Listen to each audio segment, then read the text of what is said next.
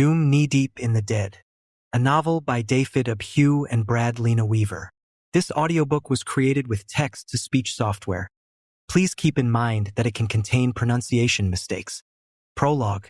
Before the beginning, Kafiristan is about as close as you can come to hell on earth. I say that with authority. I've spent the last 18 months doing a tour here, trying to keep the Kafiri People's Liberation Army, who call themselves the Scythe of Glory, from the throats of the Ritus Chorististi, who have the backing of Azeri transplants from the south, who want to keep their enclaves, who are fighting a dirty war against communist Cuban and Peruvian Mirs. You get the picture. It's a snarled skein of a million bloody threads up here on the top of the world, in the northern extension of the Karakoram Range, between Afghanistan and Samarkand, Uzbekistan. We just punched through the craggy pass pleasantly known as the Torn Hyman in the local tongue and come across the small, Muslim city of Pik. Nizganij, perched on a mountain peak of 2,200 meters. I stared in horror. Even 18 months of picking up after the Scythe of Glory and their shining path buddies didn't prepare me for what was left of Pik Nizganij. It was a Bosch canvas, severed limbs and hollowed, out trunks eaten out by animals. I prayed planted through the fields like stalks of corn. Blood painting doors and walls like the first Passover, except it was human blood, not lamb's blood.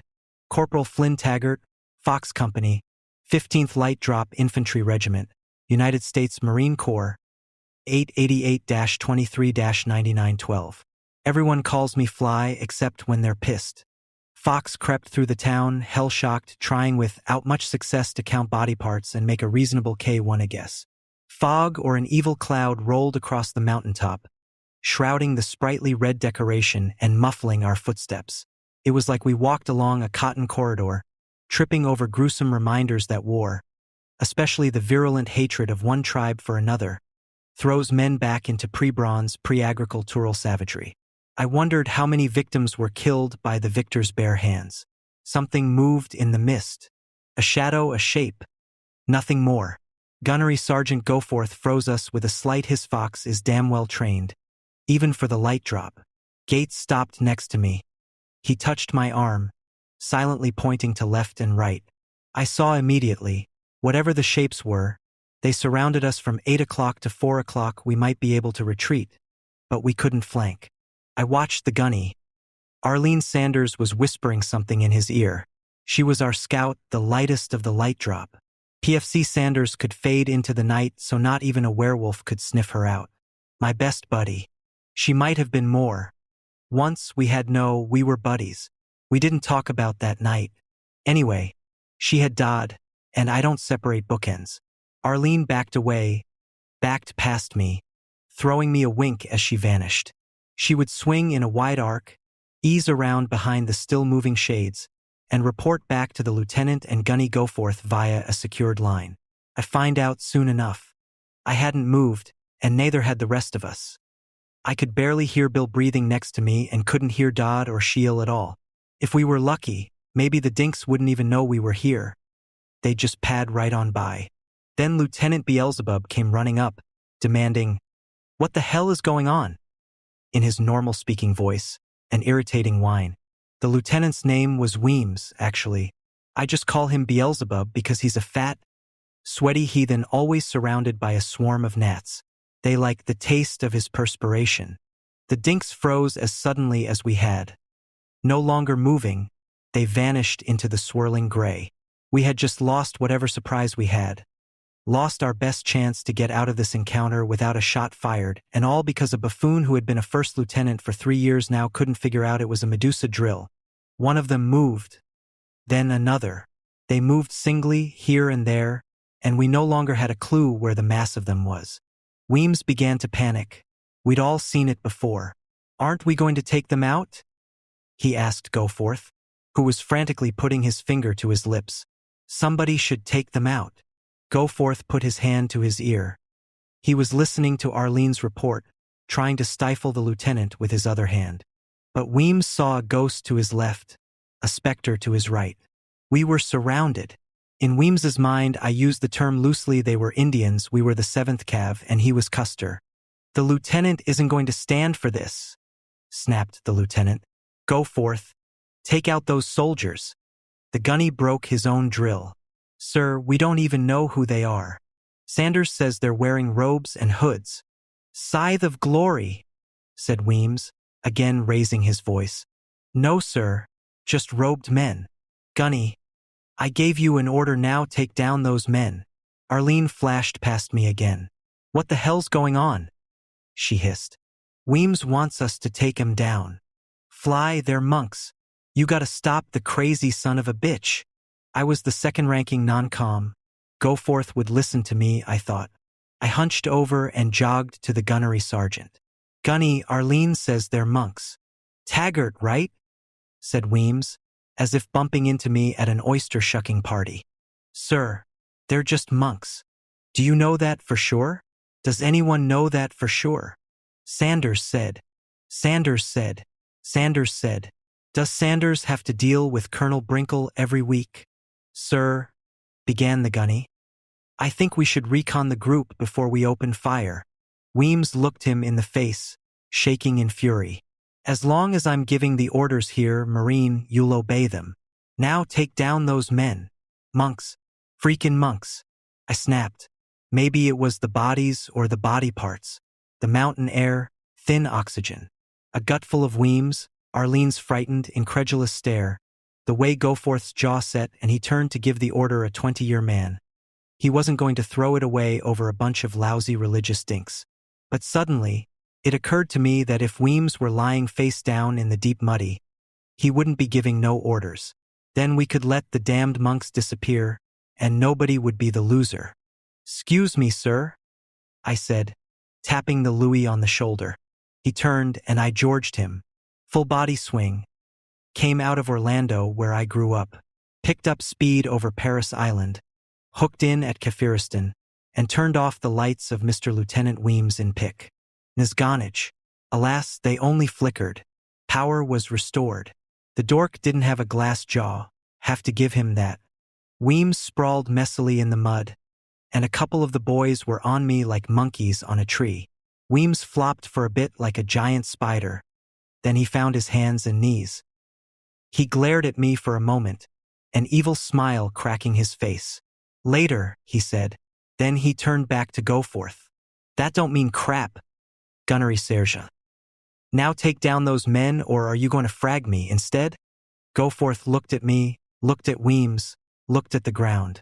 Then he clicked his M92 to rock and roll and quietly said, Fox, take down those men. I closed my eyes, listening to powder hiss, bullets crack, the metal clang of receivers slamming back and home, the screams of the dying, the shouts of the victors. I smelled the smoke from the smokeless power, the primer, fresh blood. I'm in hell, I remember thinking. I'm in hell. We mopped up the enemy troops in record time. Strange thing. None of them shot back.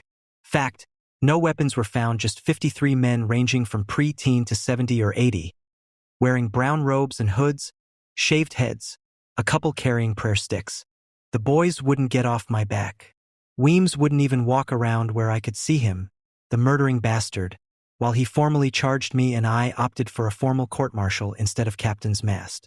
Jesus and Mary, somebody should put a bullet in his brain. I could taste the trigger.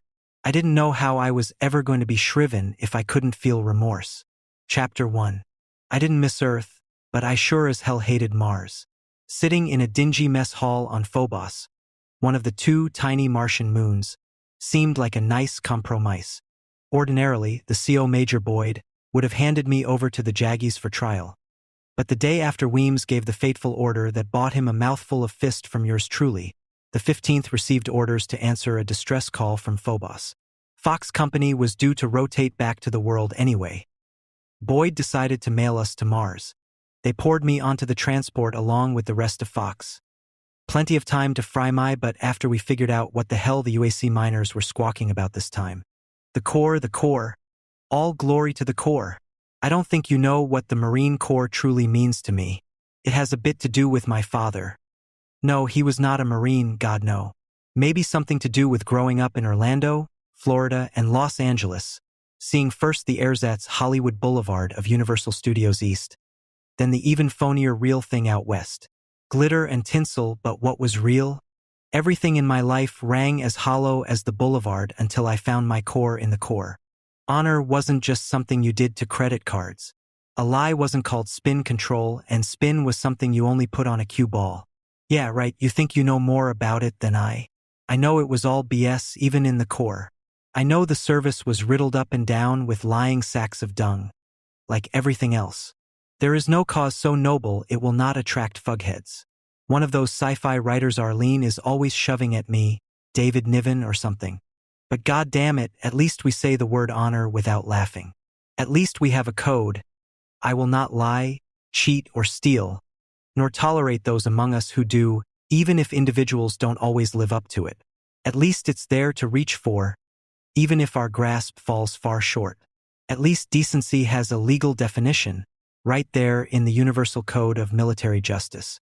At least respect means more than leaving the other guy's graffiti alone.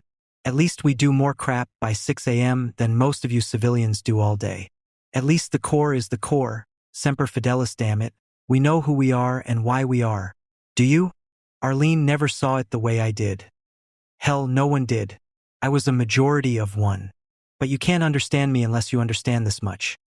There is a place in the world where decent men walk the streets, where water flows uphill, where miracles happen behind enemy lines and without air support, and where a guy, boy or girl, will stand on the wall that divides you people from the barbarians at the gate, take a bullet and shoot back at the son of a bitch what fired it.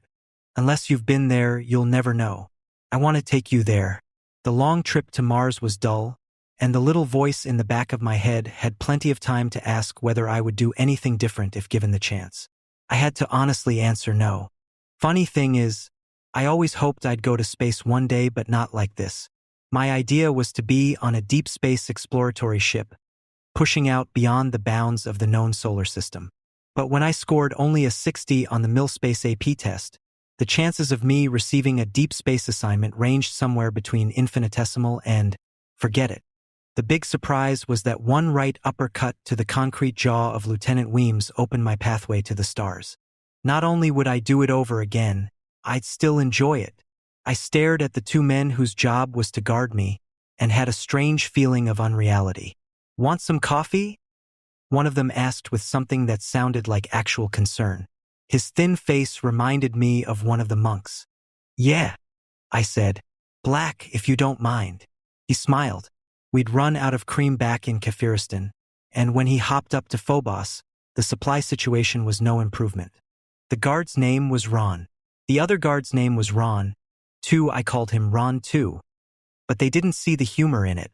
We didn't talk much. It seemed a little insulting only having two Marines protecting such a dangerous type as yours truly. But the other men were busy figuring out what had gone wrong on Phobos.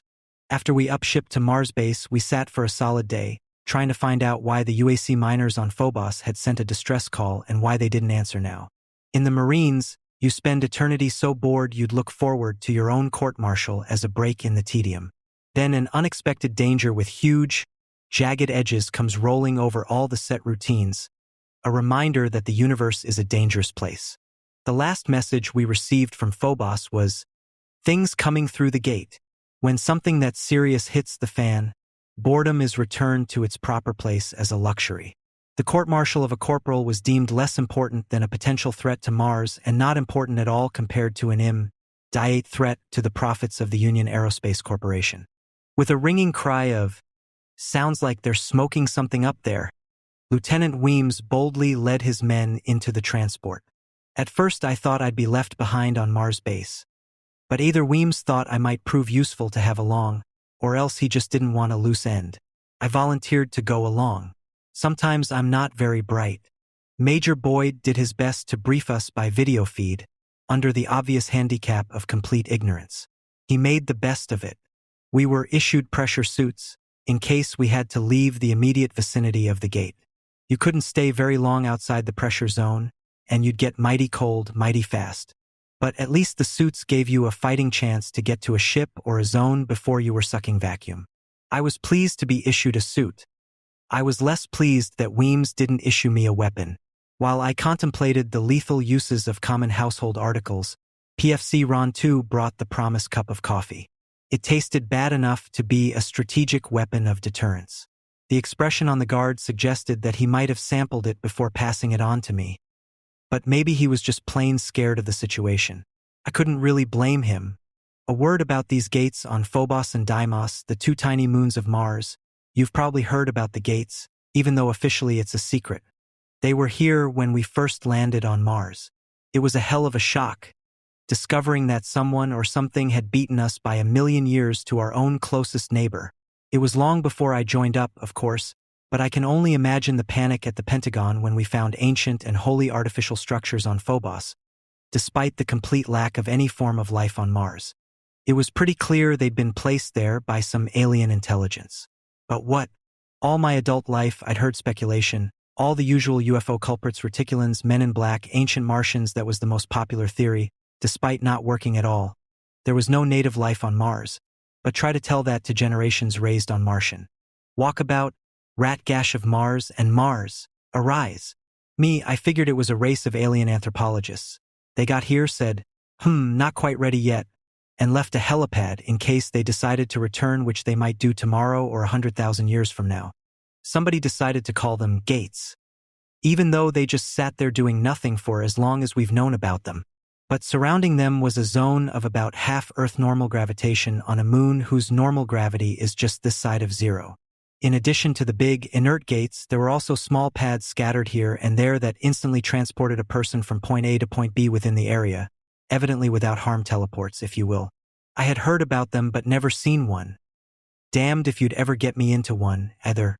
When the United Aerospace Corporation bribed enough congressmen for the exclusive contract to mine Phobos and Deimos, they built their facilities around the gates, taking advantage of the artificial gravity except for those parts of the operation that wanted low gravity, which they built outside the pressure zones. After the big reorganization, the Corps got the task of guarding the gates. Well, it looked as though the big gates weren't quite so inert as we all thought.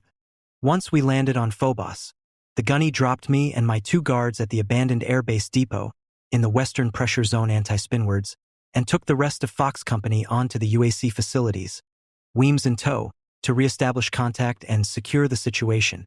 All my friends went with Weems, leaving me with the two Rons for company. The Phobos facility is built like a gigantic underground cone extending many hundreds of meters into the rock. There are a bunch of levels, I'm not even sure how many. 8? 9?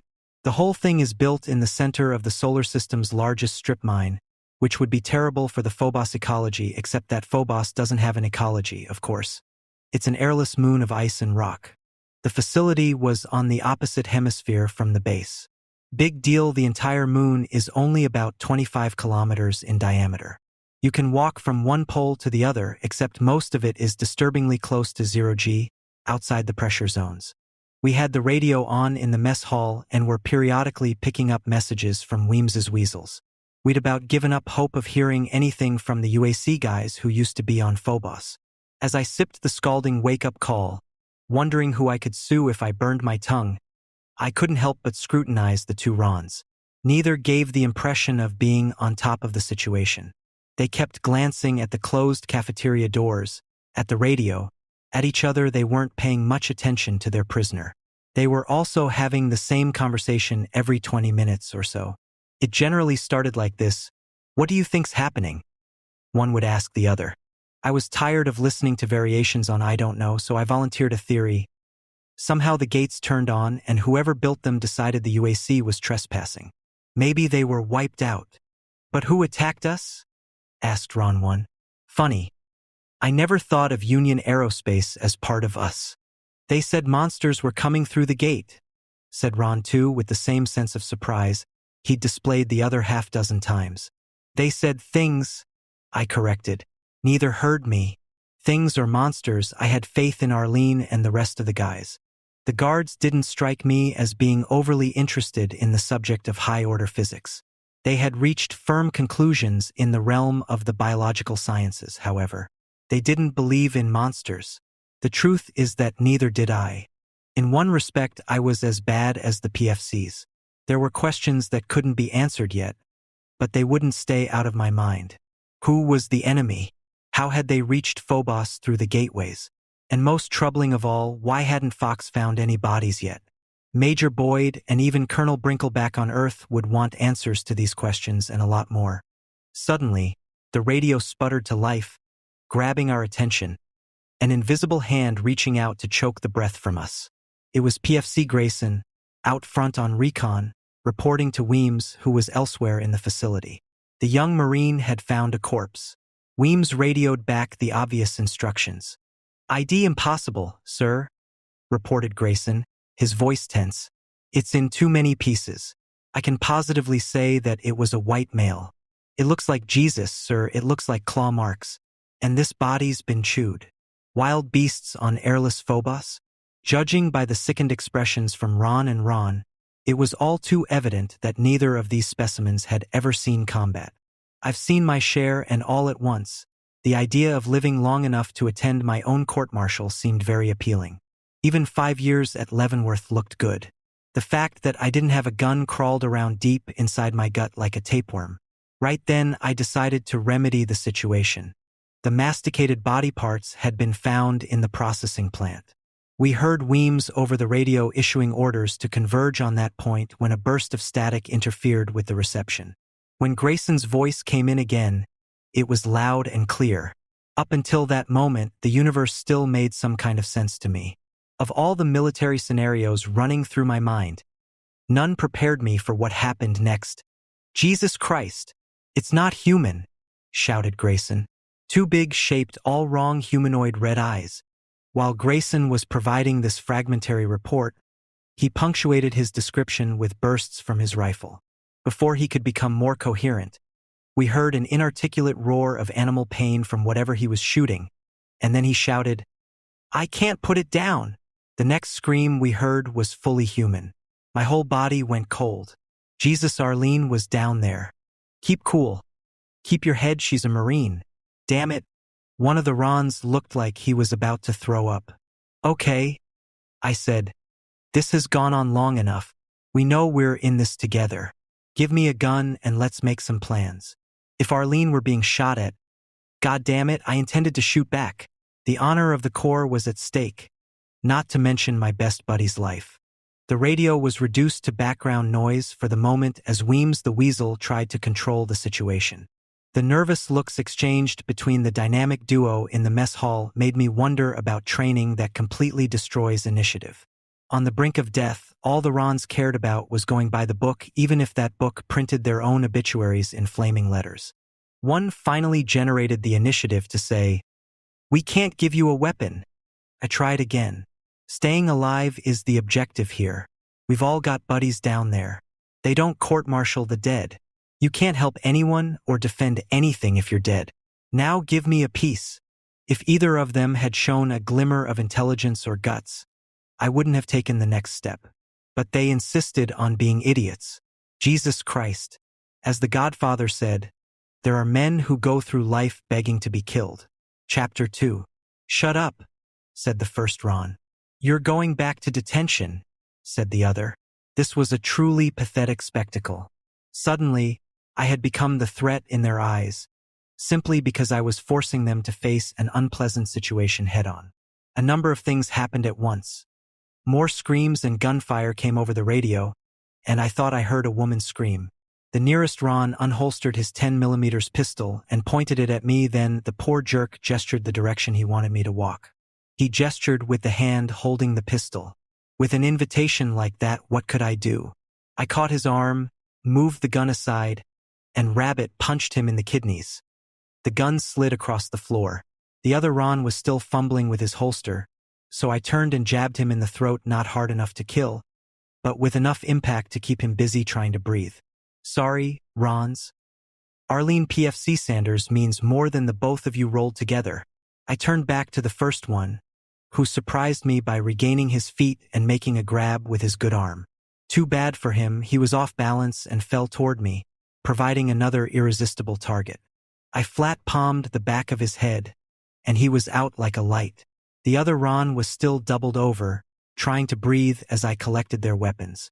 "You guys aren't exactly cut out for light-drop infantry," I said in as kindly a voice as I could muster.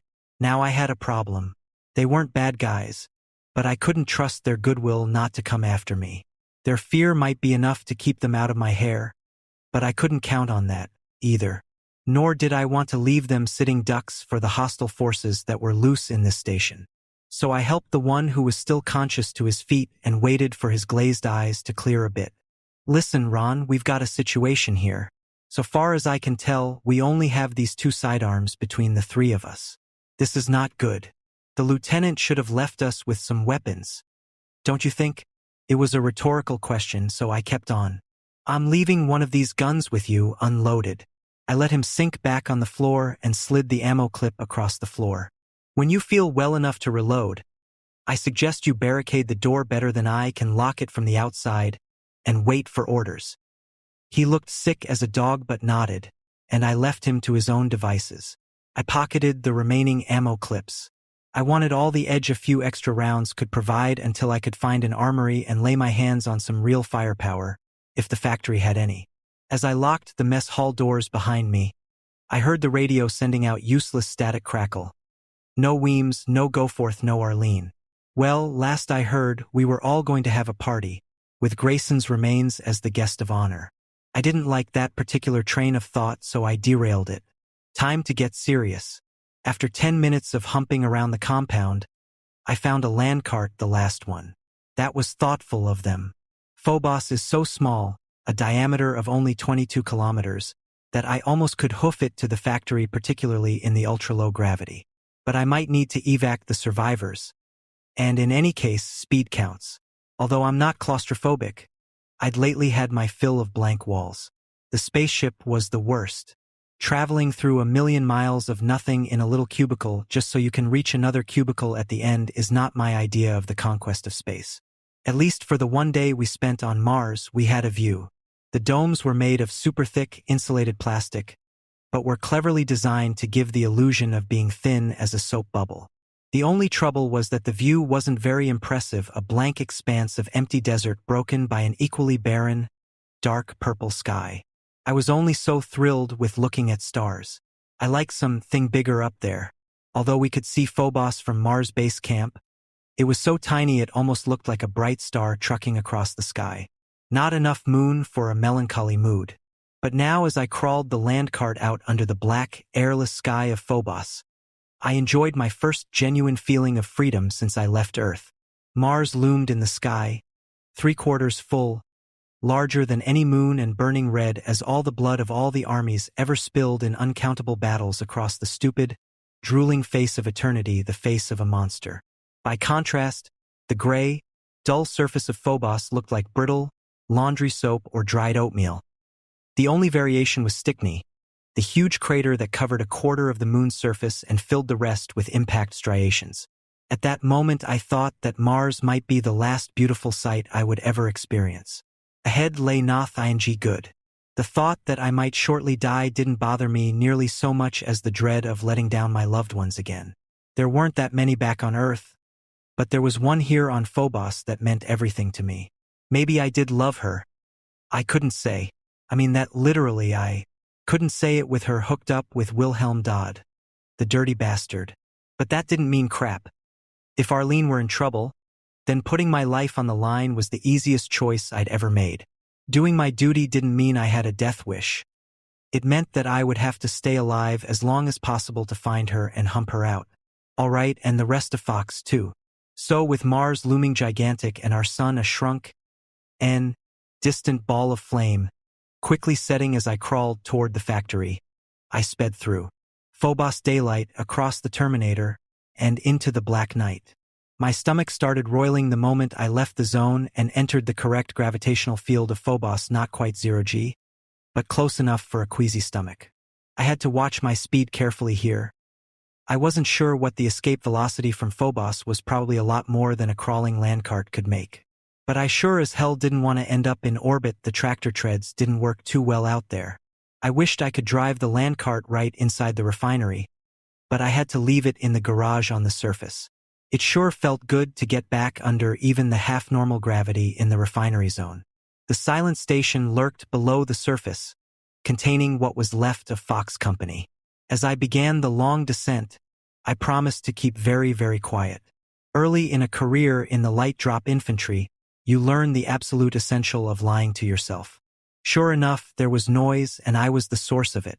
Even in the low G, my boots squeaked slightly. Each squeak was magnified in my imagination as if giant rodents nibbled at my heels. The rectangle of light beneath me grew in size as there was no turning back. I thought about using the lift, but there was no telling who I'd find inside. The access tube ladder looked a safer bet. A popular feature of these permanent stations is how there's always light and air so long as the small reactor is working. Imagine my disappointment on climbing down the ladder into the hangar when I noticed the first signs that something was seriously wrong. The lights were flickering, and I didn't hear the whine of the air recirculators. The light was adequate to show empty corridors stretching in front and behind me. This section didn't seem to show any signs of recent conflict, and no sooner did a small part of me make the mistake of relaxing than I heard a sharp hissing sound. Before I had time to think, the 10mm was in my hand and I had spun around into a defensive crouch. I'm sure I scared the leaky pipe real bad. At times like this, nothing is more welcome than an anticlimax. As I examined the damaged pipe, mindful not to be scalded by the escaping steam, I realized that I might have found something interesting after all. The pipe had been dented by a blunt metal object of some kind, and there was a rusty stain on the floor underneath it. There was really only one direction to go, so I went.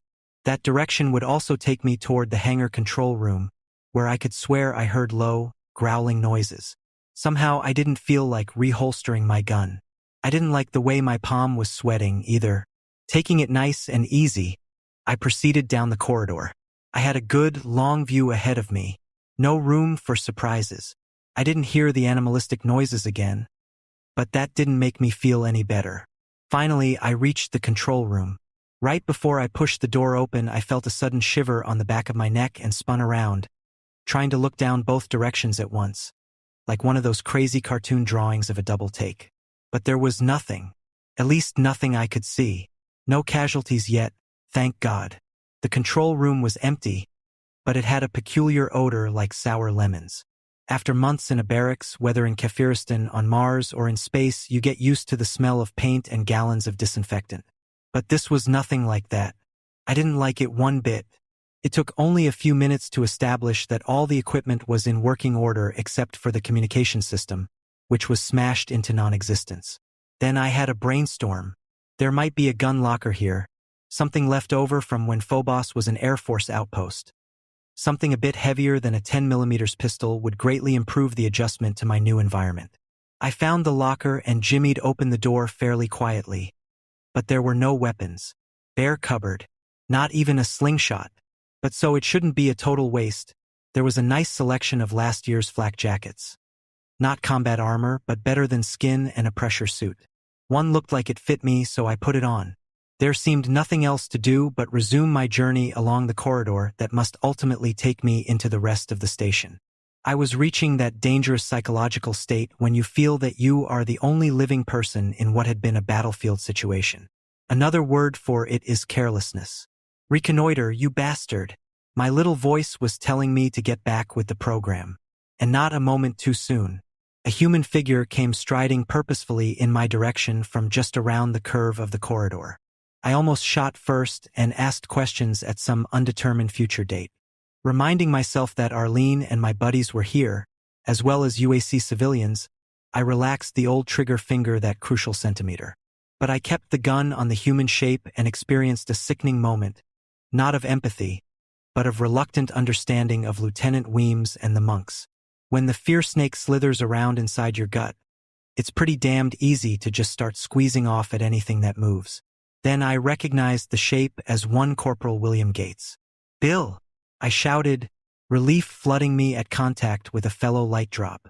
"What the hell's going on? Are you all right? Where's Arlene, the rest of Fox?" At no moment was there any doubt that this person approaching was the corporal with whom I'd played poker, drank, and told nasty jokes. We'd been through enough together that I didn't even mind that he was one of the monkeys who jumped on my back when I popped Weems. Bill had a very distinctive face with eyes spaced wide apart and a scar that ran from his prominent chin into his lower lip. He was walking in an erratic manner. Fatigue, Ayaz, summed. Men in combat situations can get very weird, and I'd seen plenty worse than this. Battle fatigue might even have explained the strange words coming out of his mouth. Stuff that sounded like an old horror movie. Bill was staring straight ahead, but he didn't seem to recognize me as he chanted, the gate is the key is the gate. I didn't like the spittle on his chin either. As much as I wanted to run over to him, I held back. There was something really wrong here, nothing I could put my finger on yet, but it was like that smell in the control room, little hints that something was. Foobarred on Phobos. Bill, I tried again. Bill, it's your cuz Fly. This time he noticed me. I could tell because he grinned the most evil grin I've ever seen in my life. Then he raised his rifle and opened fire. Even then, I didn't want to believe what was happening. Fortunately, my bodily reflexes were more realistic. Diving behind a pillar, I was already preparing to return fire. I had to try one more time. Stop firing, Bill. Fly, goddammit. Stop shooting. Chapter 3. Bill didn't stop, he came closer. Desperate, feeling like Cain, I returned fire. Given the half-dead condition Bill was in, killing him all the way should have been easy. The first bullet took him in the throat, above his Kevlar armor. That should have done the job, but he kept on coming. I pumped more rounds at Bill, and finally one connected with his head. That dropped him. But even as brains and blood oozed onto the corridor floor, his body continued to flop around the way a chicken does when its head has been removed. Humans don't do that, and they don't have a sour lemon smell either, which was suddenly so overpowering that I could barely breathe. I stared, shaking like a California earthquake. I was looking at a zombie. That was all that kept racing through my head. Scream. Onto the word over and over again between my ears. Zombie. Zombie. Zombie. What utter shit. Maybe Arlene could believe in all that crap and bull roar. She watched those damned horror movies. I wasn't never gonna watch anything like a freaking zombie. I was crazy. Buggin'. Freaked like some hippie punk snot flying on belladonna. There are no goddamn zombies. This is the real world. This is Gates flopped some more, then stiffened up so quick. It was like he'd been dead for hours. Scared, but drawn toward him like iron filings to a magnet. I crept forward and touched his corpse. Billy Boy was ice cold. This meat was decidedly not fresh. I gagged, then turned aside and vomited. He was blue. His skin was tough like leather. Private Gates was a freaking zombie. Walking dead. They'd killed him, then sucked the life out of his body so that in just half an hour he was many days dead. Arlene. I knew what I had to do next. I was crying while I did it. I hoped I'd find some magazines to go with my new acquisition, a 10mm M211 semi-automatic gas-op Arat infantry combat weapon, Sigcow, we called it. Bitch of a way to get one. Gates only had a single spare mag, and the one in the rifle was dead. Still shaking, I reloaded the rifle, dropping rounds left and right, and crept on, wondering who would come running at the sound of me murdering my dead chum. Leaving Gates's body, I started walking fast, then a little faster. Suddenly I was running not in fear, but sick rage. The little voice in my head that usually keeps me on track was screaming about discipline and strategy and keeping my cool. The voice wanted me to make a nice, practical analysis of the evidence. I had every intention of listening to reason, but my feet and brainstem had other ideas. They were running from the face of a man who used to be a human being. Running toward the bastards who reworked him. I've always had good survival instincts. They'd never abandoned me before, not even in the worst firefights in a career that had seen its fair share of combat. But here and now, in a dull, gray cavern under the craggy surface of Phobos, my body was betraying me. If I could just stop seeing the slack jaw, the dead eyes, I could get control again. But the face wouldn't go away. Even the characteristic twitch of the right eye that used to annoy me when Gates was alive unnerved the hell out of me now. I couldn't stand to be winked at by a zombie. Zombie. Putting the word to it helped. At least I was running a little slower and started paying attention to my surroundings. I saw the walls of the corridor instead of a phantom mask of death.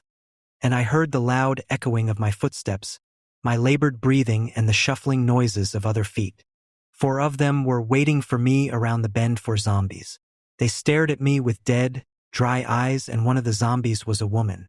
I didn't know her, UAC worker. Thank God it wasn't Arlene. I didn't even want to think about Arlene with gray flesh and a sour lemon smell, sneering and pumping bullets at me without any recognition. I felt a rage I'd never felt before. My blood was on fire and my skin couldn't contain the boiling, liquid anger. I shook from hate so deep that military training could never reach it. I didn't want to shoot these travesties of human life. I wanted to rip them apart with my bare hands. They shuffled toward me, fumbling their weapons and pump shots like their rifles would never run dry. What did I do? I staggered directly toward them, raising my own M211 and taking one of the Walking Dead in its shoulder, a useless shot. It was the girl that broke the spell. Some little piece of who she once was must have been left in her brain, a faint echo or resonance of human thought. She didn't charge blindly like the other three. She turned and fell behind cover to plink at me. My higher brain functions kicked in. I shook my head, then strafed while sidestepping to a pillar. Once behind cover, I aimed a shot into Zombie One's head. It roared, then danced like a headless chicken and collapsed. I got the message. Only headshots got me any points.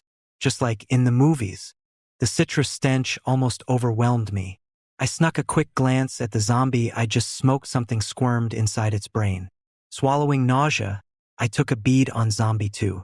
The zombie girl chittered, and the other two headed jerkily toward the console behind which she crouched. I caught Zombie 2 before it made it halfway. But the other one took a position behind cover, and both it and Zombie Girl returned fire. A standoff. I was trapped behind the pillar, two zombies behind an instrument console marked UAC and covered with sticky pad notes. The three of us separated by no more than 20 meters. Swiveling my head, I stared wildly around, trying to spot something useful. 5 minutes deep into the Phobos facility, and I was pinned down inside a mortuary in hell. A dozen bodies sprawled on the floor from the open control room in which I stood all the way to a curve in the corridor beyond which I could see no farther. Recognizing a few of them didn't do my stomach any good. The others were probably UAC workers. I thought I'd seen war in Kafiristan. The undead and I played a game of tag around the pillar. I popped out to fire off a shot, and they sprayed my position a moment after I abandoned it. There wasn't much time to appreciate the fine details. The third time I popped around for a shot, I slipped on fresh blood. Even as a kid, I was good at turning mishaps into advantages. Special training merely augmented my natural instinct for survival. I hit the floor on my knees, then dropped to my belly to aim a shot while braced against the floor. The third male zombie rose to fire down on me, and I caught it in the throat, knocking it backward. Before it could reacquire its target, yours truly, my next shot took Zombie 3 in the right eye. The female wasn't wearing a uniform or armor. I realized she must have once been a UAC worker, not a soldier, which might account for her bad aim. She fired off a couple of rounds that missed by a wide margin. I can fight this war forever, I thought, rage starting to creep back. Then it struck me. I could fight this war forever, at least until I was finally blown away, and never even come close to figuring out what had happened here at Phobos Base. I had to take one of bastards alive. If that was the right word. The plan flickered through my head between one shot and the next. And now that I finally had a plan, I was light drop infantry again. Quickly, before she could adjust and acquire me, I bolted around the pillar, head fake to the left, then cut right and hopped over the console. Zombie Girl swiveled the wrong direction, and before she could turn back, I swung the butt of my sig cow into her temple. She dropped like bricks on Jupiter. The rifle sailed from her hands across the floor. I slung my own M211 across my back, flipped her over and shoved my pistol in her mouth. What the hell's going on? I demanded. MMPH HMMPB RMMPH, she said. I pulled the gun out of her mouth, but she kept talking as if she had not even noticed it. Is the key. Gate is the key. Key is the gate. Coming. Kill you all. Zombie Girl's eyes shifted left and right. She was preternaturally strong, but not as strong as Big Fly Taggart. My hand drooped as I stared at her, and she snapped at it like a rabid dog, trying to bite me. Abruptly, I realized why the zombies' eyes were so dry and their vision so bad. They never blinked. I pushed the pistol against her forehead. If there's any piece alive inside of you, you know what this thing will do to your shriveled little brains. What the hell is coming through the gate? Great ones. Gate ones. She focused her eyes on me, seeming to see me for the first time. She didn't answer, but for a moment her face was filled with such torment that I could no longer stand the interrogation. I cocked the hammer. Her eyes rolled up, looking over my head. You want this? I asked. Zombie girl closed her eyes. It was the only kind of prayer left to her by the reworking that made her what she was. I closed my own eyes when I squeezed the trigger. The gunshot snapped me awake again. I jumped up, slid the sig cow into ready position, and backed away from the undead dead. What the hell was going on?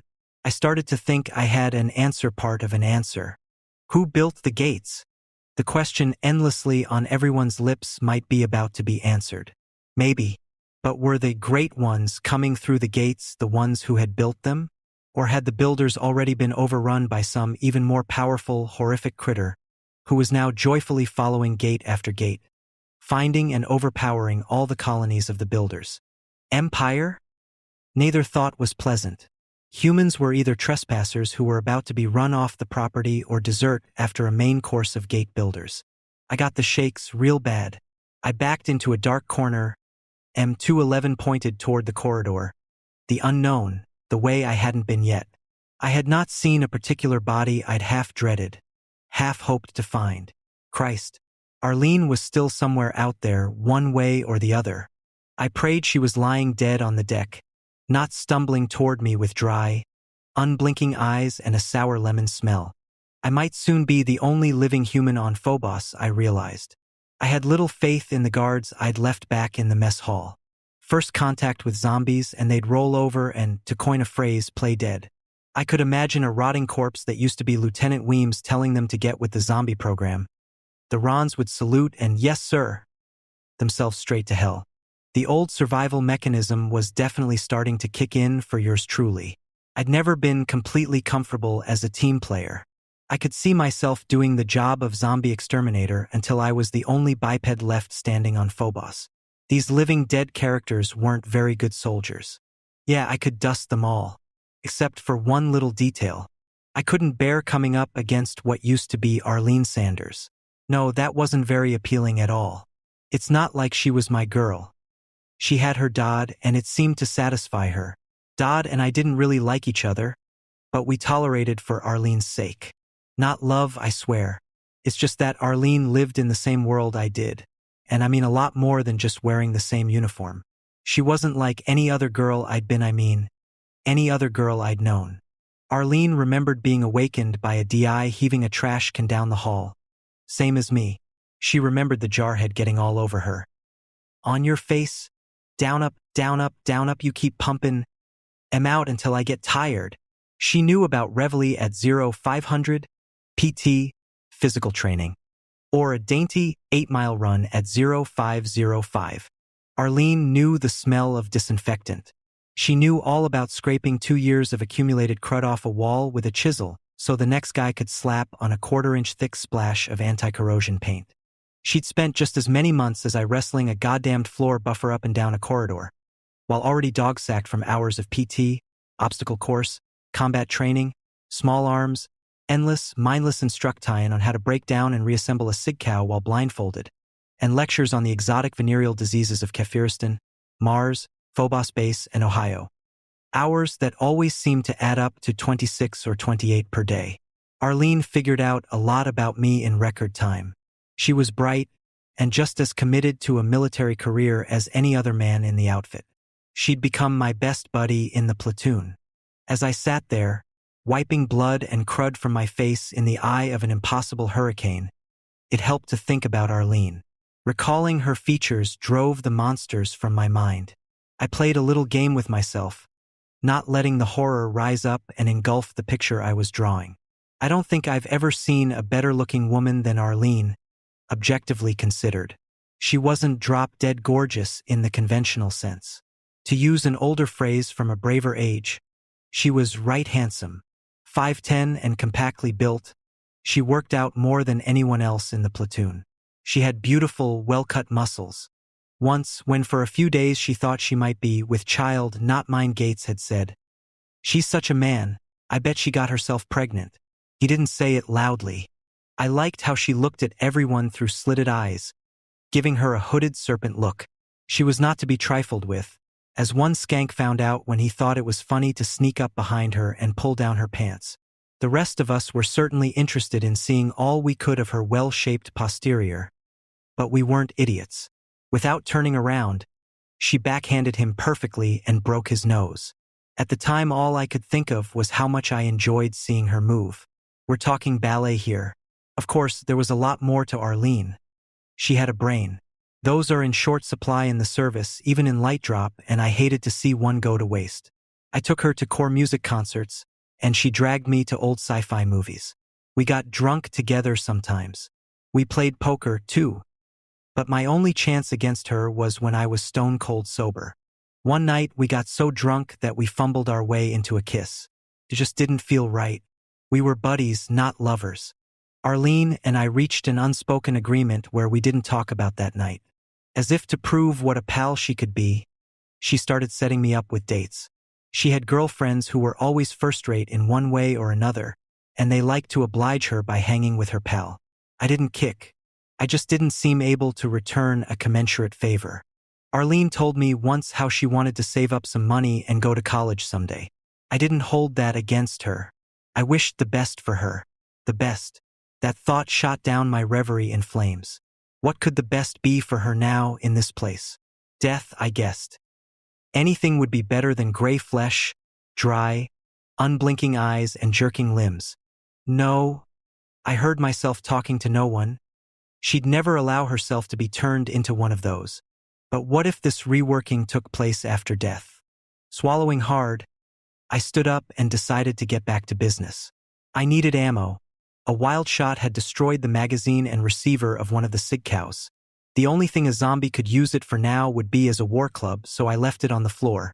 Nobody had a select fire weapon, which was too bad. I sure missed the luxury of launching 3 or 4 rounds at a time toward a zombie head, much better chance of a bullseye.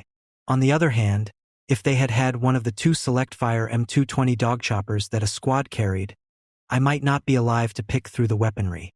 I shoved some magazines into my ammo pockets and loaded up both weapons. No sense carrying another sig cow. I really wanted to get my hands on the riot gun that Dartier usually carried, though except it would probably mean ripping it out of her twitching fingers after blowing a hole in her pretty, blonde head. I followed the trail of corpses another 2 bends of the corridor, taking as much ammo as I could carry without rattling like a medieval knight.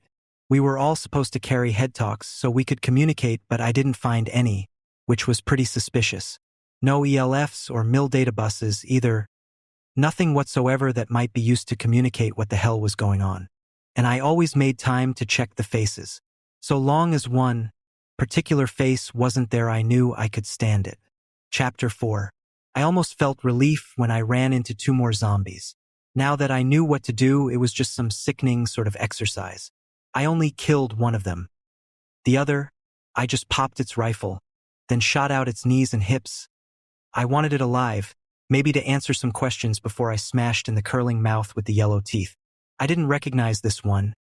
It was a former UAC worker, used to be a man. It didn't have even as much mind left as had Zombie Girl. But this time, I let it babble for some time. Big coming through, big gate is the key, killing, all the killing coming through, coming to kill you all, the gate is the key, hell and damns is the key, coming through the gate. Phobos. Fear, fear, fear, fear, fear. Coming to Phobos, coming from Phobos, crossing the Styx, pick up Styx. Styx is the key. I waited until it started repeating itself. After a moment, a chill crept down my neck. The thing was repeating itself exactly, like a tape loop. Suddenly more scared than I had been in hours, I put it out of its misery and mine. I backed up into a dark alcove, praying nobody had a light amp glasses or an infrared sensor. I needed to think this through. A single strip of hellishly bright luminescence flickered off and on high in the center of the ceiling. A bare sun bulb was all that was left of the lighting system. The strobe effect made shadows look like monsters, creeping toward me. But I didn't smell any rotten citrus. and heard none of the characteristic zombie gibbering, just a strange clicking sound ahead, like a dolphin with laryngitis. I figured I was safe for the moment. Phobos was pretty obvious. They were here at Phobos base. They came to Phobos, but what did the thing mean saying they were coming from? Phobos? I started feeling nauseated. My skin began to creep up and down my bones. If the zombie didn't distinguish between yesterday, today, and tomorrow, then maybe it was telling me that Phobos was not the final target of the invasion. They were going to cross the river Styx, the river of the dead in Greek mythology. And what was on the other side? Well, hell, I supposed. Hades. But wait, if you were starting from hell, then crossing the Styx took you to. I swallowed the nausea back down. Sweat dripped down my forehead, stinging my eyes. The target was Earth. Terra mostly firma. Home sweet hovel.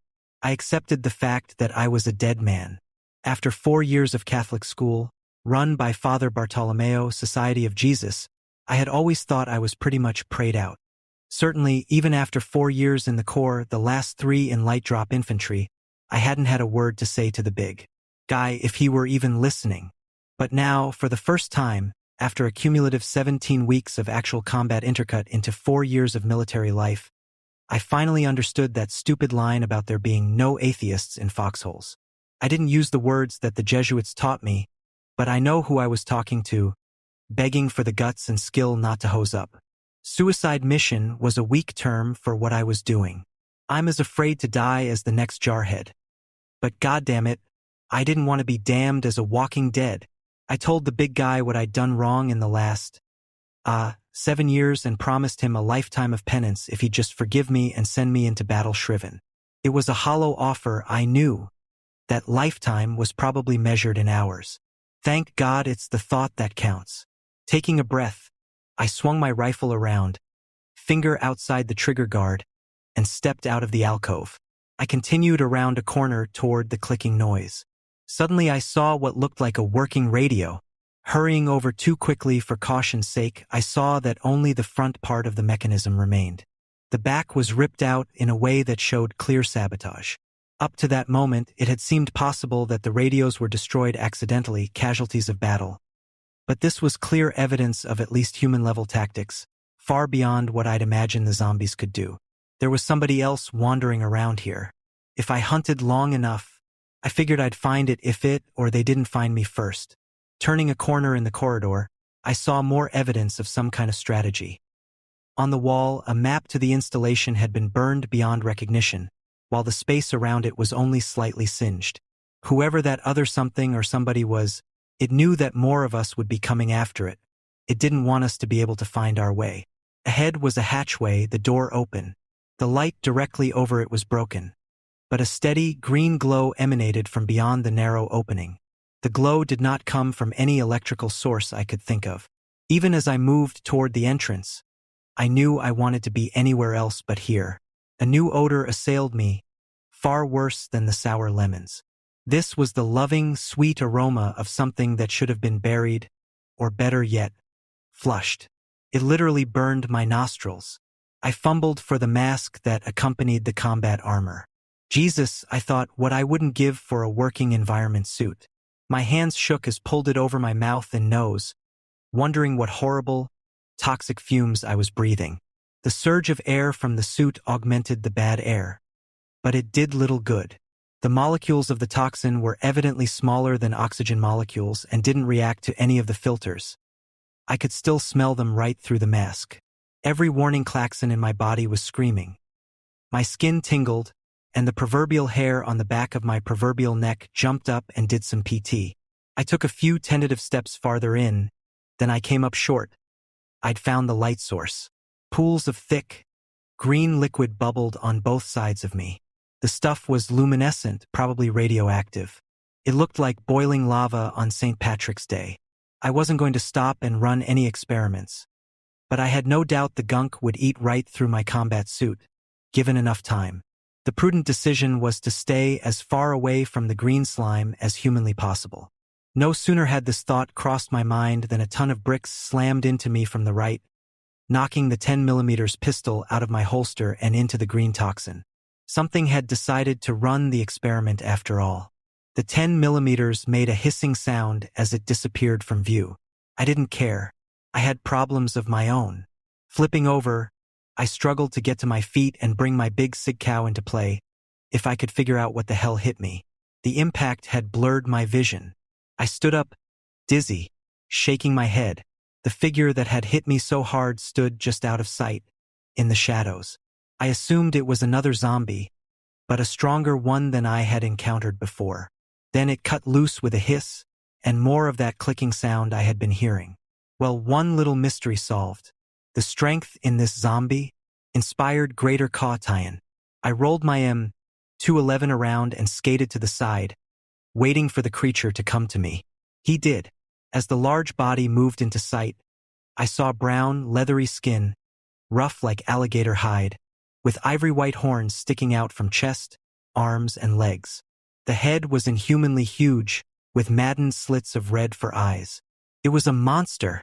It was a demon. Chapter 5. My first reaction was to laugh. This was a childhood nightmare, a bogeyman. The part of me that had worked so hard to grow up just couldn't believe in something that looked like this. Only trouble was, the damn thing didn't appreciate its own absurdity. It took a few steps toward me where the light was better. Movement made the figure less ridiculous. Shadows played across its rough hide, and I saw that the wrinkled flesh under the eyes were wet.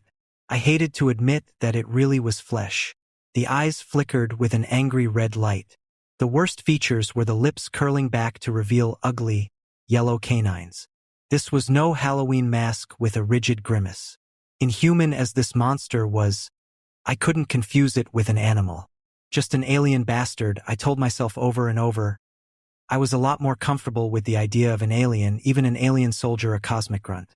Not a demon. The extraterrestrial stopped advancing. It turned its head at an angle no human could copy, but kept its eyes fixed on me. Mexican standoff. Despite it having attacked me first, I couldn't shake the thought that it was my responsibility to try to make contact. No communication seemed possible with the hollow shells who used to be my buddies or UAC workers. The most I could drag out of them was simple parroting of what they had heard, before or after death.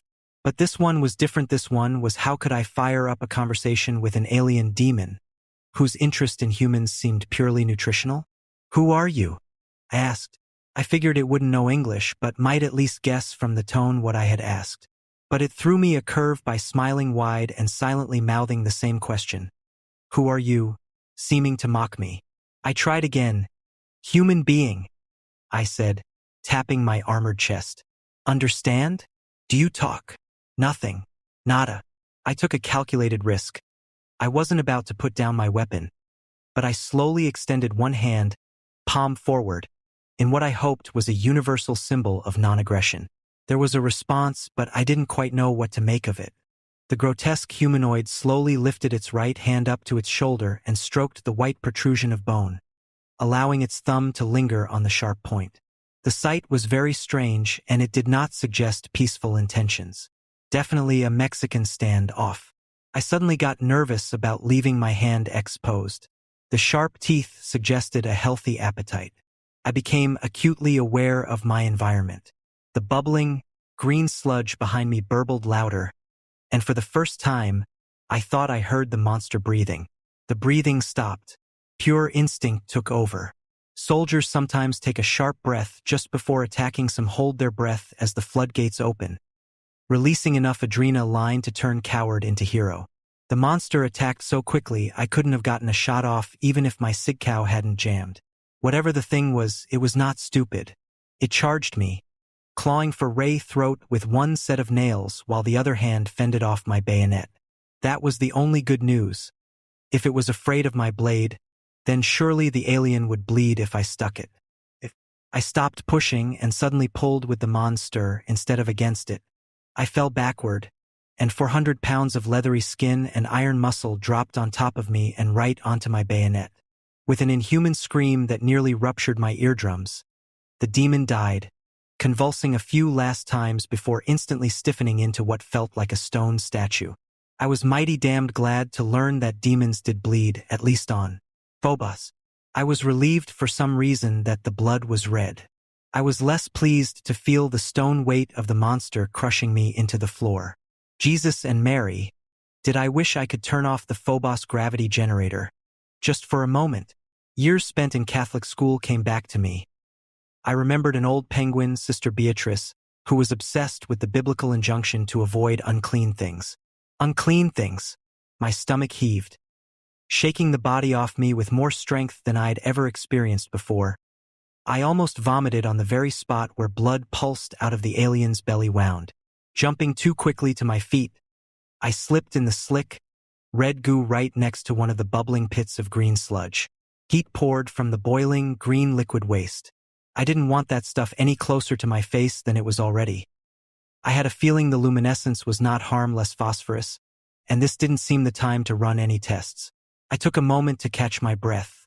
It had been difficult enough to accept the fact of people buddies, turned into zombies. But this thing at my feet meant anything could happen next. I didn't want to let my imagination run wild. Reality was bad enough at the moment. Not since childhood had I really felt a desire to pray. The first monsters of my life had been stern nuns refusing to answer the questions of an inquisitive mind. But now I felt a need for God, if only to have a power big enough to swear an oath on. I'll stop you, I promised. Whatever you are, however many you are. It helped to say the words out loud, even if one of the bastards heard me. Hell, they could hear my footsteps anyway. If there is a God, please let me live just long enough to stop these monsters from dropping ship to earth. The small voice of reason was growing smaller all the time. Scientific knowledge, physical law, like the song says, biggest lie you ever saw. Survival came first, killing lots of monsters. Learning something useful about the enemy was just fine so long as it came third. And there was the problem of how I would communicate any useful discovery. And to whom? Ahead were the remains of yet another smashed radio. A human hand still touched the controls. The hand was not attached to an arm. The best explanation was that the body probably lay dissolving at the bottom of the pool of green slime. Making my way out of this section seemed the most important move for all three goals, if only to get away from the hot, green liquid. The monster had thrown me off. I couldn't help imagining the creature from the Black Lagoon, or Green Lagoon, waiting at the bottom of every toxic pool. If I could meet one two-legged nightmare, I could meet more. And I don't just mean more like the ones I'd already fought. There could be worse things, anything. What were the laws for monsters? Thoughts of horrors crawling around on the bottom of radioactive sludge pools gave way to even more unlikely scenarios.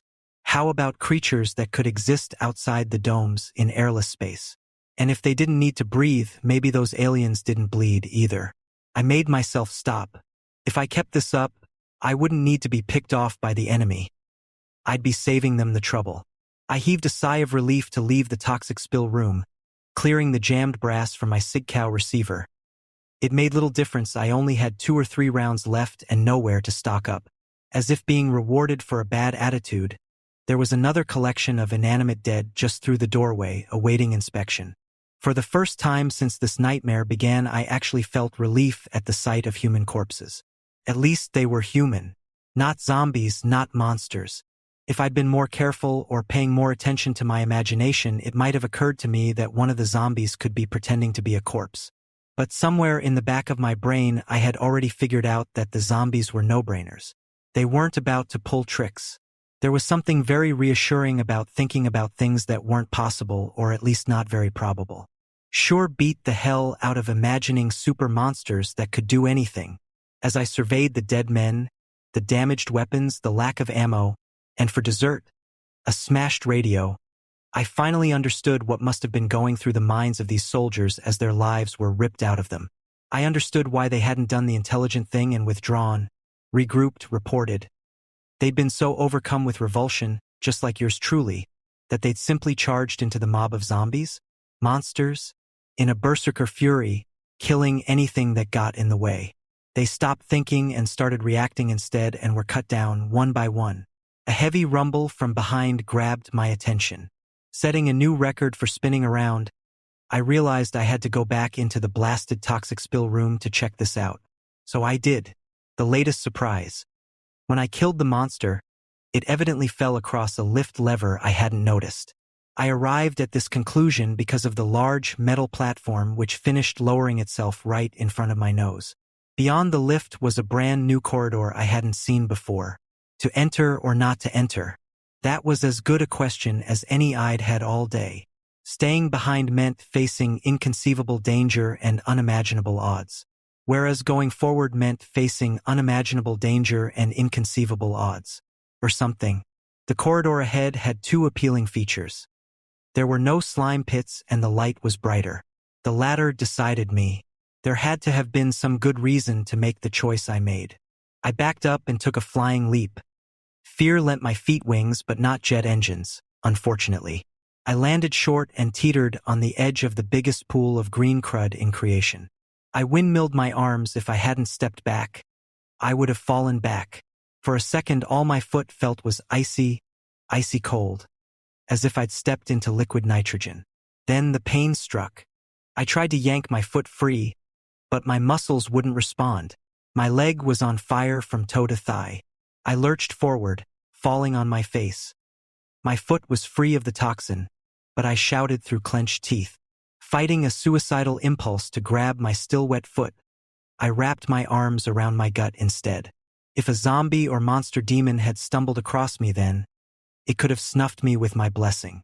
It was minutes before the throbbing pain in my legs subsided. I scraped my foot against the floor, rubbing off as much of the toxin as I could. But my legs swelled tight and angry red inside my ruined boot.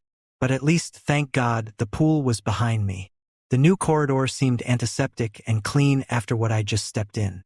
If there were unpleasant odors, they didn't penetrate my visor. I followed the corridor until I came to a room on the right. Something made me hesitate about going in. It wasn't a sense of danger or anything like that. Maybe it was because the door was closed. Mostly they'd been open. I don't normally credit sixth sense stuff or mysticism. But I've learned in combat that you ignore your instincts at your peril. There are human predator senses that normal, civilized life pretty much breeds out of us. I had my weapon at the ready even though 2 shots from now the sig cow would be nothing but a fancy spear.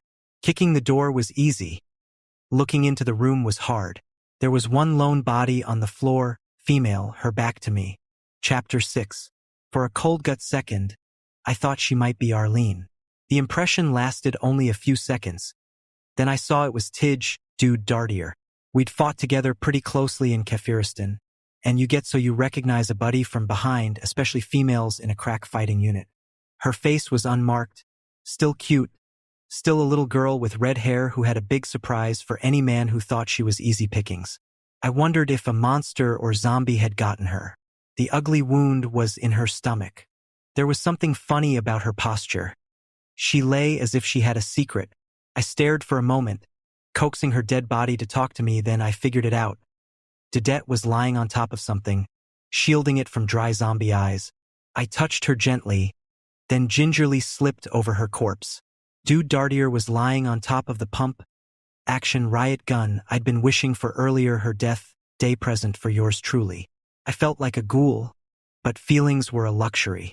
With a shotgun in my arsenal, my survival rating took a big leap up the charts. I checked the bore and found no obstructions. There were plenty of shells in the bandolier around her body. I thanked Dedette for being a Marine to the end Semper Fi Mac. Back in the corridor, I found remains of a map on the wall. The bad guys evidently followed a plan, proven by destroyed radio gear and vandalized wall maps. But this time there was just enough left of the map to figure out the basic direction toward the lift, which I prayed was still working. Being properly armed did wonders for my psychology. I decided maybe I would do well to generate a tactical plan.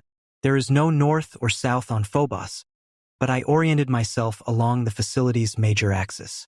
Getting to the nuclear plant was the next logical move. It had the largest concentration of equipment, and perhaps even an untrained engineer like me could jerry-rig some gear into a working radio. I found the lift without further molestation. Naturally, it was broken. Shot to hell, the hydraulics leaked away from numerous gunshot holes. But the manual escape hatch still worked. Placing myself back into a narrow, confined space was about as appealing as it sounded. and my damned imagination started bugging me again at precisely the moment duty called. My imagination was not very patriotic. It needed 6 weeks of boot camp. There was a dim light in the shaft, very, very dim. Every square foot of the base was supposed to be constantly lit, bright as day, except for the barracks. Someone in charge must have been mugged by a flashlight when he was a kid and wanted nothing more to do with them. Maybe I shouldn't have complained. Light was light. As I climbed down the long shaft, it occurred to me to think about something cheerful. A silver lining that must exist somewhere in these storm clouds. There had to be something. And there was. I hadn't found Arlene's body yet, and so long as I didn't know what had happened to her, there was hope. I figured the nuclear plant must be at least 6 stories down. Just keep climbing, that was all I could do. Climb. Hope. Watch out for demons. Real simple. I preferred thinking about Arlene. I remembered the day she showed up from Paris Island and joined the Rail Corps, the Fighting Corps. I looked up from monkeying with the sticky belt advance on a .60 caliber auto-stabilized.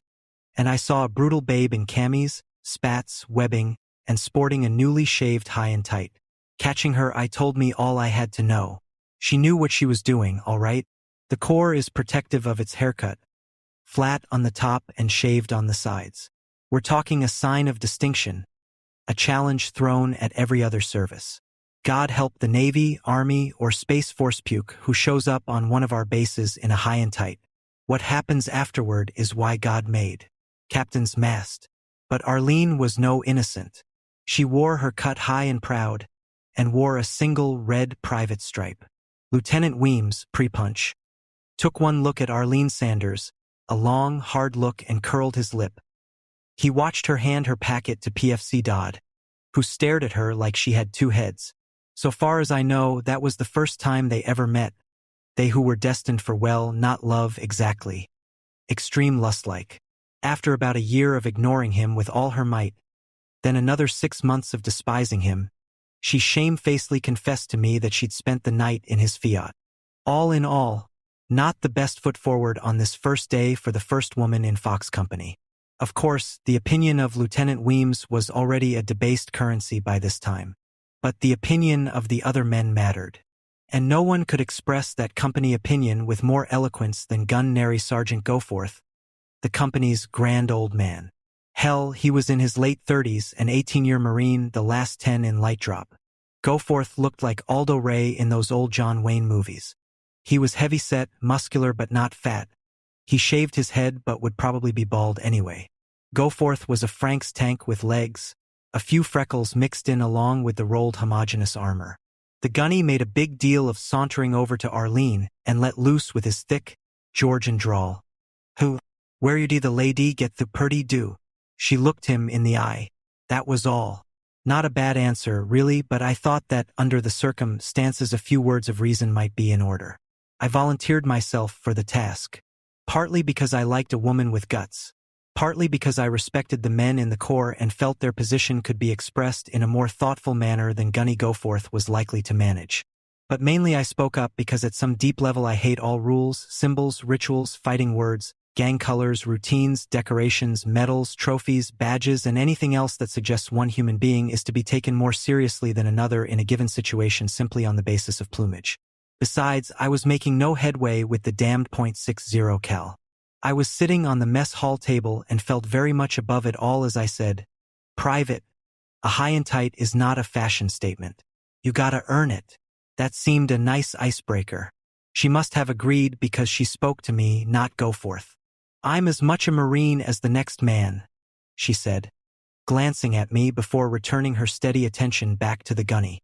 The first retort that crossed my mind was to take a big bite of the red apple that happened to be in my hand.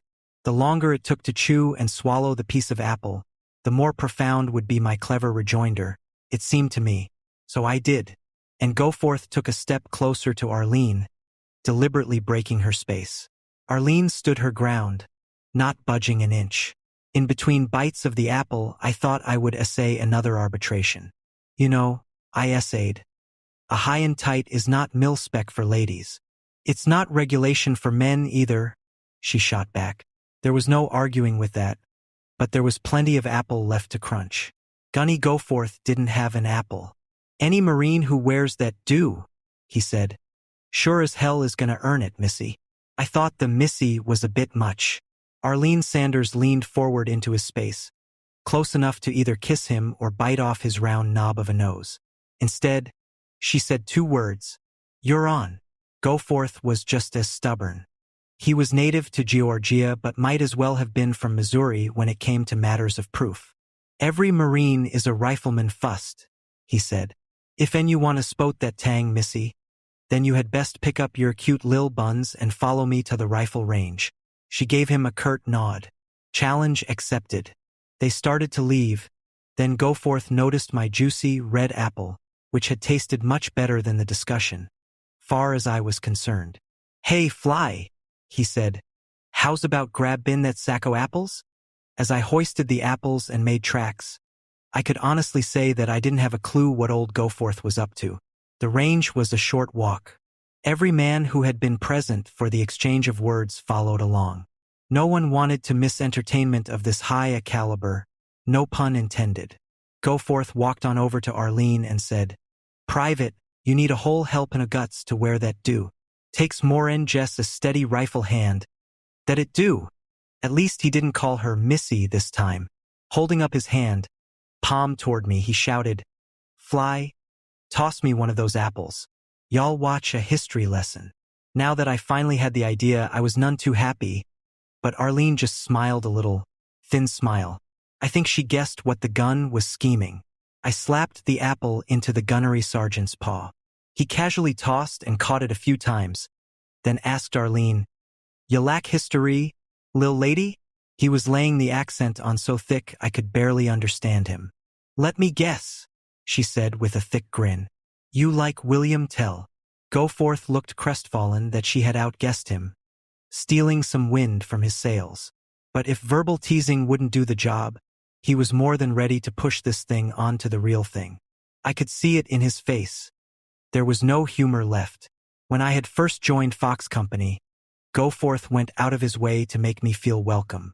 About the worst he did was to tag me with the nickname Fly. He didn't bag on me the way he was doing to Arlene. He gestured to Dodd to bring over the artillery, and Dodd brought a .30-99 bolt-action sniper rifle, top of the line. Goforth flashed Arlene a big, soapy grin, but she held her ground. Made me wonder, not just about the gun, but the other guys who leered and chuckled unpleasantly. Plenty of men are solid guys, decent fathers and husbands, but revert to Wolfman when confronted by physical prowess in a woman. As Goforth lived up to his name and went forward with the William Tell bit, I was getting panicky, but I kept it to myself. She was going to play this one out to the bitter end. I figured that from the way she planted her feet, put her arms behind her and said, Go for it! Abruptly, everybody stopped laughing. Gunny Goforth noticed but wasn't about to back down with 8. I'm sure it was 8 guys watching. With an almost delicate concern, he carefully placed the apple on her head. Then he took the .30-99 and slowly backed away from her. He aimed just as carefully and said, in a voice that had lost all the sarcasm, Last chance, honey. I thought honey sounded better than Missy. Arlene didn't move, but I could see that she was trembling ever so slightly beneath her bravado. I sure as hell didn't blame her. Goforth took a deep breath and said, All right, darlin'. I suggest in the strongest terms that you don't flinch none. I was the one who jumped when he squeezed off a shot, and damned if the apple didn't split perfectly down the middle, each half falling on either side of her head. Everybody let out his breath, and a ragged cheer erupted. Way to go, Gunny, said one man. Fox Company Ichiban, said another. We'd forgotten one item. We'd forgotten that Arlene had put her skull on the line. The drama wasn't over until she said it was. As Goforth basked in his moment of glory, the boys all praising him, Arlene walked toward him. Her hands were behind her back and she was smiling sweetly. I saw what she was carrying before the gun did. She held an apple up until he saw it. Then she tossed it to him. Silence again.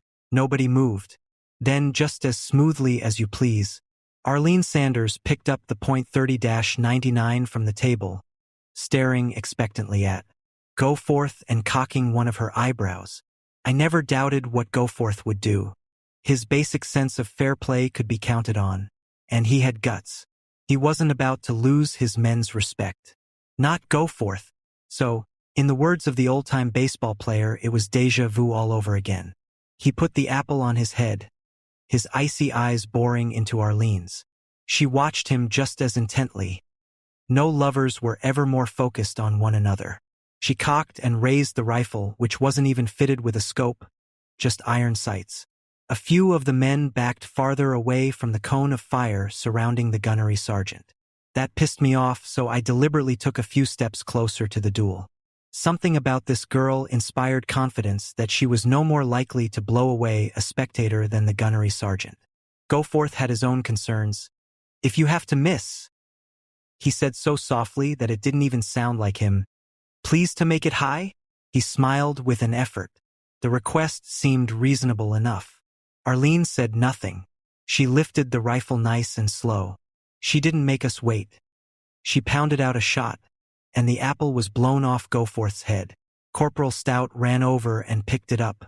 It was still mostly in one piece, but there was a gratifying furrow a little high off the center. After a long moment, during which no one said a word, Goforth walked up to Arlene Sanders. Putting hands on his hips, he made a big show of inspecting her high and tight, while we all held our breath. Goforth bent down, examined her right side, left side, back, front, then looked her evenly in the eye, winked and nodded.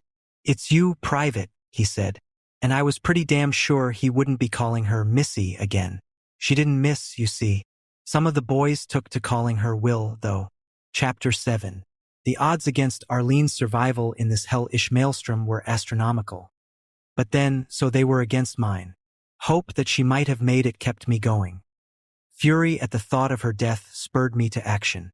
Maybe just when I was running out of steam, the need for revenge would inspire yours truly. As if to test my newfound resolve, Phobos threw some more at me. Glancing down, I saw that the access shaft did not descend the full 6 stories required to reach the nuclear plant. The ladder ended in a few ragged shreds of metal. An explosion had cut off the rest of that route. Of course, I could always get to the nuclear plant level really fast, so long as I didn't mind the sudden stop at the end. Damn, I knew this was too good to be true, I said out loud. Just before running out of ladder, I saw a thick metal hatchway leading to the next level down. It looked solid heavy. A pressure lock held it shut. I would have to spin the wheel to open the door, a happy trick when the ladder ended a couple of rungs above the hatch. I cranked the wheel clockwise, loosening it until it spun freely. I wrestled open the door, and now for the hard part. Holding tight to the wheel of the now open door, I straightened my legs, dropping heavily as the wheel spun. I clung to it grimly, swinging back and forth until I finally stopped swinging. I edged around the door, caught the corresponding wheel on the inside, and swung myself up and into the shaft. I lost nothing but any desire I might have had to take my name to heart and become a human fly as a career path. The access shaft led me into a tunnel where the light was crappy again, flickering on and off like some sicko nightclub. It was tall enough to stand, and I did. After 5 meters, I decided this was the weirdest stretch of architecture yet.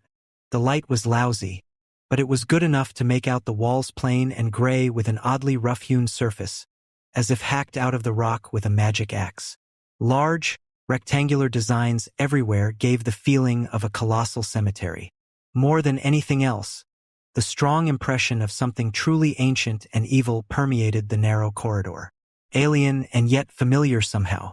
It was as if I'd been cast inside the oldest labyrinth in the universe and would spend the rest of my life trying to find my way through the maze. Damn imagination acting up again. Memory was better. At least it gave me something to hold on to. A link to the past, a better past. Then I saw old Gunnery Sergeant Goforth, walking down the corridor in my direction. The failing light made it difficult to make out skin tones. But the smooth, purposeful way he walked made me think he couldn't be a zombie. It was Gunny Goforth, and he was alive. "Gunny!" I shouted, ecstatic to have finally found another live one in this nightmare. He didn't answer. My God. That should have told me something.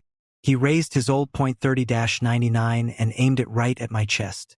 I threw myself to the floor just as the bullet seared over my head. Damn you to hell! I shouted, outraged that the universe had decided to foist a new, improved zombie on me. Too late. I'm sure he already was, and me with him. This new horror seemed even more unfair than that crazy brown monster with the spikes. I'd settled into a nice, predictable pattern about what to do with zombies. No fair changing the rules now. Hey Gunny, you're still a pal. He marched straight for me, no deviations, no ducking, no turning sideways to make a more difficult target. An obliging guy in his way. Of course, he was working the bolt on his sniper rifle, trying to blow my head from Phobos back to Earth. I didn't just lie on the floor, waiting for that unacceptable outcome. I had plans of my own. In life, Gunny Goforth could shoot hell, could shoot the apple off a young Marine's head. In death, he shot better than all the other zombies. And he blinked. I rolled back and forth, waiting until he was 10 meters away. Then I shouldered the riot gun and squeezed. It was the biggest mess I'd made on this godforsaken rock of a moon so far. The splatter was sort of an artistic statement. But I must have gotten something in my eye. I kept blinking, but it wouldn't go away. Somebody was laughing, sort of a crazy, whacked-out cackle. Shut up! I screamed at the jokester, wiping my cheeks. The laughter stopped, and only then did I realize the mirth was courtesy of a poor jarhead named Fly. This was no good. I had to get a handle on the situation. Running multiplication tables in my head helped me chill while I scavenged Goforth's pack for ammo. My breathing slowed to something sane, and my heartbeat took a licking but kept on ticking. In fact, I was so calm I barely blinked when a whirring, metallic skull sailed past my head. This time I was sure my imagination was off on a wild toot. I'd never done hallucinogens as a kid, and it just wasn't fair for my imagination to suggest a giant, white skull had gone flying past, on its way to the demonic head shop, no doubt. So I made a deal with my imagination. If it didn't throw any more Halloween balloons at me, I'd give it a break when it wanted to go traipsing down memory lane. I can be fair. I ran like a madman up the corridor, jogging a couple of times. Whatever it was, I'd lost it for now. Emerging into a big open room made me feel more claustrophobic. That might sound fairly nutty, but you'd have to see this place for yourself. I wasn't bothered by the incredibly high, arched ceiling, supported by grotesque pillars that would be more at home in some ancient palace in India. No, what bothered me was that this huge room was full of barrels of that noxious green liquid I thought I'd left behind in good riddance. The empty, cavernous room was a perfect place for a congregation of Halloween goblins and all species of zombie, fast and slow, dull and the cognitive elite. No sooner had this unpleasant thought crossed my cranium than the floodgates opened and they started pouring into the room from all directions.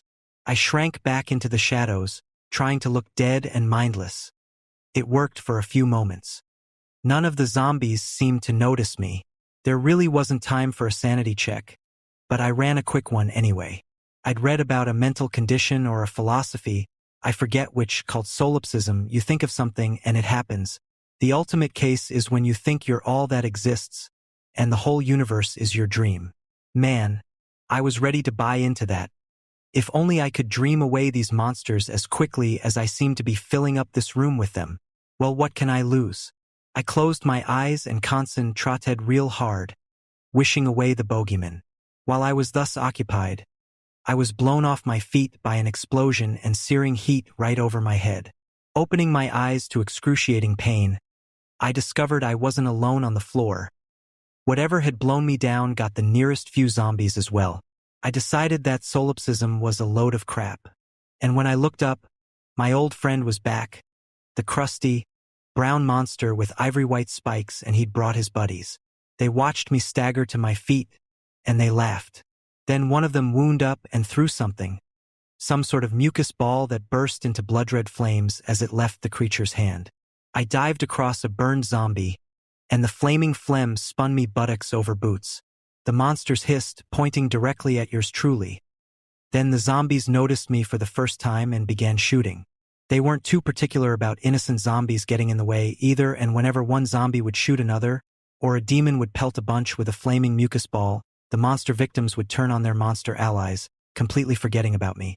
While I ran screaming from one side of the room to the other, I filed that little datum somewhere in the back of my brain for future use. Now the room was really filling up with at least a dozen zombies and 3 leathery demons, and again I dived to the side as a whirring, screaming hunk of steel buzzed my helmet. This time there was no mistake. It was a goddamned flying skull with flaming rocket exhaust spewing out the back. It turned and banked, trying to mow me down and chew me up with razor-sharp, steel teeth, like one of those wind-up chattering skulls gone mad. But the fireballs were the main problem. The brown demons were a lot tougher than the zombies. Suddenly, I was grateful for the pillars. They provided cover, at least. Making a mad dash for the nearest, I fired off the shotgun at the remaining zombies. Catching my breath, I risked running to the next pillar. This time, a fireball almost fried me. There was just no way I could get to the demons from here without being toasted, and the shotgun range was too short to pop them where I crouched. While I dithered, I heard a whirring behind me, then a harsh, iron screech. Sure enough, the flying skull had sailed around the pillars and spotted me again. I can take care of you, at least, UF/X reject. I whipped the riot gun around and fired from the hip, not even taking time to aim. It was the best mistake of my life. The little bugger skittered out of the way.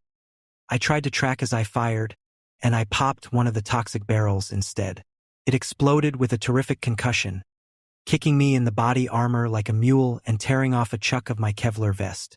The skull vanished in a spray of metal gears and exploding JP5. Almost immediately, my bruised eardrums were as salt by another explosion, then another and a fourth. 5 or 6 more barrels touched off in rapid succession. All I could think was, thank God I was on the other side of the pillar. An acrid cloud of blue smoke swirled around the walls and floor, residue from the explosive oxidation of the toxic goo. Gasping, I peeked around the pillar at a scene of astonishing carnage. Zombies and demons alike had been torn to shreds and strips of gray flesh, their parts mingling in a hellish mulligatawny. The stench of 1,000 sour lemons permeated the room, even driving out the horrible, burning smell of the toxic fumes. Jesus, I thought, I hope the cameras got the shot. I climbed shakily to my feet and padded toward the door, chastened by the awesome destructive power in those 40-gallon drums. At the edge of the room, I found the only other survivor. The demon crawled along the ground with its hands, one leg blown entirely off and the other twisted into a crazy angle. It leaked yellow pus, globules that burst into flame as soon as they dripped off the monster's body. I leveled my shotgun at its head. Die, you dumb animal, I said with a smile. A animal, repeated the demon. Not. I paused, startled. I didn't know they could talk. You're right, I prodded. At least animals kill you clean or leave you alone. It twisted its head all the way around to stare up at me while lying belly down on the floor. My stomach turned at the sight. You are animals when we fix planet. I curled my lip, but my heart leaped. Which planet was that? Mars? Or did the aliens' plan include Earth? We'll mow you down as fast as you bubble up out of the sewers, you piece of filth. The alien monster laughed, opening its mouth wide enough to swallow a man's head. We throw rocks, big rocks. The image was ludicrous, but I got a premonitory shudder. Somehow, I guess the emphasis was on the word big. Chapter 8. Despite my better judgment, I was too intrigued for the moment by the sound of pure evil pleading its case. Why haven't the others spoken to me? Can you all talk? It opened its mouth wide, exposing gums full of squirming cilia and teeth that rolled and shifted position. Not all sassum, like humans not same. The alien crawled on a bit farther. I don't think it was trying to escape. It knew that was impossible. I began to worry that it was leading me toward something. Ahead of me was a greenish stone wall carved in bas-relief with a hideous, demonic face. Somehow, I doubted that was an original furnishing in the Phobos base of the Union Aerospace Corporation. How aren't we the same? I prodded. I felt in my gut that I was on the verge of something important. Some fear, it gasped. Its face showed no sign of distress, but I knew from the shudder that racked its body that it was very near death. Others strong, you strong. Good Lord, was this alien thing admitting a grudging respect for Fly? Taggart? Few strong, like you strong most good for Slavis. You man Slavis. A thought buried deep behind my ears thrust itself forward. I wasn't too fatigued to pick up that slip of the tongue. Even a tongue as thick and brutish as this one. Few strong others strong there must be other mans who were still themselves and still breathing. When hell came to Phobos, I had to keep hope locked up in a small space without a zip code. I kept a poker face. The monster might be smart enough to spot my eagerness at the possibility that one of the living might be Arlene. Any human survivor would change the Phobos situation dramatically. Food and water were minor problems, but I could only operate so long without sleep. With no one to stand guard, giving in to exhaustion was suicide. But I couldn't keep going forever.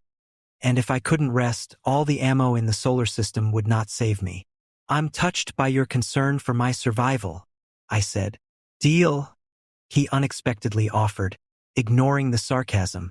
You live, you work, you help. All I had to do was work with the alien invaders and help them conquer the human race. And they might graciously allow me to live as a slave. Jesus, how tempting, I thought.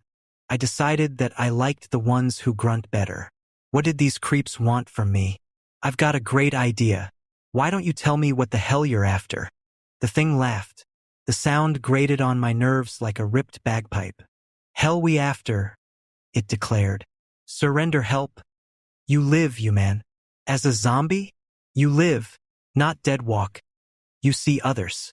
What others? Who else survived? Did a girl survive?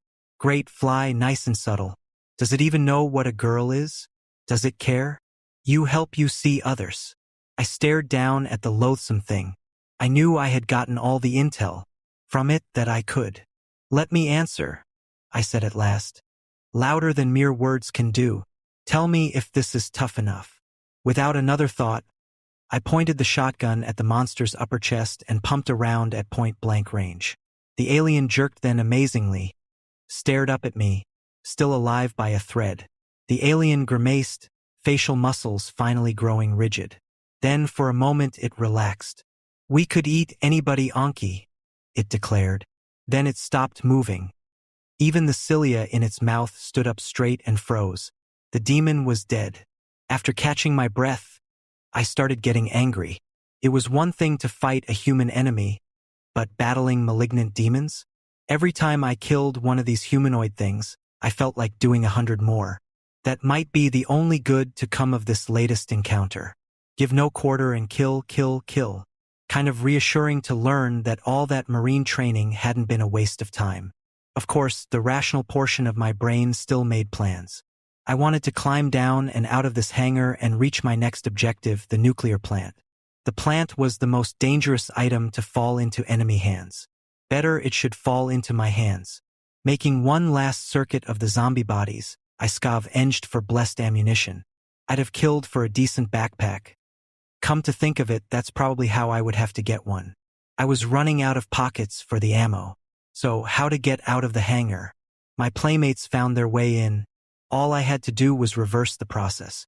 First thing was to hug the wall and make a nice, slow circuit of the big, ugly room.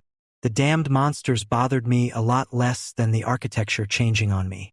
I'd never been in Phobos base before, but I'd talked to guys down on Mars who knew these installations. There was no way this place hadn't undergone a change as bugnut crazy as the demonic characters themselves. And what made that more upsetting than the monsters was the idea that the floor you walked on, the wall you brushed against, the damn place could turn on you and become something else. Like a cartoon world that suddenly turns everything into rubber except you. If this kept up, yours truly was going to place his imagination on short rations. I leaned against the wall, and suddenly it was like those old Abbott and Costello movies back aside. The wall had a hidden door. I even tripped going through the blasted thing. In my mind, a laugh track played and played and played. I fell into a new corridor, which I followed to a rising wall at the south end of the hall.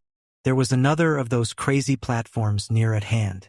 Instinct told me to give it a wide berth, and who am I to argue with my most cherished faculty? When I reached the wall, I found another switch, which I flipped. The wall shushed up, revealing a down staircase. It was an encouraging sign the nuke plant was down another level or two, I vaguely remembered. Cautiously, I started down the stairs, grateful for steady light. My reward was the biggest slime pool yet, waiting at the bottom. If only I'd remembered to bring swimming trunks, I could have gone in for a dip. Best toxic sludge in the whole solar system right here, come one, come all. Skirting the pool, pressed against the wall, I finally ran out of hanger. Along the narrow corridor past the toxin, I found the shredded body of another one of those brown leather, spiky demons. If it were a talker, someone had already silenced it forever with 7 or 8 rounds from a sick cow. Score another for the core. The bug lay against a sliding door that belonged on a dumbwaiter. I yanked it open, happy to take out my frustrations on something that didn't shoot, claw, or flame me back. Sure enough, it was a lift, barely big enough for a big guy to squeeze into. I spotted a funny mark on the wall, as if someone had started to draw a map using a bright, red paint stick. We used them to blaze trails in forests or urban environments. Whoever it was had been interrupted in mid-map. I studied it for a bit, then shrugged. Whatever he was trying to tell me got lost in the translation. I scrunched inside the tiny lift, wondering which of the 2 buttons would take me down to the plant. Staring at the labels, I decided to push the one marked nuclear plant.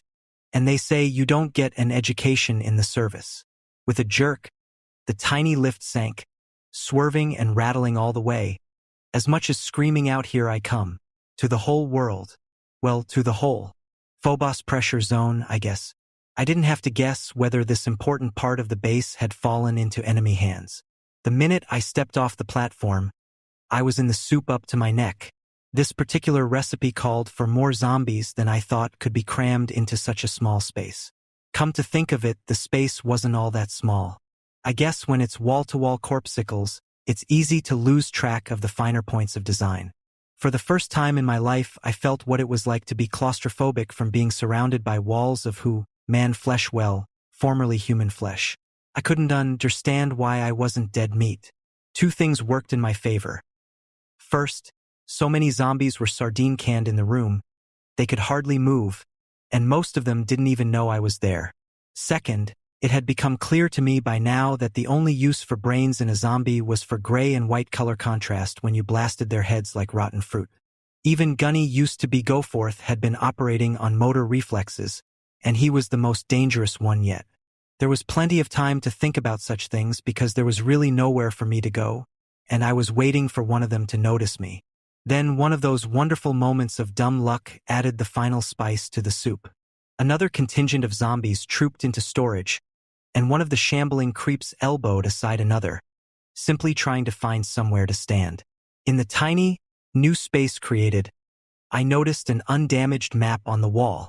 By this time, I'd arrived at the conclusion that zombies were not responsible for the destroyed radio equipment, the vandalized maps, the deliberately wasted weapons. The advantage of attending my first zombie convention was that there apparently wasn't room for the demon monsters to get in here and do their damage. The space was being used for zombie storage.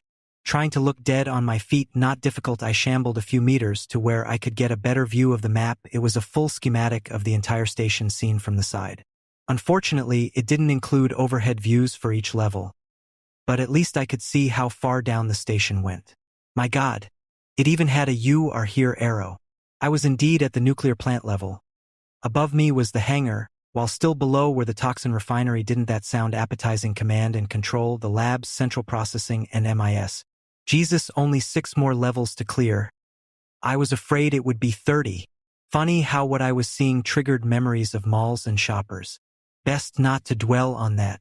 Somewhere in the back of my head, a shrill voice screamed for me to get the hell out of that room. I figured this situation was too lucky to last. Without false modesty, I can say I was proven a prophet. In that sea of pale, dead faces, 2 dry as dust eyes came to rest on yours truly. Hoping the unfocused eyes would continue their survey of the room, I didn't move a muscle, which was normally what the zombies did when they had no orders and had not spotted a human. They stood and did nothing.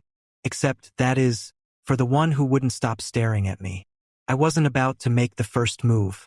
I'd been through a lot lately, but I could still count. It seemed like this could go on forever. But then, out of nowhere, a zombie child separated itself from the rest of the throng and stumbled toward me. Jesus! For a second, I didn't recognize that she was as dead as the rest. Seeing plenty of zombies recruited from soldiers made it easy to forget the UAC civilians that had been on this base. But somehow I'd never dreamed there would be children here. The kid headed straight for me, mouth opening and closing but no sounds coming out. Then those soft, wet, cold hands were rubbing on my arm and I couldn't stifle my reflexes. I put my arm around her to comfort her. All hell broke loose. Staring boy opened his mouth too. But instead of words, he belched an inarticulate roar. But he was so hemmed in by his fellows, he couldn't raise the pistol in his right hand. Impatient guy that I am, I acted. I tilted up my shotgun and squeezed the trigger. A dead center blast helped a lot. I pumped the slide, then pounded home another shot to clear a path. Then I was running as fast and hard as I could to the left. In close quarters like this, there was no opportunity to use the rifle. My best bet was to find elbow room where I could at least make a stand, but that wouldn't put me in a cul-de-sac. The sounds pounding in my ears told me that they were following me, but I wasn't about to turn around and take a head count. I ducked into an open doorway, then turned like Custer at bay. 3 of the creatures shambled past. Not even noticing me, the 4th was not so obligingly stupid. Pushed through the doorway and I raised the shotgun. Just before I turned that face into an explosion of red. Something about it reminded me of my grandfather. I wish that hadn't happened. I was doing all right until then. The trouble was that every time I made careful calculations about what I could do in terms of stamina, willpower, and even strategy, the old emotions got completely away from me. I thought I was a better Marine than this. Then again, they'd never trained us for a non-stop horror show. I needed a break. I needed to lie down for 5 minutes because my lower back was killing me and there was a muscle spasm in my right shoulder blade. A nice cold drink of water would have gone a long way toward cooling the fire in my brain. But seeing old Granddad's face on the umpteenth zombie was the latest straw breaking the latest camel's back. Couldn't shoot. I just couldn't. I grabbed it by its coveralls and shoved it backward with superhuman, adrenaline strength. It bowled over some of its buddies. Then one in the back rank raised a lever-action rifle and tried to blow my fool head off. I slapped the deck face first, and the bullet scorched the air, blowing apart one of the zombies that had missed the turnoff a few seconds back, splattering the other 2 with what passes for zombie brains. The creatures went mad. That shot must have kicked their IFF offline, because they opened up on their zombie brethren, who cheerfully returned fire. In Essence, every zombie was shooting wildly at anything that moved. I stayed very, very still, frozen on the ground, trying as hard as I could to look like a dead zombie. Chapter 9. When the ammo finally ran dry, the jerking bodies above me started tearing each other limb from limb, as if auditioning for modern ballet. I seized the opportunity to roll out from under the forest of legs. The rifle was strapped to my back, but in the chaos of the moment, I left the shotgun behind. I ran, and this time I wasn't followed. After 30 heart-pounding seconds, I was alone with me, myself, and somewhere along the route, I had stooped and grabbed a pack. One of Fox Company's, but I had no memory of having done so. I was utterly lost. I silently cursed at being reduced to the sig cow and wandered more or less aimlessly, terrified of shadows, where half an hour ago I stalked with confidence. With just a pistol and a semi-auto rifle, I avoided confrontation wherever I could. With no map, I wasn't sure what part of the plant I had reached. Then I pushed through another of those trick doors. I would have missed it had I not been sliding along the walls like a mouse and found the computer room. The lights were blinking on and off, just what I needed for a headache after everything else. When the light was on, it had a sickly blue-green color that didn't do my empty stomach any good. So far as I could tell, I was alone here, at least in this section. I wasn't happy about the way the corridor went up a little ways and disappeared around a bend. I decided then and there if I ever try to be an architect, all my buildings would borrow from my old high school gymnasium, a big, empty space where you can't possibly hide anything. May not be much in the way of privacy, but there are advantages all right. Placing my back firmly against a wall, I took inventory of the contents of my new pack. First thing that jumped out at me was ammo for the missing shotgun. I was going to have to replace that as soon as possible. Dude Dartier would have wanted it that way. I had some 10mm rounds for the sig cow that also fit the pistol, a bit of water or other liquid, chewing gum and a small little metal object that appeared to be a shiny flashlight battery. I had no idea what the last was. The UAC logo was printed on the side, not the globe and eagle of the core emblem. First order of business was checking the liquid. I was worried it might be vodka or gin or rubbing alcohol or something other than what I wanted it most to be. But at long last I was in for a bit of good luck. It was water.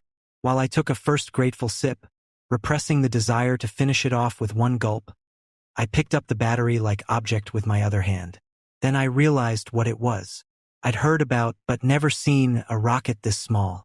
Correction. I had seen one in a UAC weapons demo video when they were trying to sell it to the Pentagon. We didn't buy it, I wish we had.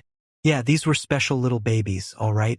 But no one from Fox Company had been carrying any rocket launchers. This kind of ordnance was for desert fighting. Where had this rocket come from? I laughed out loud. Not smart in this situation, but it was becoming a bad habit. If evil demons could be lurking anywhere, and the walls and floors were metamorphosing into Halloween decorations, why couldn't there be a state-of-the-art tac rocket in a forgotten backpack? Maybe I'd find a tomahawk next. At least I'd stopped laughing. The rational part of my brain was trying to figure out where I might find a rocket launcher. Made sense. I was trying real hard to listen to the little voice that made sense. Only trouble was that a much louder voice was roaring from somewhere lower in the brain. It wanted me to find the rocket launcher, too, but for a less defensible reason. I guess I'd been more upset by the roomful of zombies than I'd realized, or maybe I'd been this freaked out all along, and was only now realizing it. My God. Did I really want to find that missing launcher just so I could eat a rocket? Suicide isn't in my nature. I'm an extrovert type, more likely to frag someone, say a certain butthead lieutenant, than snuff yours truly. That's sort of a job requirement for the Marines. The battlefield doesn't cure depression. But the taxit here on Phobos was a lot worse than a battlefield. Having to go through the same crap over and over is just part of life. I know guys who have been married, but what had happened on Phobos was so far beyond normal repetition that it turned me totally cold and numb. If I could just find one living person, that thing had said had implied that someone still lived. Jesus, if there's such a thing as the soul, then mine had been beaten black and blue. Maybe I wasn't being completely honest with myself. I could have killed myself with the rifle. There are other ways too, God bless our training. Waiting for the launch could have been just a good excuse for postponing the inevitable. Maybe. Or maybe if I found the launcher, I really would put the tube in my mouth and, as they say, fire and forget. Fortunately, I never had to make that decision. I found something else instead. I stood in a long steel corridor that curved off to the right. The only light came from a bluish, fluorescent tube that curved along the left wall and a sporadic white overhead spot. I crept as near as possible to one of those white light areas. Somehow I felt better surrounded by more natural colors, even though it made me more of a target. Then I glanced to my left and saw it. I didn't trust my eyes at first. They hadn't been doing much to encourage trust lately. But if what I was seeing was real, then I wouldn't be fooling around with any more self-destructive fantasies.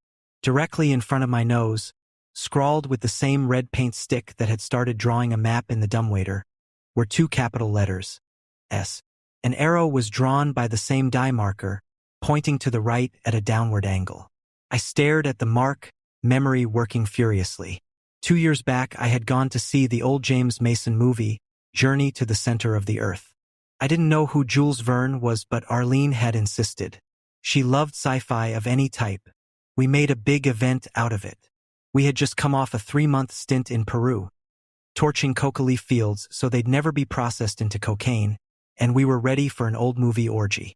We didn't usually eat junk, but for this special occasion, we gorged on the unhealthiest popcorn we could buy, even including black market liquid grease butter. I can honestly say that I have never enjoyed a trip to the movies so much. In the movie, Arne Saknussemm, world's greatest adventurer, was the first to explore the secrets of Earth's inner world.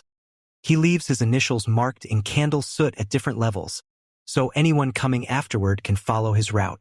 The arrows point out the path he took when the caverns branched off.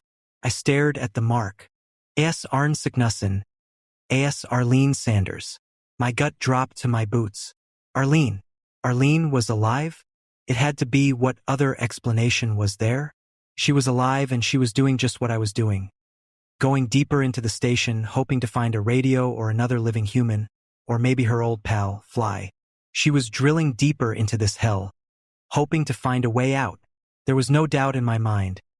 AS meant my bud was still alive, or at least, she'd been alive up to that point, alive and still herself. She must have survived the firefight that killed her platoon. All thoughts of self-destruction were wiped away in an instant. I felt supercharged. For the first time since stepping foot on this damned space rock, I was happy. I moved forward, military discipline reasserting itself, putting some brakes on the warrior who would still be needed for the killing time. Following the arrow led directly to an exit to a patio. I took it. As always when entering a new locale, I braced for a potential zombie attack or another encounter with the monsters. But now I had a new objective, to find Arlene, and for that I had to find a new shotgun. Neither waited for me on the patio. Something brand new was there instead. This one took the cake, and it was nobody's birthday. Picture a perfectly round sphere floating in the air. No strings attached here. A blue sphere, as pure a blue as a perfect spring day back home, with one extra touch. There was a face on this ball. I didn't have very long to appreciate how but ugly the mug was, because no sooner had I registered all this in the brain department than the sphere rushed me and smashed into my head before I could even twitch, bursting all over yours truly. I figured I'd had it. For a moment I couldn't breathe with that weird glop all over me, running down the length of my body, reaching the floor so I could conveniently take a header, which I did. My first thought was poison. I could still breathe, though, once my mouth and nose cleared. With the first swallow, I felt something cold and invigorating rush through my body. Taking a deep breath, the air seemed cleaner and tasted better. Suddenly, I felt great. If this turned out to be a strange symptom of the alien poison, I could recommend it. Special endorsements available from Flynn Taggart's Coffin. Reasonable rates. Sitting up, I expected an attack of dizziness. But it never came. The liquid had mostly evaporated by now, or maybe absorbed into my body. With another deep breath, which felt better than ever, I stood up. I hadn't been poisoned, just the opposite, in fact. This crazy floating sphere had been good for me. It was perfectly reasonable to assume that any weird creature coming through one of the gates would be bad, and worse, deadly to all things human. Discovering that lovely AS had been the most pleasant surprise of the day. Yeah, I know day and night are pretty tricky concepts when you're stranded on a space rock the size of an average-sized garbage dump. But the second piece of good news was how this blue sphere had just made me feel like $1 billion. Now that I was feeling like a new man, I was more dedicated than ever to the proposition of finding Arlene and exiting the nuclear plant. Easier said. Arlene's arrow pointed me to the blue sphere, but was that all? Maybe I should follow the arrow down the computer room corridor, I thought, and forget the door leading to the patio. Then again, maybe she didn't even see the hidden door, and I just stumbled through it, misreading her arrow. I returned to the computer room and headed in the direction of Arlene's arrow. After 20 minutes of winding through the maze, I ended up right back at the arrow again. Well, that was a real brainstorm, I grumbled. I decided to leave a small mark of my own, a simple F, next to her initials whenever I found them. This would prevent my mistaking one mark for the next, and anyone else, Arlene or maybe the Ron twins, who came this way again would know he was not alone. I followed her mark again, this time picking a different route, and at last I made eye contact with some company, however unwelcome. One of the familiar brown monsters with the painful white spikes was eating something, its back to me. Up to now, I'd been spared seeing them eat. It sat on a table, hunched over, making hard, crunching noises. I caught a glimpse of something red in its jaws as it turned its head to the side. Fortunately, it didn't check its 6. If I'd found another shotgun by now, I would have blasted the blasphemy from behind, but sometimes frustration is the father of fortune. For suddenly I heard a whole bunch of the bastards walking right past me on the other side of the thin, computer maze wall. If I had followed my gut instincts and shot the demonic son of a bitch, I would have been ambushed. Shaking from a retroactive adrenaline rush, I silently told myself that my objectives were to find Arlene and get the hell out of here, off Phobos, and find a radio somewhere. Then a thought hit me like a ton of slag. Arlene wouldn't bother taking time in this hellhole to scribble her mark unless she had a damned good reason. Not just to point out the sphere if she knew it was there. She'd have used it herself like a good soldier. The only logical conclusion was that the arrow pointed the way out of the nuclear plant the way Arlene Sanders had already gone. Like Arn Signussen, she marked her own trail for all who followed. So why hadn't I found it? Same way Arlene missed the patio door. There had to be another hidden door nearby that I had missed. Third time's the charm. The damn door couldn't have been more than 5 feet from the one I had found. One good push and it was open, leading to a beautiful piece of straight, well-lit corridor that reached its end with a clean, massive metal door that had printed on it the welcome letters exit, obviously a holdover from the plant's mundane days as a hangout for humans. Feeling bold and unstoppable, I walked right up to that door and discovered that it required a computer key card before it would bless the lonely traveler with an open sesame. Great. Now I could be miserable again. Chapter 10. Something I'd learned at age 14. When your mind is working, don't give it a reason to stop. I'd reasoned it out this far, fitting pieces into place. Why should I be stopped by one minor impediment? When you welcome thoughts, they come. There had been something wrong about the sound of the crunching from the monster that was eating. At first I was certain it was chowing down on the remains of one of my comrades. But now I realized the sound was all wrong, too high, too sharp. And when I saw the color code on the exit door bright red, I acted on my hunch. I didn't want to run into any more of those monsters, so I took it nice and easy getting back to the one having its happy meal, with that troop trooping around somewhere. Silence was definitely golden. My main concern was that he might be gone. I needn't have worried. Now I know why God invented bayonets. The thing died gurgling without a scream, a roar, or a gunshot to call monsters from the vasty deep. I missed my chance to find out if I had another intellectual demon. Flipping it on its back, I saw something red in its mouth, a clear, red, plastic computer key card on which it had been chewing. Next to it was a pile of plastic cards, mangled beyond repair. Small red and blue globs suggest any of the remains of more key cards. Fortunately, the one I carefully fished out of its mouth was still in one piece. The red card worked. The exit door slid open, revealing an access ladder. I climbed down as quietly as I could, but I still hadn't found a new shotgun. The Toxin Refinery. Such a lovely name. The dump was another step down in more ways than one. At first it seemed as though I'd entered a zone of peace and tranquility. Greeting me was a wide open space lit by a sun lamp so bright that for a moment I thought I was back on Earth in the middle of a pleasant afternoon. The abundance of weird-looking machinery raised my suspicience, however.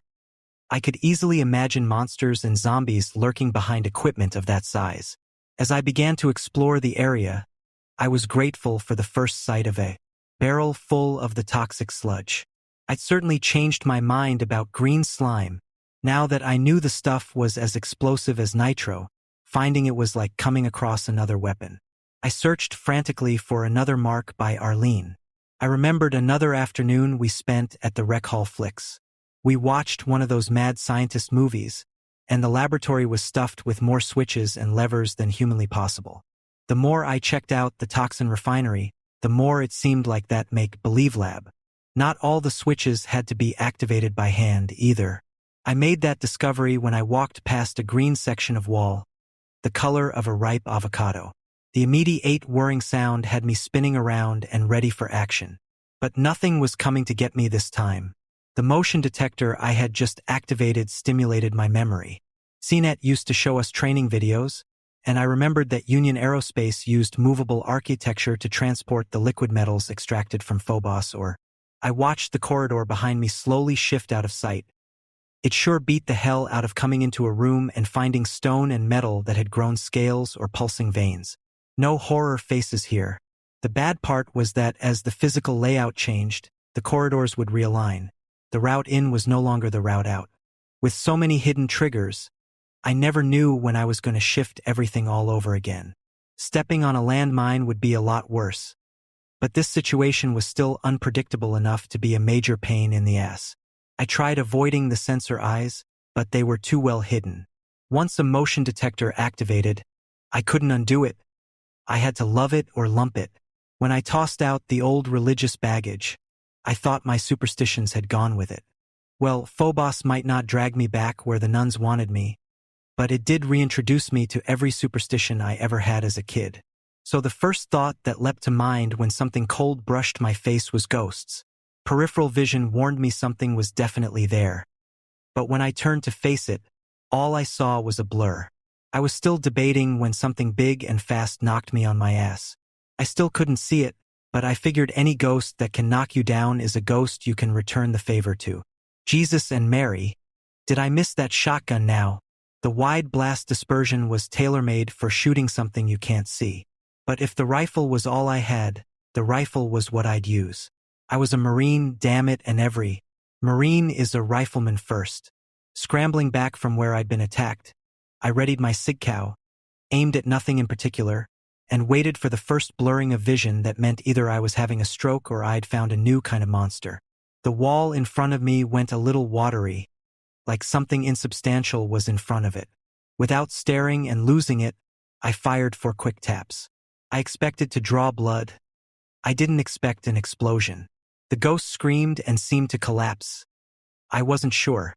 Then something hot and heavy pounded me from behind, and I finally tigged what had really happened. More damned fireballers. The first shot had missed me and killed my ghost. I whirled around, diving sideways. 2 spikies, 2 zombies, 1 big barrel of sludge. Ignoring the monsters, I concentrated fire on the stationary barrel. Took a couple of rounds, then exploded spectacularly. I wondered if my intellectual demon could spell kaboom. I approached cautiously and examined the remains. At least the alien's blood was red and the internal organs bore a strong resemblance to human plumbing. Just beyond the primary gore site, I noticed another tangle of human arms and legs. Catching my breath, I went closer. It was a relief when I saw the bits and pieces were from zombies. For a moment, I'd been worried. It was Christmas when I saw the riot gun clutched in one severed hand, but it was Valentine's Day, hearts and flowers, when I spotted the missing rocket launcher. The shotgun was a little fancier than the last riot gun, a more old-fashioned model. It took the same 12 gauge, but it also had a muzzle device so you could adjust the pattern spread for close work or far. I allowed myself to feel real gratitude for the zombies, who were turning out to be my best pals. If not for them, I wouldn't have a single functional weapon. Even when the aliens deliberately destroyed radios, maps, and anything else decorative or useful, they had to keep their zombies armed. We don't come equipped with claws or armor plate. At least not we guys. Looking around, I was disappointed there was no one else to shoot. Then, as if receiving a good grade for a job well done, I spotted the glimmer of another AS on a distant wall. I ran to look. It was Arlene had come through again. Once again the arrow showed me where to go, and I wasn't complaining. It seemed like she had an uncanny knack for shadowing the demons until she found the way down. Clipping the rocket launcher to my webbing gave me an odd feeling. I had thought to use it to frag myself, but Arlene and her magic markers changed that plan. The rocket launcher was serious firepower. This one looked in good shape, but it didn't have the 2 preloaded rockets that were standard issue. I was going to have to make my 1 rocket round count. I loaded up then let it dangle. Armed for very big bear, I followed Arlene's arrow through a narrow opening. I could barely squeeze past. The UAC designers evidently did not have big men wearing combat armor in mind when they built the manual vertilift bypass route. The doorway led to a spiral escalator down. It was not operating, so I crept down as silently as possible, not very. The escalator led down to the command control level, as I recalled from the map I had seen above. CNC was the nerve center. If there were any working radios in the facility, that's where I expected to find them. Once there, I wondered if it had been worth the trip. The architecture of this place was the most depressing yet heavy, gray, very much in the style of military garrisons from World War II. I had to wonder why any human would build thick, fortified walls deep inside Phobos if a human had. Maybe we inherited this too.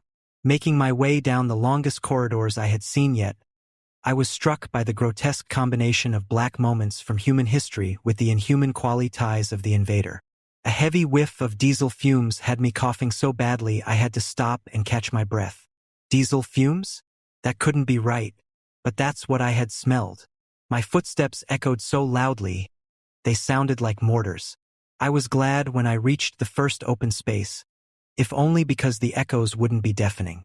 The kind of stone forming the floor changed, and the higher ceiling gave the sound somewhere to go. I was at the edge of a huge room, shrouded in darkness except for a couple of shafts of bright light shining through glass skylights. I don't know whether there were spots behind the glass or whether I was seeing actual daylight, but the squares of brilliance lit up 2 spots as bright as freeway construction sites. One of the 2 bright-lit squares contained a table. On top of the table was an AB-10 machine pistol. God, did I want that pistol? I could almost taste it. I stared from the doorway, trying to estimate the odds that the pistol was bait for a trap. I kept getting an unacceptably high probability. Turning in the opposite direction, I crept along the wall, rolling each step, just as they taught us in Sear School and Servantville. Every few steps, I stopped abruptly, listening for someone shadowing my footsteps.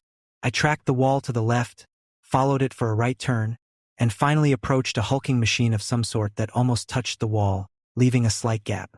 I slid through the gap as silently as I could and poked my head out. What I saw made me smile grimly.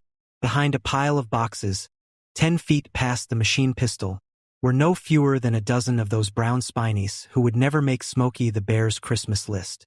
They were hiding behind the boxes, staring greedily at the well-lit gun and waiting for someone stupid enough to march up and try to grab it. Allow me to introduce myself. I let my new shotgun dangle, shouldering the mini rocket launcher instead. I only had 1 round and I had never fired one of those things before. My first shot would have to be a damned good one. I closed my eyes and visualized the UAC sales video. Raise rangefinder. Grab plastic propellant tag and pull, which mixes the volatiles and incidentally engages the primer firing pin.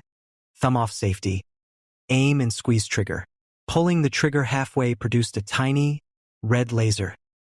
I lovingly moved it across to sit directly on the rump of the biggest demon. One of the other demons noticed the spot and reached out to touch it. I squeezed the trigger the rest of the way. The rocket exploded with a bang so loud, I thought I would be permanently deaf. While my ears still rang, I dropped the rocket launcher and retrieved my scattergun. I humped toward the remains of the ambush crew. There were a few survivors, crawling along the ground looking for their legs and arms. I put them out of my misery. I counted 13 heads and 14 left arms, so I must have slipped a digit somewhere.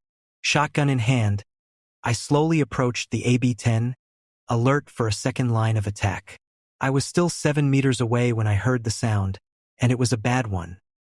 The worst one yet, a low, pig-like growl, a snuffling sound turning into a wet, animalistic grunt. I froze, the image of a giant boar filling my mind. Slowly, I backed away from the AB-10. I did not want to meet whatever made that noise. Chapter 11. Damn, I thought, furious that even after expending my only rocket, I couldn't get the machine pistol. I was right back where I started, except one rocket lighter. I had squandered my gift. I felt like the guy who found a lamp that would grant one wish, and he says, "Geez, I wish I knew what to wish for." I moved on, warier than before. The simplicity of the layout and the big blocks of stone made secret doors less likely here, although I would pause occasionally and try pushing against anything that looked remotely promising. The fact that the alien monsters had set a trap worried me as I went deeper into the base. It seemed like they were getting smarter. I was becoming concerned that I hadn't found any more messages from Arlene. Was I still following her trail, or did I take a wrong turn? Through a doorway arch, I found another room with a light blue motif. The UAC logo was repeated regularly, over and over, in the floor. Evidently, I was back in original human architecture. The room contained a number of kiosks, for that I could see. As I neared the center kiosk, I must have triggered another of those motion detector switches. All the doors began to rise as one. A filth of aliens tumbled out, and this time I had no rocket and no convenient barrels of toxin. I fired a quick shell, dropping one. Then the rest fell on me like ravenous in-laws. I dropped the shotgun to the ground and barely managed to swing my semi-auto Sigcow up to take the shock as the first alien hit me. The damn thing impaled itself on my bayonet, but it was too stupid to die. It clawed forward, stopped only by the bayonet hilt, and grabbed my padded shoulders with death-grip talons, dragging me back against the wall. Saved my hide, it did. The alien's broad back shielded me as its brethren flung their fiery, mucus wads. The fireballs burst, spraying flaming, red liquid that dribbled down my dance partner's legs to pool on the ground, lighting the room with a hellish, red glaze. I fired 9 or 10 times, finally blowing a hole clean through the alien, a gory loophole through which I turned on the rest. I guess they refused to believe that the fire wads weren't frying me. They stubbornly kept throwing them, ignoring the burning pool around the feet of the first, dead monster. I got lucky. 2 of the aliens jostled, then turned on each other, fang and claw. The weakened survivor fell to a single shot from my sig cow abruptly. I realized I was alone with 200 kilos of alien brochette on my bayonet. What a life! Evidently, I had not met all my playmates yet. I decided I liked it that way. The room had a central kiosk, which I entered. There was a blue security card in there. I grabbed it on the chance I'd find a use for it. Then it was back to the search for signs of Arlene. Edging up a shallow set of steps, I finally found Arlene's next AS and arrow. Grinning, I followed her trail through a room stuffed with computers. Most of these centers had the same basic floor plan. But I was absolutely 100% unprepared to encounter a freaking swastika. Some sick joker had arranged 8 Cray 9000s to form the crooked cross that a certain Austrian corporal had appropriated in the middle of last century. Maybe it was a coincidence, but I doubt it. This was all getting a little too weird for me. The river Styx, zombies, demons, flaming skulls, what kind of intelligence was behind this? Whatever it meant, I decided not to think about it. I could easily have gone through the computer room without noticing, but an undamaged map to the section made it impossible to ignore the swastika floor plan. My adventure with the kiosk had been dead center in the largest circle. Above it and slightly to the left was the swastika of the computer room. Walking through, one might figure it out. At certain angles, one couldn't help but recognize that the blood-red design of the floor had a certain association. The map was like a slap in the face. It barely bothered me when I triggered another of those damned motion detectors. They were becoming routine by now. Of course, there was always some element of surprise. In this case, the swastika craze lowered into the floor, real slow with a grinding sound like the bones of a million dead being rendered to powder, and I expected to see soul-shattering horror. Instead, I won another jackpot. I just found 2 boxes of rockets, 5 to a box, and I found a yellow security card with a note that if I were trying to find the card where it was supposed to be, north of the maze at the northwest corner of the installation maze, talk about feeling like a trapped rat, well, I wouldn't find it there because it was here instead. Safe and sound with the rockets. The note was signed AS. Man, I was going to have a lot of questions for that girl when I found her. It was hard enough staying alive without going to a lot of trouble for a hypothetical fellow soldier, who on a wild off chance might still be breathing and putting one foot in front of the other. She had performed incredible feats here. As Arlene found supplies along the way, everything from weapons and ammo to these ugly key cards, she took only what she could carry and stowed the rest where a thinking man might find it. Anyway, the least I could do under the circumstances was load the battery-sized rockets into my pack. Aside from the 2 I loaded into the launcher. Pocket the yellow card next to the blue one and blow this horror show. I ran into one minor obstacle along the way. I should say I avoided it. I was just about to barge through a flimsy, narrow door, en route to the exit from command control, following Arlene's latest arrow, when I heard the horrible pig sound to which I'd taken an instant hatred. This time it was accompanied by heavy footfalls suggesting tons of flesh waddling ponderously in the artificial gravity of the base. These pig noises were sloppier, wetter, deeper than before. Part of me wanted to kick in that door and face the creature. Part of me had had enough. I had rockets. From the sound, this pig thing was made of flesh and blood, plenty of both to spare. The rational part of me said I'd probably find out sooner rather than later whether I could kill this new monster or not. Why race it to the grave? While I was having this debate with myself, the pig thing thumped on past the door. I waited a few more breathless minutes, then opened the door a crack and listened. Nothing. But the instant my book crossed the threshold, I heard a warning grunt from my right, down the black dark hallway, followed by a heavy, meaty tread accelerating toward me like a main battle tank. I could barely make out a bulky shape shambling out of the night to starboard. But directly in front of my nose was a heavy, armored door, a pressure hatch, rimmed with blue lights. I bolted across the corridor, jamming my hand in my pocket and fishing out both key cards. The first one I tried turned out to be yellow. The door buzzed angrily, and I began to smell the rotten stench of corruption that comes from animals that chow down on decayed carrion. Swallowing panic, I yanked out the yellow and insert the blue. The door chimed and ponderously rolled up. I darted through, unslung my scattergun, and waited, shaking, for the thing without a name. The heavy security door rolled shut, mocking me with its lethargy. Fortune loved me this time.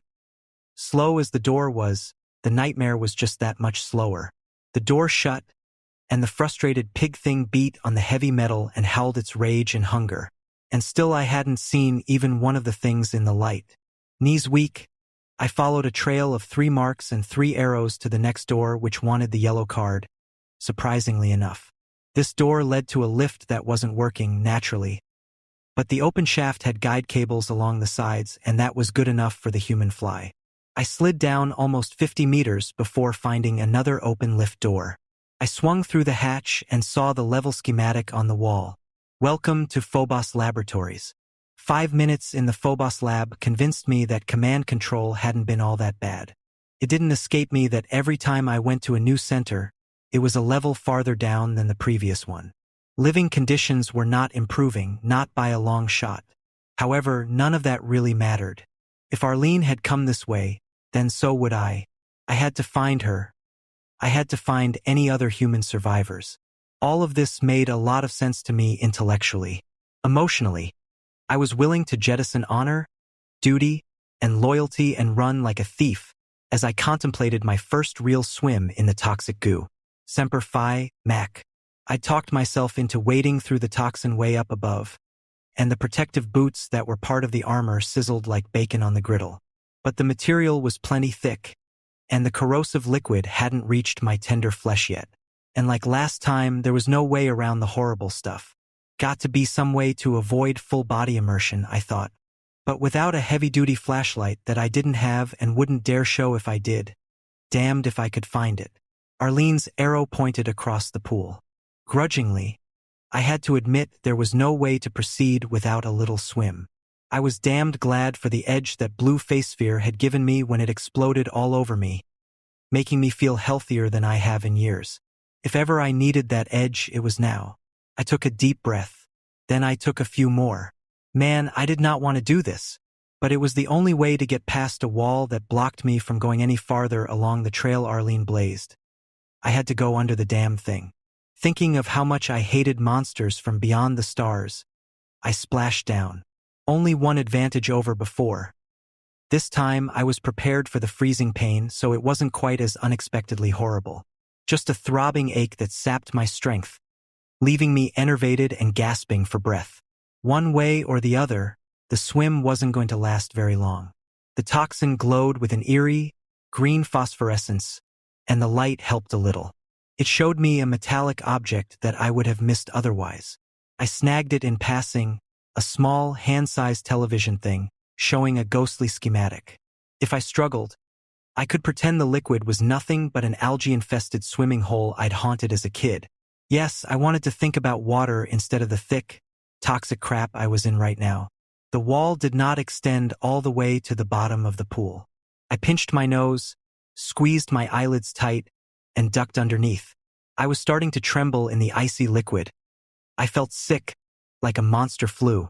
Then I surfaced as fast as the law of buoyancy allows, grabbing the opposite catwalk, and the swim was over. Air never tasted better, even the stinking stuff in this place. 2 or 3 breaths later, I put the breathing filter back in place. Too bad I hadn't had a full environment suit with its own oxygen supply, but I'd already regretted that absence before and nothing came of it. A Marine couldn't have everything. For example, I couldn't keep the blue glow forever. I had taken it for granted until I realized what the swim could mean. Now I felt sapped and drained. I was all set to curse my lousy luck until I realized something very important. Without that earlier boost to my system, This dunk in the sludge would have killed me. So what about Arlene? Could she have come this way? Could I have passed her body in the green murk? Had to think this through. There was no arrow immediately beyond the toxin. Maybe she found a better route.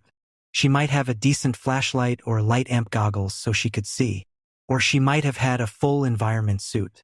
Or what the hell, maybe she had a touch of the Blue Medicine Show. There were all kinds of ways she could have survived.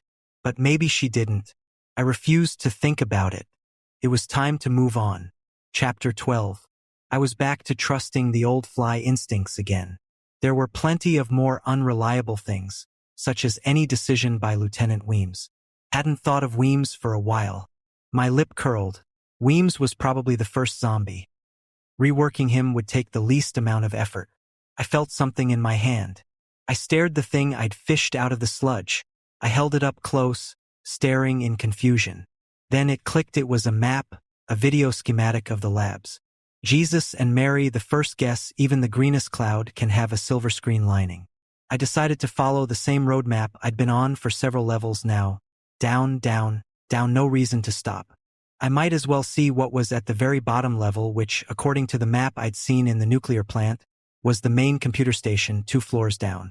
But in the absence of Arlene Marks, I'd have to plan the route myself just as soon as I could make tops and bottoms out of my new toy. I suddenly felt a wave of weakness and fever. I hoped I hadn't already given myself a death sentence from the toxin. Phobos Lab was dark. Phobos Lab stank like an open sewer. But if there was anything left of the original installation here, then medical supplies had to be near at hand, if they hadn't been left in the typical condition of guns and radio sets. I picked that as my first priority. I needed an all-purpose antitoxin and a stimulant. Leaning against a wall for support, I found a weapons locker the hard way. I leaned against it and the door collapsed inward. Guns! I pawed through my treasure trove, scooping up as much ammo as I could shovel into my pack. Then I stared in reverence. Beneath the shells and bullets rested a state-of-the-art AB-10 machine pistol. The question was, did it still work after scores of zombies and Spinies had monkeyed with it? I checked it out, cleaned the barrel, then reloaded it. I almost pulled the trigger to do the only test that really counts, but stuck to my original policy of not making any more noise than was absolutely required. I cleaned the machine pistol as thoroughly as I could before adding it to my arsenal. There was little doubt of this lethal package receiving a test reel soon with a real target, and hopefully with a margin of error to try something else if it failed. The best choice might be to have the pistol in one hand and the shotgun in the other. Nothing wrong with insurance, even if it made me feel a bit like a Wild West gunfighter. As I stood, shifting the backpack to be more comfort, able and finding a place for all the weapons, a sudden attack of dizziness hit me like a grenade. Medical attention had just become my #1 priority again. I studied my hand map, working the buttons to make the pretty picture slide up and down. First task was to find me no helpful "you are here" on this puppy. At last I found the wall crossing a trench, no sign of toxic sludge on the map. Of course, I must have been living right, because the nearest infirmary marked with a red cross was located just a quarter click away. Spitting distance. I found it, and there wasn't a single monster doctor or devil nurse. Here I'd been expecting a typical medical establishment and was pleasantly surprised. And there were lights, the first fully operational light I'd found in the complex. If the lights had survived, maybe the doctoring stuff was still here and intact. I resisted the impulse to cross my fingers as I unlatched and opened the first promising cabinet. Mother lode, thanks, Mom. I removed a medikit with the seal still unbroken and popped her open. Inside were bandages, antitoxin compounds, even ointment for burns. My face still felt as hot as if I had a sunburn, for which I could thank a fireball instead of a weekend at the beach. I found a clean room, a metal table next to a mirror, all kinds of light, even a shower cubicle. It was time for Dr. Taggart to make a house call. I didn't do too badly, really. First off, I locked the doors, turned out all the lights except the one in the room with the table and the shower, placed the shotgun right up against the stall where I could grab it in a second, and, facing the closed office door the entire time and leaving the shower door ajar, I took the risk of bathing. Sick as I'd been feeling since immersing myself in the ooze, the mere act of washing it all away made me feel considerably better. I turned the nozzle for hot up as high as I could stand it and felt the cuts and bruises sting, then feel better. My burned face didn't get anything out of the shower but pain, but the rest of my body was doing too well for me to care. If the shower was heaven, then the fresh towel was a piece of Eden. Here I had struck a mortal blow against the shores of hell. The rest was pretty simple. I put antibiotic and bandages on the worst of my wounds and cuts, taped my bruised ribs, didn't even remember where I got them, and took my time smearing the cold, soothing ointment on the burns. The only moment when Doc Taggart almost failed his patient was when I noticed 30 or 40 hypodermics, all neatly labeled general stimulant. I don't like needles. Never have. But there was good reason to pick up one of those needles and give myself a shot. Just as good a reason to pack some in shockproof carriers and take them along. I could run into Arlene and she might need a lift. I might run into some other survivor. And if I were going to do all that, the only reasonable thing was for me to give myself an injection first. You don't need to do that, said the little voice in my head. Just find another blue-face sphere. I argued with the voice. It might be a once-in-a-lifetime fluke. I can't count on that happening again. That's when I noticed that I was talking to myself. Sheesh. All this just to avoid sticking myself with a needle. No more. I bravely wielded the needle, got out the alcohol and cotton swab. This couldn't be any worse than what I'd been going through lately. Well, not by much anyway. I wolfed some food from the small refrigerator, then hunted for a flashlight. Alas, all I found was one of those pencil beam lights. If I wanted to find out if a zombie had a sore throat or any throat at all, I was set. According to my map, I had to go north to find some sort of route down. At least my compass was still functioning. I hated to leave, but the infirmary had done its job. I was tired, not exhausted, hungry, not starving, and not shaking like I had amoebic dysentery. The only problem, aside from demons, two-legged pigs, and more derouse corpses, was that I had lost Arlene's trail. If she were hurt, laying up somewhere, I might accidentally leave her behind on an upper level. The point was that I could concentrate again. The last thing I did before stepping out again into the dark was check the boots. They'd held up better than I thought, but I stuffed some pillowcases in for added insulation. Outside, it was just as dark as before, but I wasn't as bothered this time. The human race may not have blue spheres, but we do all right. I stayed in that frame of mind as I went north. I scuttled along the corridors, letting my shotgun peek around corners first, until I reached a huge chamber. It was dark, but not the pitch black I had just come from. At least I could tell I had entered a larger area. The next moment I was under attack. Claws raked across the shoulder plates of the battle armor I had just reinforced. When I tried to fend off the enemy, I half expected to feel the crocodile-type hide of the spiked monsters. But instead, my hands sank into a pulpy mass, and the contact made my flesh crawl even through my thick gloves. The light was on and I should have been able to see the scum, but I was getting nothing. Then as I pushed against the jelly-like stuff and took a few faltering steps back, I saw a familiar shimmering. The same thing I'd seen when I thought I was fighting a ghost. That time, the issue was resolved by a miracle fireball. This time, I was on my own.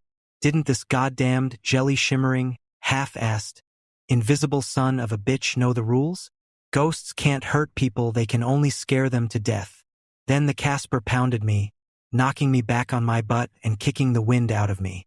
I thanked Mary for the armor as I shoved the barrel of the shotgun right into the shimmering effect and pulled the trigger, hoping that if this thing had a mouth, that was exactly where he was going to get it. I don't know if I killed it. I don't know if it can be killed.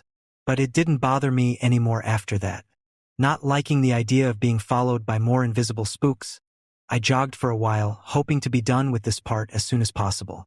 I also kept both eyes open for a pair of light amp goggles, but I'd used up my good luck quotient at the infirmary. To exit the labs, I had to enter the darkest room yet, black as coal. I wasn't surprised. This was at the north end of the installation, where, after groping in the dark by touch and even daring to use my tiny penlight, I finally found a small opening. This led down a narrow corridor to a tight, metal spiral staircase going down way down. I started to get very dizzy, spinning around so many times. Central processing had more tight, narrow corridors than anywhere else on Phobos. Good thing I'm not claustrophobic. The light was better than the labs, but that's like saying LA cab drivers are more polite than cab drivers in Mexico City. And at long last, I found another AS. I stared at it, overwhelmed by inappropriate emotion. She was alive. She got this far. Relief was a physical thing, perched on my back. The arrow pointed to a branching corridor that seemed small enough to give a midget a backache. But crawling down it was a good move. At the other end was a completely intact map of this section. The bad guys must have been getting careless lately. If this kept up, I might find a functioning radio. Central processing was laid out in a rough triangular shape. Made me think of a robot riding a motorcycle. Maybe I was more wasted than I realized. The southeast corner was made up of 4 intercon-necked rooms. A warning note was attached that 3 motion detector triggers will close any door in the facility for a span of 30 seconds as a security precaution. I could just see myself getting caught in a room with wall-to-wall enemies while I counted off 30, 29, 28 notify next of kin. Unfortunately, I couldn't take the map with me unless I ripped it out of the wall and dragged it along, and my hand map still showed the labs above. If there were a way of changing the view, I couldn't find it. It occurred to me that we humans needed to learn everything possible about these bastards. Otherwise, Earth was a sitting duck. We couldn't shoot it out with these things and expect to survive. We had to outsmart them or die. I was surprised that I had survived this long. I was a pretty good Marine. There was no false modesty about that. But Arlene was remarkable. If I could survive, surely she could. Hoped she would keep it up. Hoped I would too. But this nonsense couldn't go on forever. As I looked at the map, I just knew that the 30-second security rule about doors meant there was a welcoming committee waiting for me. Well, you knew the job was dangerous when you took it, Fly. They'll get you in the end. But who were they? They weren't the pitiful wrecks that looked human though dead inside. They weren't the spinies or metal skulls or ghosts, either. The one making snuffling pig sounds gave me the creeps. But somehow I knew the creature was mentally no more than an animal. If I hadn't encountered the one monster who enjoyed talk NG, I'd be tempted to conclude we were being invaded by an alien barnyard. But the intelligence was there, just well hidden. Even without the talking demon, the alien technology itself was proof of a mastermind. So why didn't the intelligence simply organize the monsters and zombies into a naval search pattern and be done with it? Why were Arlene and I being allowed to play Gypsy, entering one level after another, shooting it out with pretty much the same cast of characters, encountering the same hazards and beating them over and over and over again? Maybe it was all a pre-invasion test, or worse still, a sadistic game. But test or game, it had to be teaching the enemy mind something important. The important case tie-in for the survival of the human race was, what the hell was I learning? I hated to admit it, but so far the answer was not much. Chapter 13. One thing I was learning, though, speed. While I debated the finer points of philosophy with myself, a mob of zombies and spinies burst through the door at the back end of the corridor, the one I'd come through myself, as if they owned the damned place. They noticed me and tore down the narrow corridor. I did not take longer than a microsecond to resolve the question. I ran like a bat out of hell. A bat trying to get the hell out of hell. Although finding the commanding officer of the invasion was an important issue, I decided it could wait until later for review. Much later. With this many of the enemy breathing down my neck, the shotgun was useless. Maybe my new machine pistol would have worked, but what I already had in my hands was the rocket launcher. For an instant, I considered the narrow corridor that might channel the blast right back in my face. The proximity of the nearest spiny for an instant. Then I dug my heel in and spun, ready to rock and roll. The explosion was so loud that I didn't hear it. I felt it. A giant, invisible hand threw me to the ground. My eyes were open, and I saw the whole contingent that was on my tail vanish in a spray of blood and fire. The sight was something to think about, especially since it was the last sight I saw. I must have lost consciousness. An indeterminate time later, I began to hear a sound, too loud and annoying to sleep through. Like all the church bells the penguins ever rung at me, all the bells in the world in my head. I still couldn't see anything, just a bright afterimage. It was about 15 minutes before the bells were replaced by a buzzing sound, then the slosh of blood in my ears. I would have been easy pickings, as Gunny Goforth would say. Maybe I was saved by looking as dead as the rest of them. When I was able, I crawled along the corridor, dragging my feet. There was no time to examine my possessions. One thing for certain, if those glass syringes were still in one piece inside their supposedly shockproof container, I'd be giving more product endorsements. Shaking my head clear and staggering to my feet, I finally made it to the one long, spacious corridor in the otherwise cramped, tight ore processing center. This one was well marked on the map. I'd studied the only route to what the map indicated were the stairs down. Judging from the red and gold and brown streaks on the rough walls, this corridor had been carved right out of the rock of Phobos. I liked it and hoped it wouldn't be reworked into something sickening.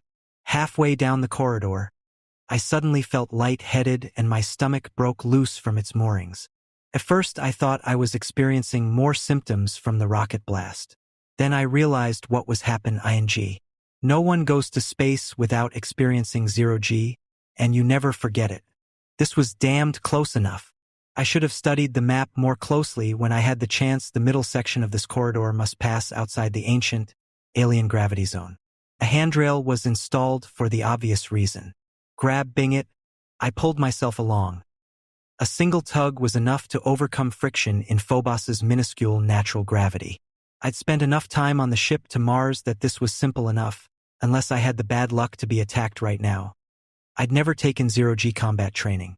Pulling myself around a corner, I floated practically into the arms of a triplet of spinies.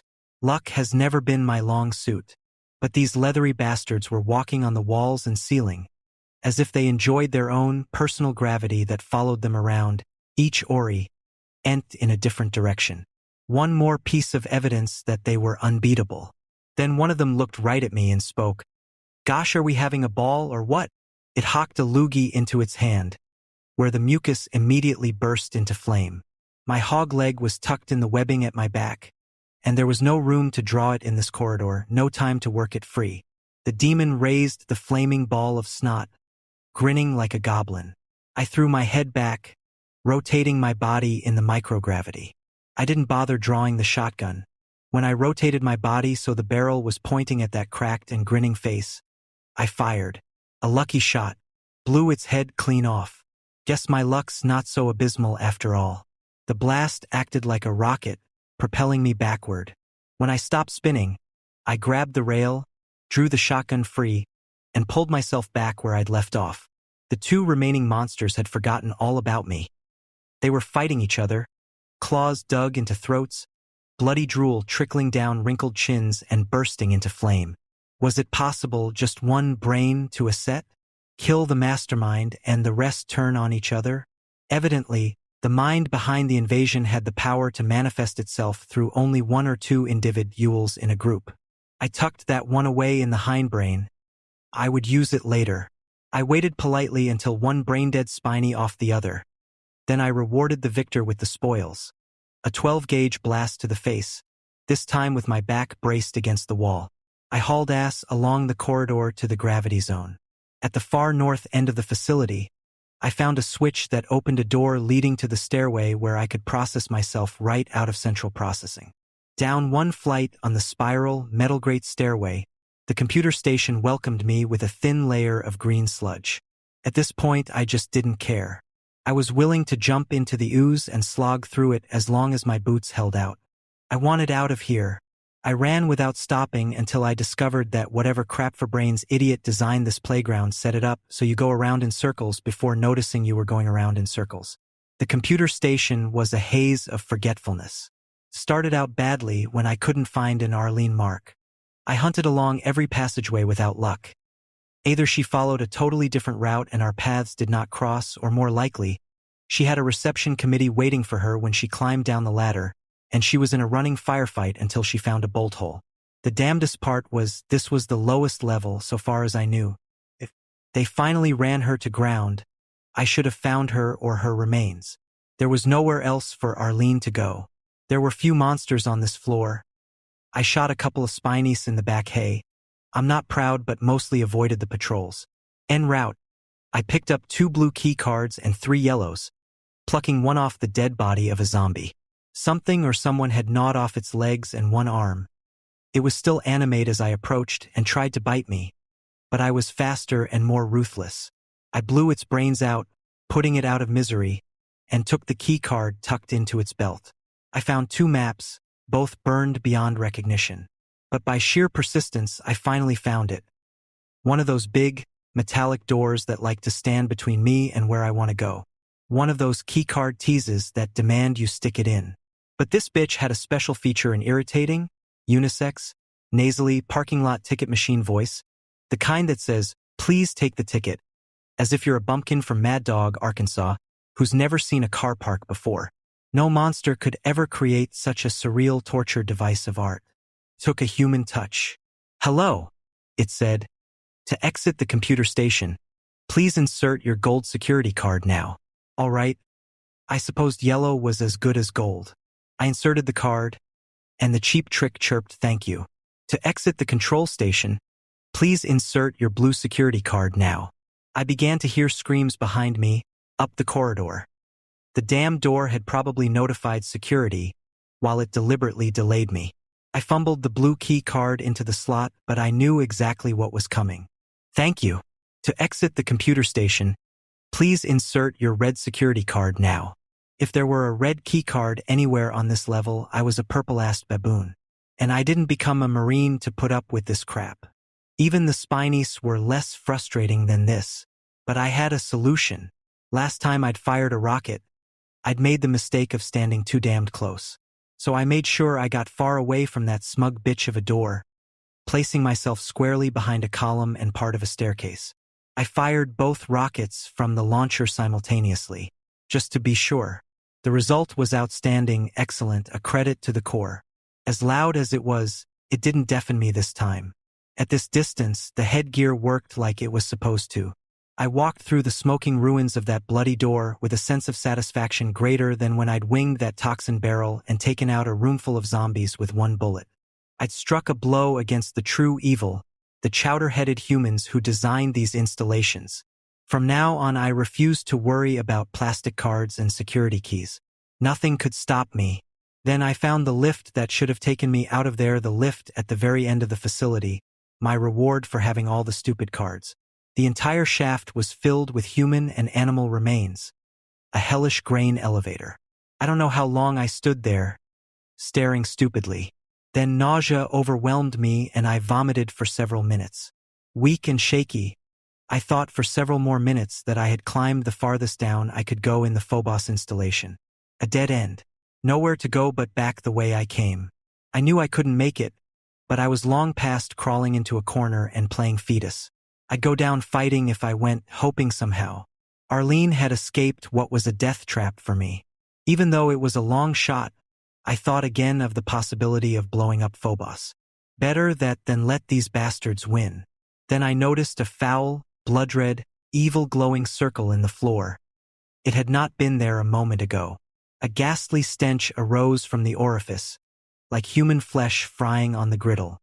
I once missed getting firebombed by a Karafistani terrorist. I was on guard duty at the Marine Corps compound when the main barracks went up. 33 buddies burned to death. You never forget that smell. They transferred me to Fox Company within 48 hours. This hole pulsed like a heartbeat. There was a ladder made of light pink, fleshy cords that appeared to sweat. I didn't have to be a rocket scientist to know that no human ever made this baby. Besides, this wasn't a job for a rocket scientist. This was a job for someone rock stupid enough to be a Marine. Resigned, I slung my shotgun and rifle, bolstered the machine pistol, and started climbing down the sticky, wet, springy ladder. At the bottom there was plenty of light, at least. A sickly reddish light. The flesh pit ladder dropped me into the largest corridor I'd seen yet. I would have said it was carved out of the rock of this moon, the same as Phobos Lab, but the inside of the walls seemed to perspire like the ladder. Holding my breath and looking close, I saw hundreds, thousands, of small orifices opening and closing to the same steady beat as the red circle above. I decided that I'd done enough close examination for a lifetime. Then, by God, I saw it, another AS, biggest one yet. Even in the heart of hell, I was cheered to know I wasn't alone. I didn't exactly whistle a tune, but I smiled grimly. Arlene's mark was accompanied by a crude drawing of a skull and crossbones with an arrow pointing straight ahead. A second arrow pointed out a narrow slit in the wall, a slit that was a friendly hole in rock, not pulsating or anything disgusting. A slit into what looked to be the outside. We were hundreds of meters below the surface of tiny Phobos, but there was goddamn daylight coming through that opening. But that was one mother of a narrow crack. Could I get through that? Could Arlene even? I touched the edge of the slit, tacky blood. A couple of hours old. Tops. Mary, Mother of God, I had a vision. She had gone out right there. She shoved herself so hard, tearing at that crack, that she flayed off huge strips of skin, but she didn't care. She wanted out. She wanted out bad. She wanted out right then, not 5 seconds later. Leading me to the obvious conclusion.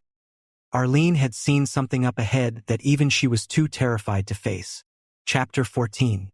I stared at the skull and crossbones. Whatever was up ahead was bad enough for Arlene to claw her way through a tiny crack in the wall rather than face it.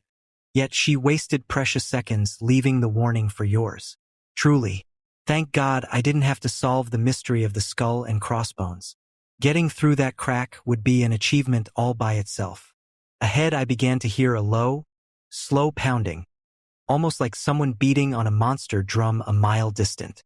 Well, I could take that so long as it stayed there. I struggled out of my armor and pressed my right arm and shoulder into the crack. But there I stuck. I braced my foot against the floor and shoved. Several minutes and several pounds of flesh later, I was utterly convinced I could never fit through that crack unless I dismembered myself and threw the pieces through one at a time. Wonder if I'll seriously consider that option when I see what's ahead? I thought. So now what? I sat on the floor, pounding my head with my hand in frustration.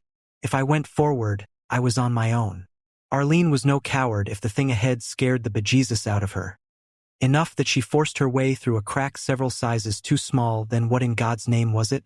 Numbly, I stood, pulling on the armor again. As Mehitable the cat said to Archie the cockroach, What hell, I already roamed the halls of the damned. What did I have to lose? I suppose I could sit here and starve to death. Shaking, I moved forward at snail speed, loaded rocket launcher in hand. But what if I found myself eyeball to eyeball with whatever it was? A rocket up the nose might piss it off, but at point-blank range, it would also fry Corporal Fly. Ahead, I found an old-fashioned wooden elevator next to an old-fashioned rusted button. Somehow they seemed to fit right in here. In a place with living ladders, a few museum places were hardly out of line. I pushed the button. With a slow, grinding sound, the sift began to descend. So far, so good. It reached ground level and I clumped aboard. What the hell else could I do? There was one button and I pushed it.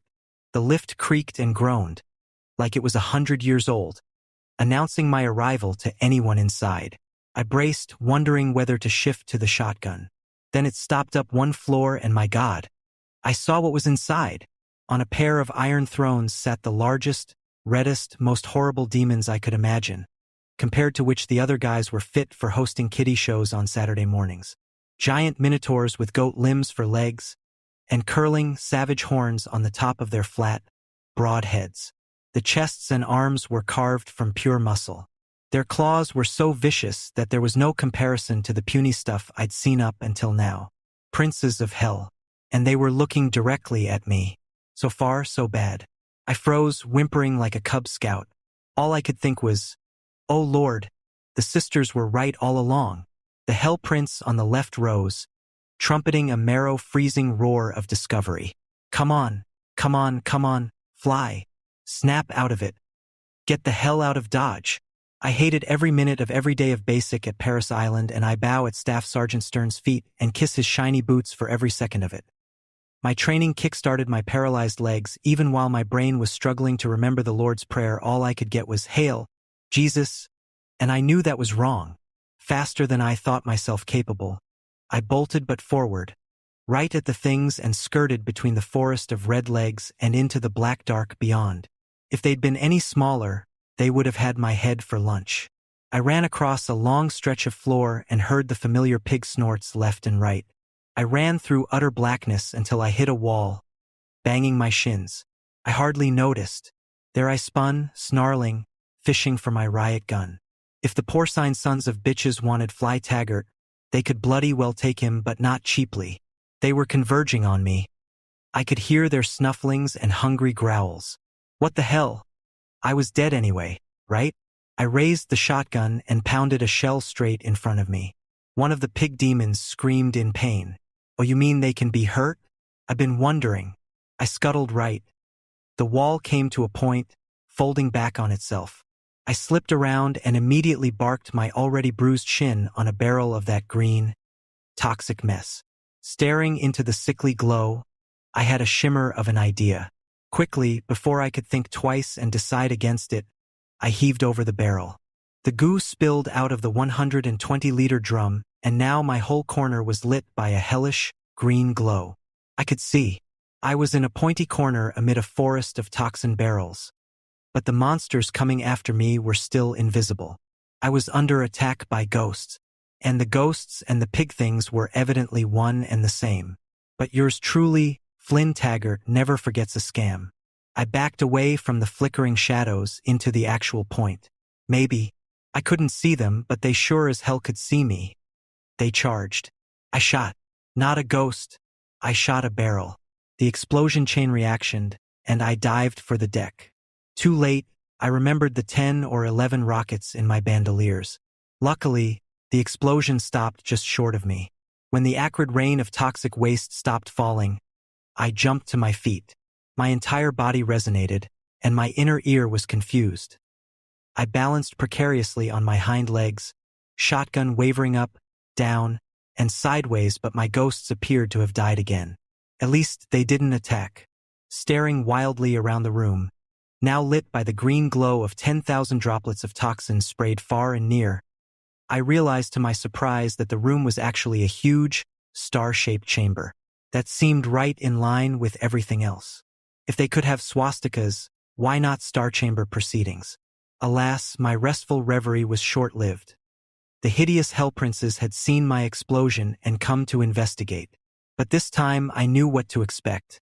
Nuns or no nuns, I told myself over and over that these were alien life forms, not demons. They couldn't be real demons, could they? Hell was a myth, wasn't it? I raised my rocket launcher and let the first hell prince have it at 40 meters. The blast blew the motherless bastard backward, but it got to its feet. I couldn't believe it. I fired a second time, pack-loaded with one smooth move, and shot a third rocket. The giant got up again, and now it was joined by its comrade. This was not going according to plan. They pointed their clawed hands at me, but instead of the usual balls of flaming snot, these demons fired green energy pulses out of wrist launchers. I hugged the dirt as the stuff crackled over my head and made every hair on my head stand on end. Not very demonic, but pretty damned deadly. My turn again. In desperation, I pumped rocket number 4 at the first hell prince, and at last it seemed to do some damage. It got to its feet slowly and seemed confused about where I was. There was no reason to even try bothering the new one if I couldn't find out what repeated hammering did to the first minotaur. Yeah, minotaurs. They weren't demons. That Greek, Theseus, killed one. Reload, rocket 5, and finally that did the trick. Number 1 went down and didn't get up again. But with behavior I was starting to expect from all godless creators, it reached up a clawed hand and grabbed the other hell prince. Number 2 struggled to free itself, and I seized my opportunity. Screaming like a banshee, I charged to just out of range of its reach. Enraged, it slashed furiously. But my prayers were answered, and it was too mad to think of shooting energy bolts. I leaned in to shove the launcher right down the creature's enormous, howling mouth. And fly let fly. I won't even try to describe its breath. The minotaur swallowed the little rocket, about the relative size of a multivitamin, and was literally blown away. I was knocked silly by the blast at such close proximity. I came to, surprised to be coming to. Losing consciousness in a place like this seemed like a one-way ticket to oblivion. I was lying on the floor of the same enormous, star-shaped chamber. But the walls had fallen, crumbling into constituent bricks outside, leaving the way clear to the outside. That whole concept of outside bothered me. Why wasn't I a corpse side? floating in space. There was air to breathe. There was an overcast sky to watch, complete with low-hanging clouds. Dark clouds before a storm. Wherever I was, it sure as hell wasn't Phobos. I found a platform behind the building. There was a switch. I pressed it and watched a stairway slowly rise. What hell? Archie, what hell? I walked up the stairs. At the very top was a gate, a working gate. It was marked by a flickering symbol that gave me a splitting headache when I tried to concentrate on the design. I approached it, eyes averted. And damn me if there wasn't Arlene Sanders' last mark, right next to the gate, pointing directly at the symbol. She'd written a single word, out? I didn't know, but I didn't hesitate a moment. If that were the way Arlene went, then that was where I was going. Without a glance back, I stepped aboard. Chapter 15. Time had no meaning for Fly Taggart, the memory of being Fly Taggart. He had no body but retained a consciousness somehow, somewhere. A sense of motion, but that might only be another memory. Remembering a hand created a hand. Remembering a foot resulted in the sensation of a foot, a painful sensation from where his ankle had been bruised. Memory of a backache condensed into a patch of flesh and blood that was a back. Memory of breath turned emptiness into a pair of lungs. Recollections of hot days on a summer beach left their imprint on a forehead slick with sweat. Then he had a whole body, floating in a warm current of air slowly cooling. An upside-down vertigo turning his stomach, which meant he had a stomach. The fall wasn't long, and he skinned his knees on a hard metal surface before falling forward on his face. The air was cold. He blinked eyes in an aching head. He couldn't see anything but white and red spots chasing each other across a field of darkness. The man panicked at the thought that he'd been blinded. But gradually vision returned. There wasn't much worth seeing. The light was dim. He wanted to breathe fresh air again, as he had before stepping on the platform. He'd been breathing the stale air of spaceships and the Mars station and the Phobos installations for so long he'd almost forgotten what fresh air was like. Even if it had been fake, he wanted it again. But when he filled his lungs, it was that disgusting sour lemon smell he had first noticed when he killed his first zombie. He was a man again, but he didn't want to be back in hell. Yet he had traveled somewhere, hadn't he? He felt he'd come a very long way just to reach I didn't know where I was. Instinctively, I reached with my left hand for the machine pistol, the weapon I could most quickly bring into play. My hand slapped bare flesh. There was nothing on my chest but air. I looked down and saw that I was naked. Jesus and Mother Mary. And after all that work, gather ing shotgun, sig cow and rocket launcher. Having lost my clothes during the strange journey didn't bother me, except for the drop in temperature. But I didn't want to turn into dead meat because I didn't have weapons. A naked man is an unarmed man. I wasn't going to waste another second before reconnoitering. If there were monsters anywhere near here, then I had to get my hands on a firearm right away. The sour lemon smell was a dead giveaway. Zombies lurked somewhere in the shadows. I'd come through a gateway with nothing but my body, but at least I was breathing. I wanted to keep it that way. The gravity was Earth normal. As my eyes adjusted to dim light, I saw I was in an oblong, rectangular building. Having had the experience of being outside before the transfer, I didn't look forward to roaming corridors again. I almost hated that idea more than the prospect of fighting monsters. Suddenly, it didn't feel merely cool any longer. It had gotten downright cold. Being stark naked presented other problems.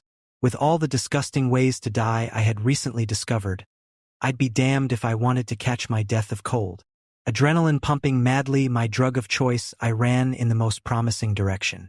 A red light pulsed dimly in the shadows directly ahead, and the flat, slap ping sound of bare feet against the metal floor seemed almost as loud as my boots had earlier. If this setup were anything like the one I'd left, I actually wanted to find a zombie. Alive or dead, they were armed with what I needed, and a lot easier to deal with than the Spinies or ghosts. I found the source of the red light. An entire wall emitted crimson illumination. At the bottom was an inverted cross cutout, just big enough to serve as a doorway. It was directly in line with a square platform on the ground. The platform was red, too. The symbolism was blasphemy. Anyone walking through the doorway would have the privilege of being crucified. The religious imagery was starting to piss me off, Whoever or whatever was behind this had learned things about human psychology that I preferred it not know. I slipped through, feeling dirty and corrupted. I felt an unholy chill as I walked through the inverted cross in the red wall, the color of communion wine, the color of blood from fallen comrades. How right I was to think of buddies lost in battle. Directly on the other side of the opening was the dead body of a UAC technician locked in mortal embrace with a soldier I recognized from Fox Company. I wasn't likely to forget Ordover, the youngest kid in the outfit. We'd bagged on him something fierce. He was patriotic to the core and easy to rag. As I looked at the remains of this friendly private, the boyish face that hadn't been altered even in death, I regretted the times I'd helped get him drunk. Finding out that Johnny enjoyed singing old ballads, badly off-key, when he was honed and capped was too much temptation. I thought that was as funny as everyone else did. "Sorry, kid?" I muttered to his corpse, relieved that at least he'd received the gift of a clean death. He hadn't been reworked. Now it was Johnny's turn to provide Fly Taggart with a piece of serious artillery. He was lying on top of a sig cow with a 50-round magazine. Thanks to him, I might still be a naked savage, but I was back in the game. I was a Marine once more. As I examined my surroundings, I had the feeling I'd been dropped into a giant warehouse. There were huge boxes or crates all over the place with UAC stenciled on them. I began to explore and noticed a red, glowing square that emitted a curious heat. I avoided it for the moment, welcome though the heat would be.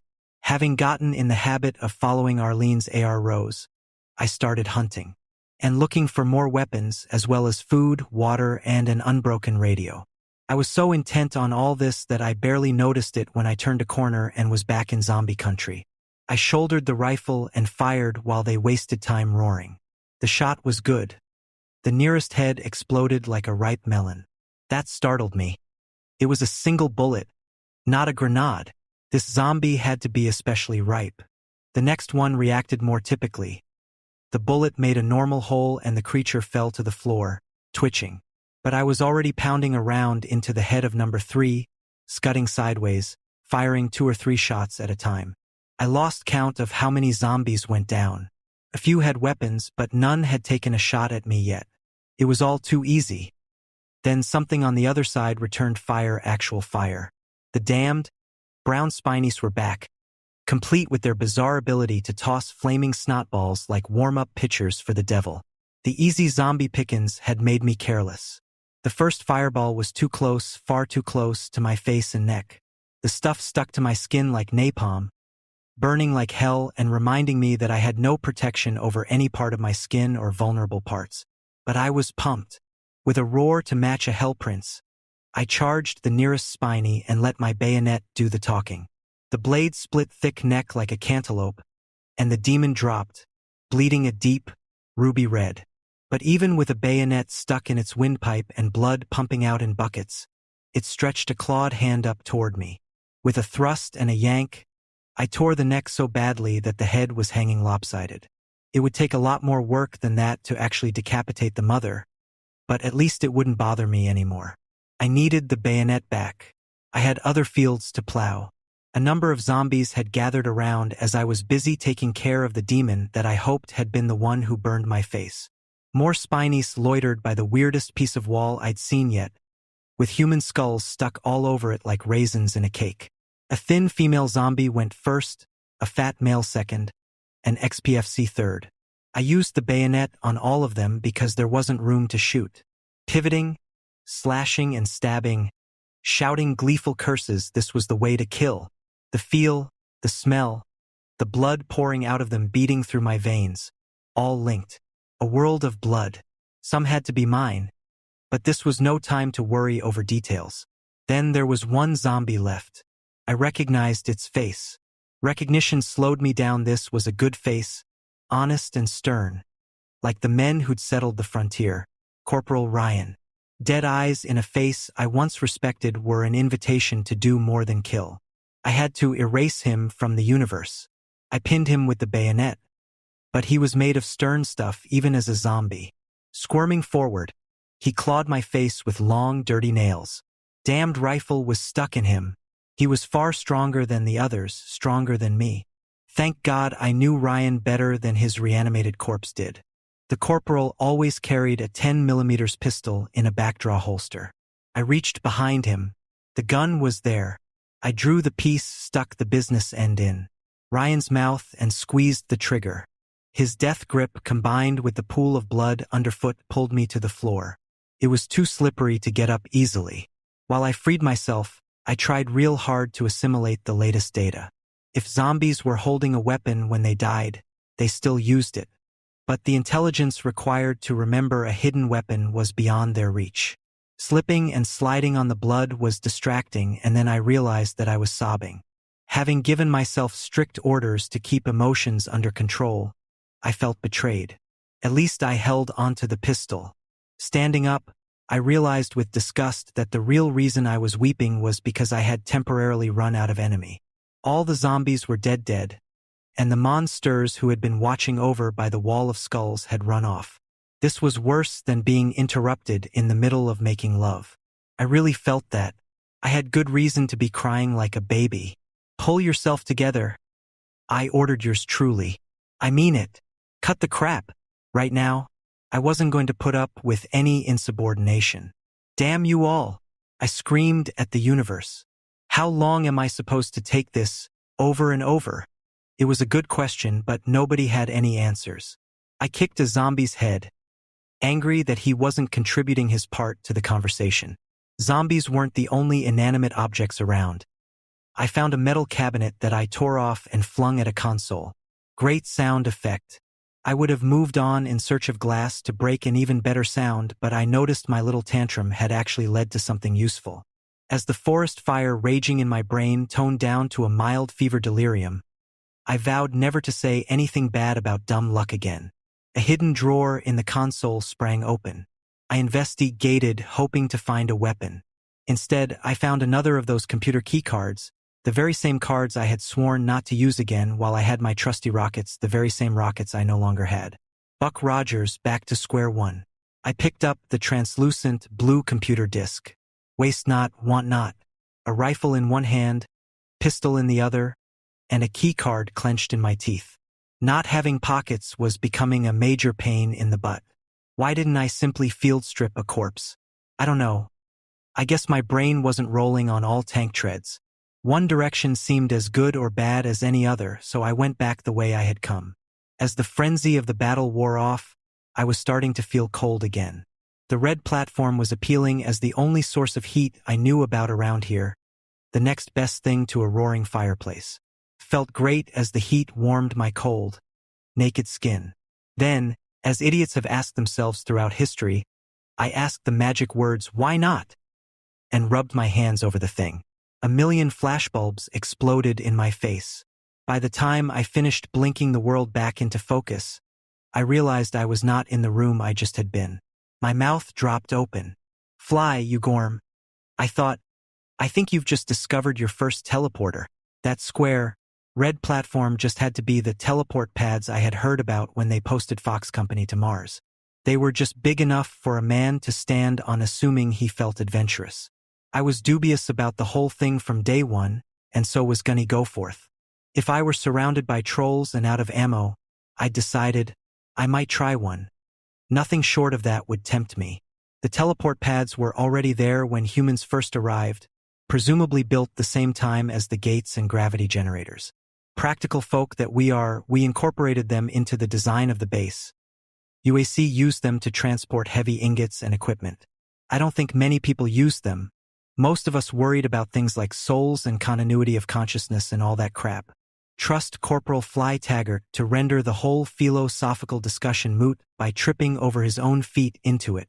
As I stared stupidly at my new surroundings, a swarm of zombies poured around the corner. As the first one fired a round that took me in the shoulder, several thoughts whizzed through my mind. First, as I fell to the floor, I thought of writing up the careless dolt who'd triggered a teleporter by sticking his paws where they weren't supposed to be. The second thought, as I rolled onto my back, was more ironic. Moments before, I'd been unhappy over running out of zombies. My third thought, as I sat up, stunned, was, I'm shot. My sig cow was out of reach.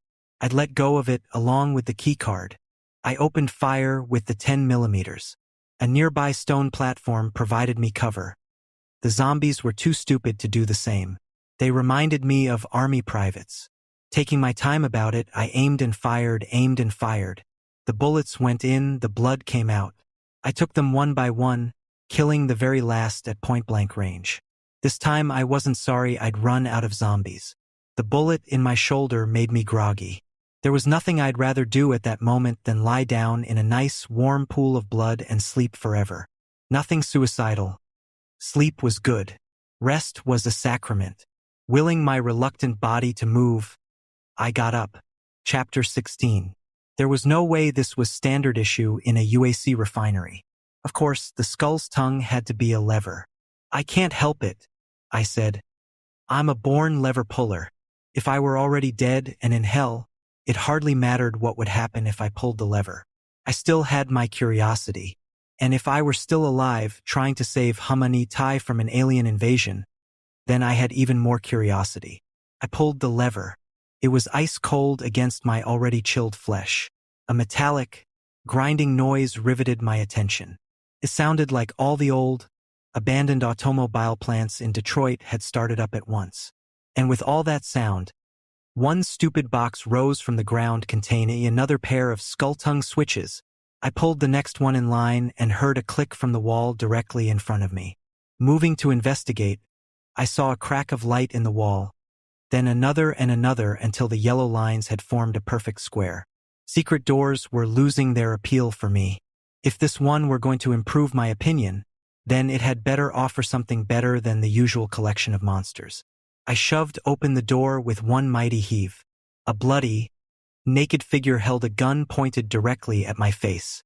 By reflex, I shoved my own piece right between its eyes. Drop the gun. Drop the freaking gun. Put it down. I swear to God I'll blow your fool head. Where I can see them. Put your hands up. And don't move or ground. On the ground, move. Her eyes were alive. And she spoke words.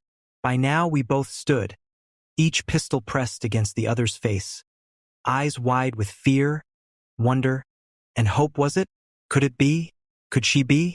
Shouting at the top of our voices in pain, rage, and desperate need. My hammer was cocked, but my finger outside the trigger guard. I had just begun to suspect, Something clicked in my brain. The penny dropped. I recognized the bloody, disheveled, pallid creature. I wanted to say her name, but I couldn't. We were each locked in a perimeter of silence, holding a gun against each other's face, doubts and paranoia having the only voice. One of us would have to say something. She went first. Drop the friggin' gun. The command came from a lifetime of giving not an inch or trusting without 2 forms of picture ID, and that had been back on Earth. She'd worked hard. Her every friendship based on a sense of honor. She'd kicked her way onto the Mars mission. And this is what she'd found. But she'd survived. And I'd survived. She'd kept me alive with every AS and arrow. And maybe her fantasy that I'd come after her kept her alive. Why else use our private code? A link between just the two of us? But now there was no room for sentiment, only for certainty. You are a dead man if you do not drop the freaking gun now. Oops. My arm and hand had been through too much to even consider it. My body was wired for instant responses. The same as her body if she were still the old Arlene. The only reason I hadn't blown her away automatically was the time spent praying she was alive, and a willingness to take a risk right now that she wasn't really a zombie. No zombie had ever spoken before, and somehow, covered with mud and gore, she looked too damn bad to be a zombie. Only the living could look that fried. Arlene, your ass is mine, I replied. I've had the drop on you since. I opened the damn door. Zombies didn't talk that way either.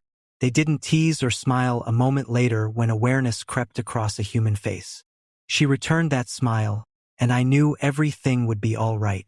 Your finger wasn't even on the trigger, big guy. I'd have blown you away before you fumbled around and found it. She was wounded, disheveled, filthy, terrified, naked and totally alive. You're alive, I shouted. No, really? She shouted back. We slowly lowered our weapons simultaneously, mere roar images of each other. Grinning, staring me up and down, she commented, "Nice fashion statement. I'd forgotten I was buck naked." My damned reflexes insisted on embarrassing me, and I reflexively covered myself. Well, I guess it was one more proof I was still fully human. I doubt that zombies are modest.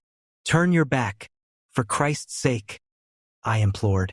"I will not," she answered, eyes roving where they shouldn't. "You're the first decent thing I've seen since this creep show began." Arlene could dish out a hard time when she wanted. I decided to get dressed, and finally I noticed the corpses and stripped one. She reached out a hand. "No, Fly, don't put those on yet. Please." My right foot was halfway into a boot far too small to fit. It stretched, conforming to the size of my foot. One size truly fits all. Arlene turned as red as the crimson wall. "Jesus, I'm sorry, Fly. You're my buddy. I shouldn't have made you uncomfortable. Forgive me?" She finally got the idea. There were plenty of corpses around with uniforms waiting to be stripped. I watched her from the corner of my eye as she followed my example. The best aspect of these form-fitting uniforms was the way they conformed to every contour of the human body. She looked just as good in clothes.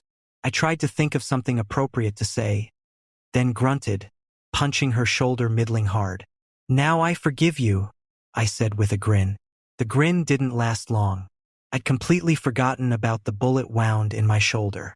The pain finally caught up with me as the adrenaline wore off. "Geez, that looks bad," she said. "Maybe there's some medikits around here.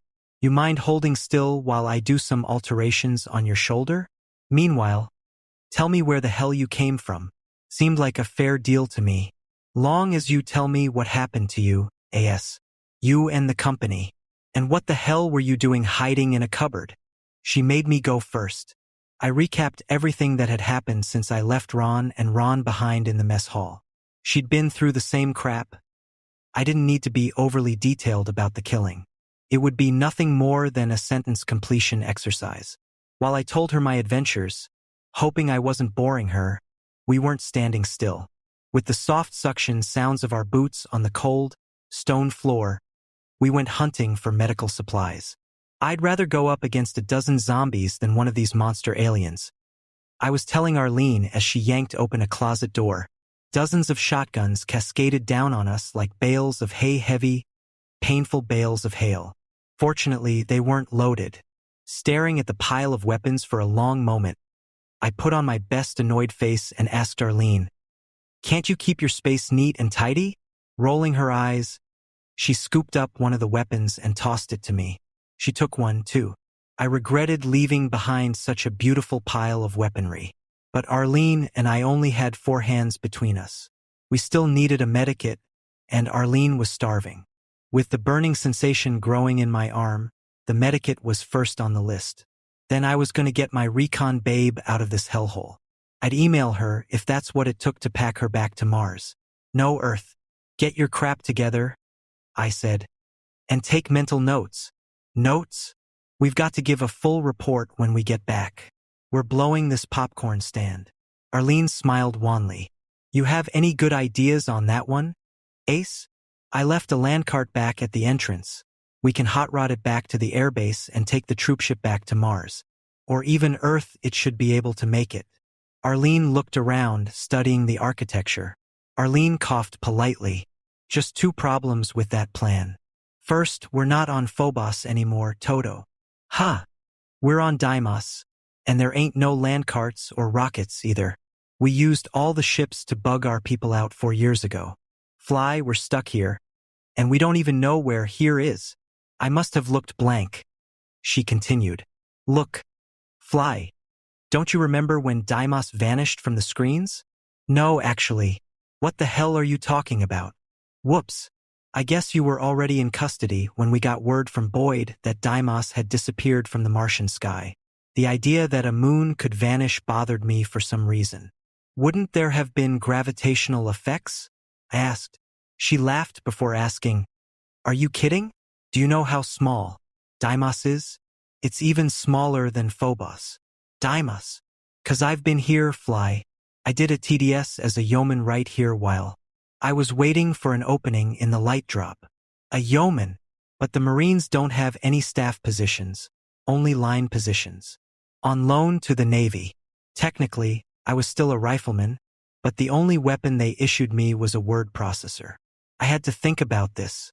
The implications were definitely bad. And the image of Arlene Sanders as a secretary was astonishing. I looked up.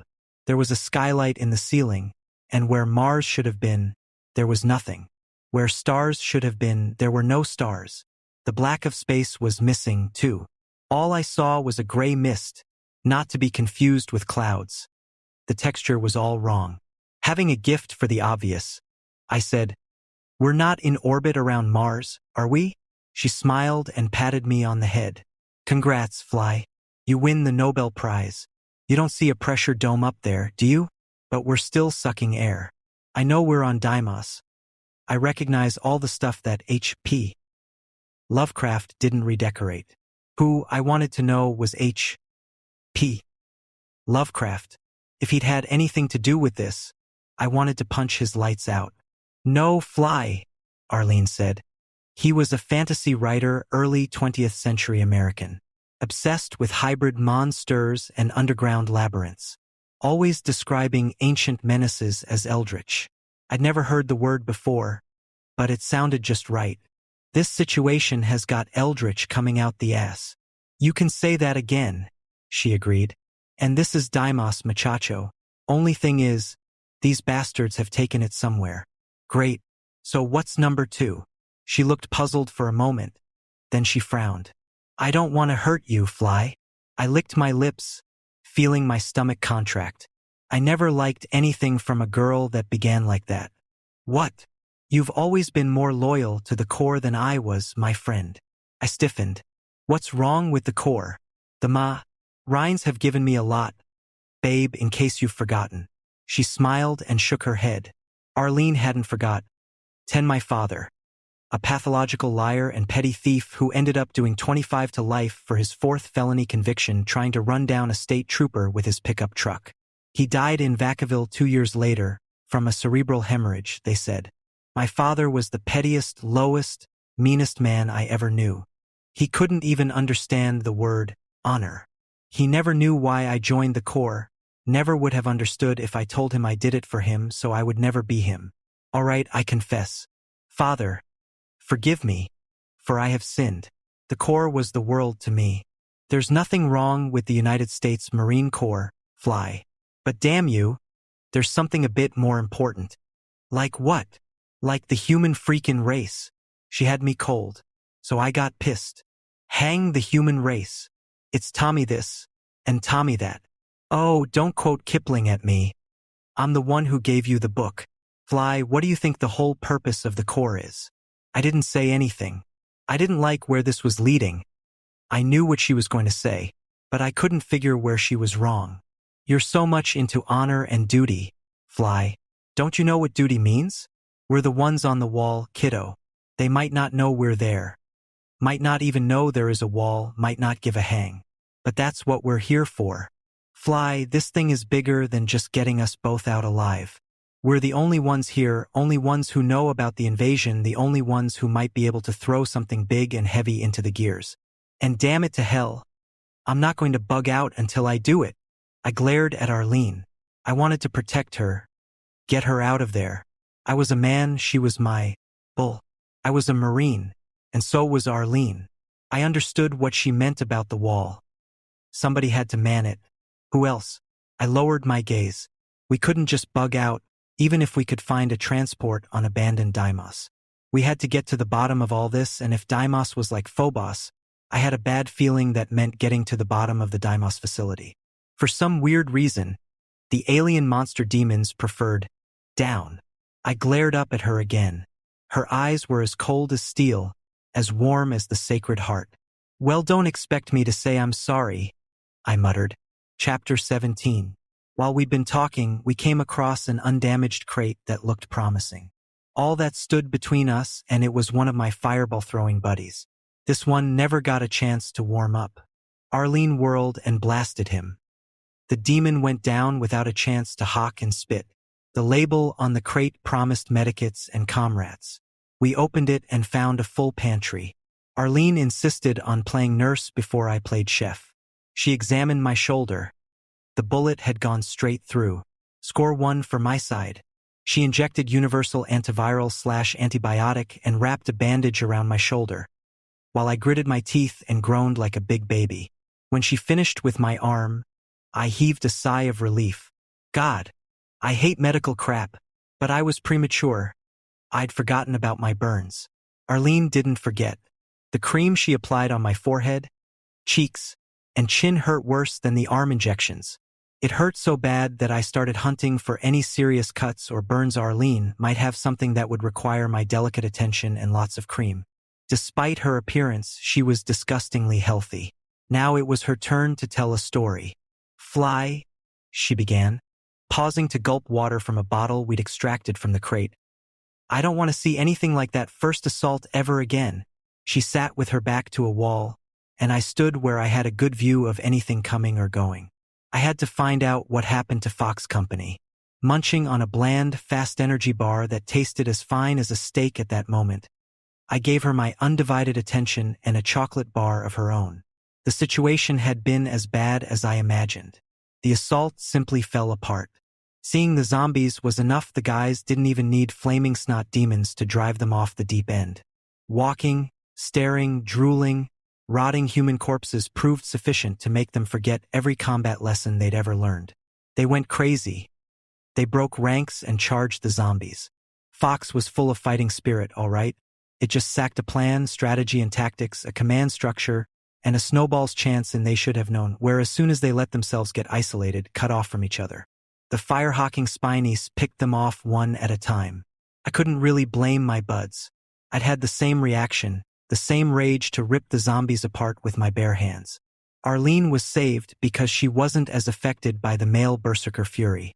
It must be a male thing. Testosterone, maybe? Jesus, did that sour lemon odor actually stimulate a testosterone and adrenal rush overdose? Then again, she might simply have had better self-control than a guy. I interrupted to say, "You're a better man than I am, Arlene." "Shush, Fly, if you want to hear the rest of this." I shushed. "I found a cupboard and hid out," she continued. "I could hear them moving just beyond the door. Sometimes hearing is worse than seeing." I nodded at the truth of that observation. "Like this ugly demon," I said, kicking the brown hide of the creature she'd dispatched. "They hiss like giant serpents. Scares the piss out of you in the dark." She laughed. "I wouldn't call that a demon. I've seen some others that more deserve the name." "Yeah," I agreed, remembering the minotaurs. "I guess those hell princes you warned me about with your skull and crossbones are a more traditional demon design." "I wouldn't know," she said. "I never saw them." "You're talking about the pentagram room. You didn't see them?" "I put one foot into that room and heard one of them scream. I guess it saw me, but I didn't stick around to see it." "What do they look like?" 8 feet tall, bright, flaming red, with goat legs and huge horns. They fire some sort of electrical ball lightning from wrist launchers." She shook her head. "Nasty. But the thing I call a demon is a huge, bloated, pink thing with tusks. Maybe we should call it a pinky?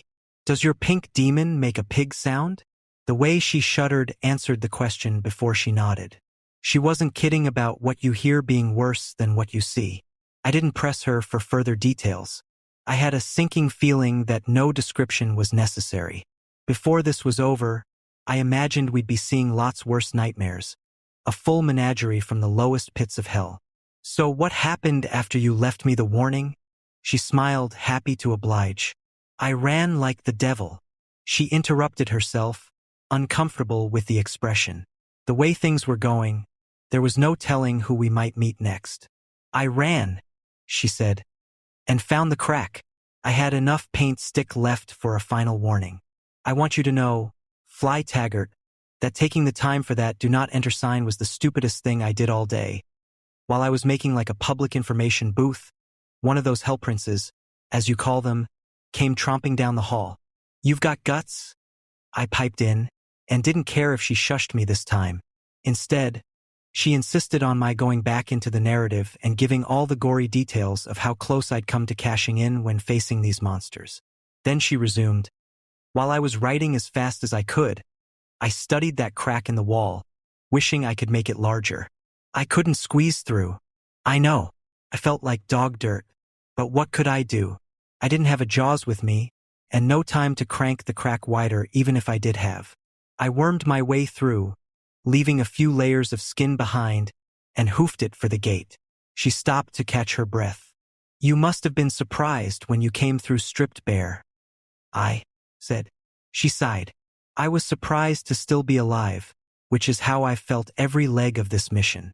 There was a corpse reception committee waiting at the other end, but at least they weren't zombies. While I picked my way through all those bodies, a metric ton of zombies started teleporting in. There were too many of them to handle, so I dived into that secret cupboard you found and somebody pressed a switch, and the freaking door slammed shut.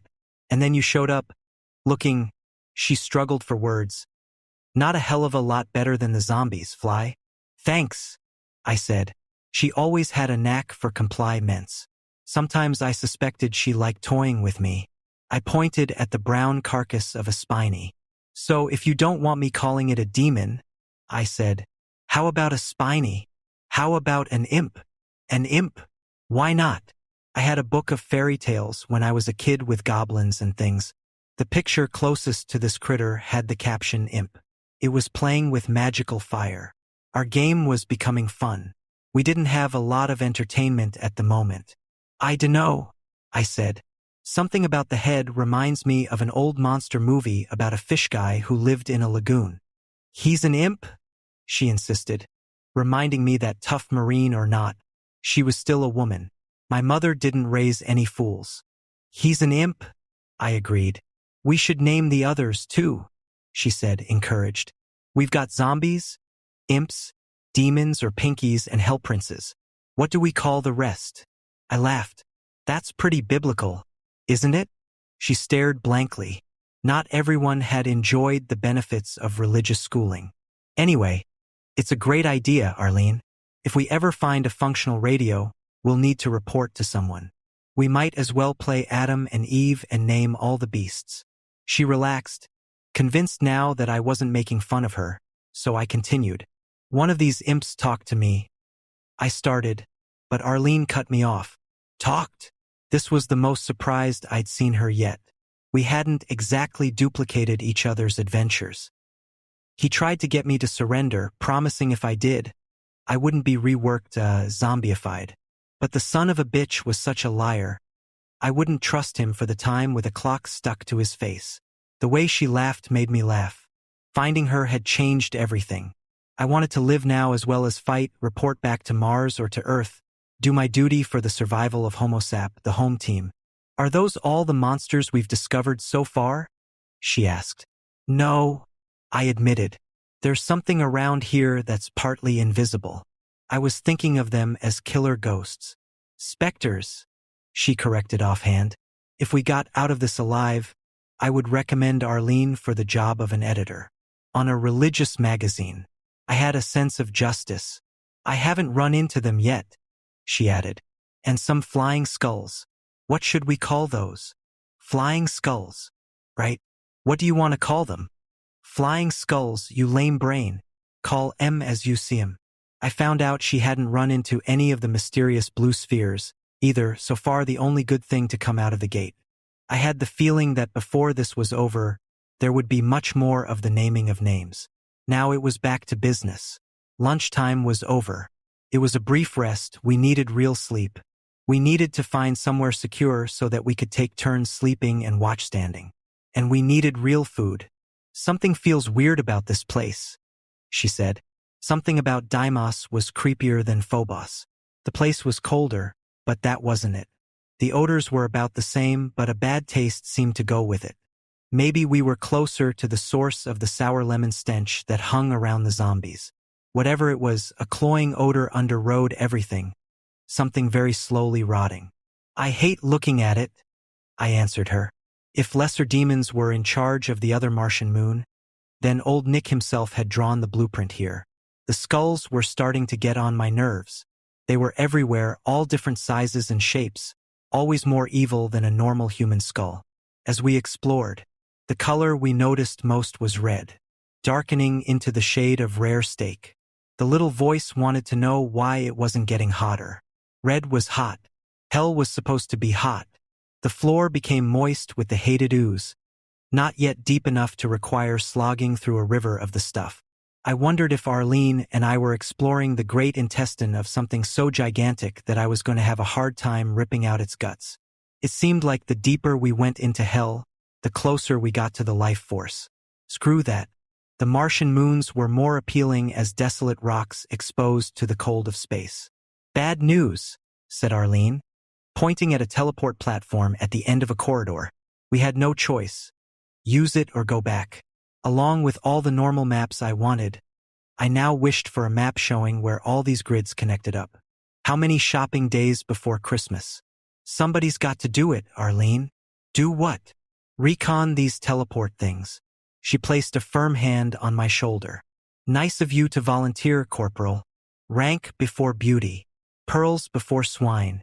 I was about to delegate PFC. I looked around. The layout's different here than on Phobos. Looking back, I observed the vista of emptiness we had walked through to get to this point. I had the feeling that the walls were squirming when I didn't look at them. More dead ends. I don't like jumping into a fire when I'm getting fat and happy in the frying pan. But we're humanity's vanguard, right? It sounded sarcastic, but I didn't mean it to be. We've got to find out what's happened and communicate with someone up the chain. Whenever Arlene smiled, it felt warmer, nicer, than when we'd just been pawing around. War brings out something good in a certain kind of person. Didn't know about me, but I was sure about Arlene. Besides, she elaborated, best way to stay alive is to be on the offense. I'm coming right behind you. There was no one I'd rather have backing me up. Give me 30 seconds. They wouldn't be my famous last words, I hoped. The teleporter sensation, now that I was ready for it, was similar to the gate, but quicker, less disorienting. My clothes stayed on and the weapons didn't disappear. I was ready to secure the beachhead. I'd arrived on a platform virtually identical to the one at point of departure. I should have jumped off right away, but I was distracted by the sound of heavy pile drivers, coming closer and closer. Jesus and Mary, I realized, their footsteps. Chapter 18. Abruptly, I remembered where I stood. I leapt off the platform just in time. Arlene had counted the full 30 seconds before following. Clear? She asked as she sparkled into view. No, I answered. Listen to that. Light as a cat. She pounced down beside me. The thudding sound wasn't getting any softer. Poke your head around the corner, she suggested. I have a pretty good idea what's making all that racket. We took our time approaching the corner. Arlene gestured that she would go first. I don't argue with a lady. When she glanced back at me, her face was stern. You've been wondering what I call a demon, she said. So take a good look. I did. And as Gunny Goforth might have said, she wasn't just a whistlin' Dixie. A whole box of demons marched around atop a 2-story platform that looked as though it might lower any moment. One of the pinkies started making those pig sounds I found so disgusting. But as I paid close attention to the anatomical details of this thing, I decided the porker. Anti-Defamation League might disagree with my description. These monsters were the most massively concentrated collections of muscle power in the whole zoo. They were about 6 feet tall, with mouths that looked like they could swallow Cleveland and probably had. They were demons, all right. She had me there.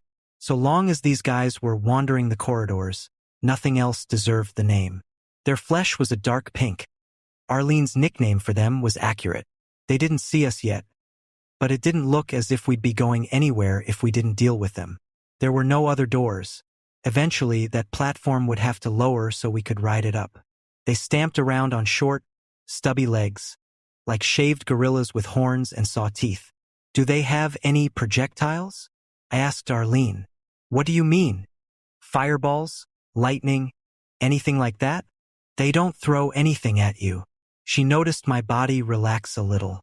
Don't let it fool you, she warned. They're deadly if you get anywhere near them. Can we pop them from down here? I asked. Not likely. You need concentrated force like a .458 Weatherby or a 12 gauge at 10 feet. I saw an imp go after a demon, and the pinky took 3 fireballs in the face and swallowed the imp whole. It burped out the bloody spines. Data point. Imps and demons, like imps and zombies, don't get along. Fly. If we're going to progress, we've got to lower that platform. There's no other way to kill them with what we've got. I noticed I'd been leaning against something hard and metallic. It was another skull switch just begging to be flicked. I started reaching for it, but Arlene butted my hand away with her shotgun. That hurt. You don't know what that's going to do, she protested. I can't help it, I'm a born lever puller. I flicked the tongue. With a loud groan, the platform lowered like an elevator. The demons wandered off. They snuffled their pig snouts and evidently scented us, for they made a beeline. As they came for us, we scut back around the corner. The demons didn't seem able to run, but they could power walk with that thud-thud-thud pounding through our skulls. Arlene and I both had shotguns and a serious attitude problem toward demons. I found their open mouths an irresistible target. The first one ate my powder, and the back of its head opened up like a watermelon. There is always something to say for close range. Arlene took hers out with a well-placed blast to the chest. If we were acting like a team with our backs to the wall, the pinkies were dying as individuals, marching forward 2 abreast to receive their quota of shotgun death. The corpses piled up, providing sufficient time for us to reload and do it again.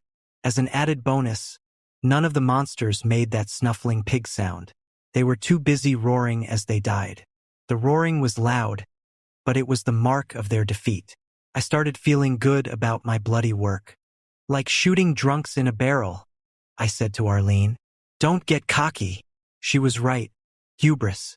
The ranks of the enemy finally diminished. We'd stumbled into a finite number and we were using up our demons fast. About as fast as our shotgun shells.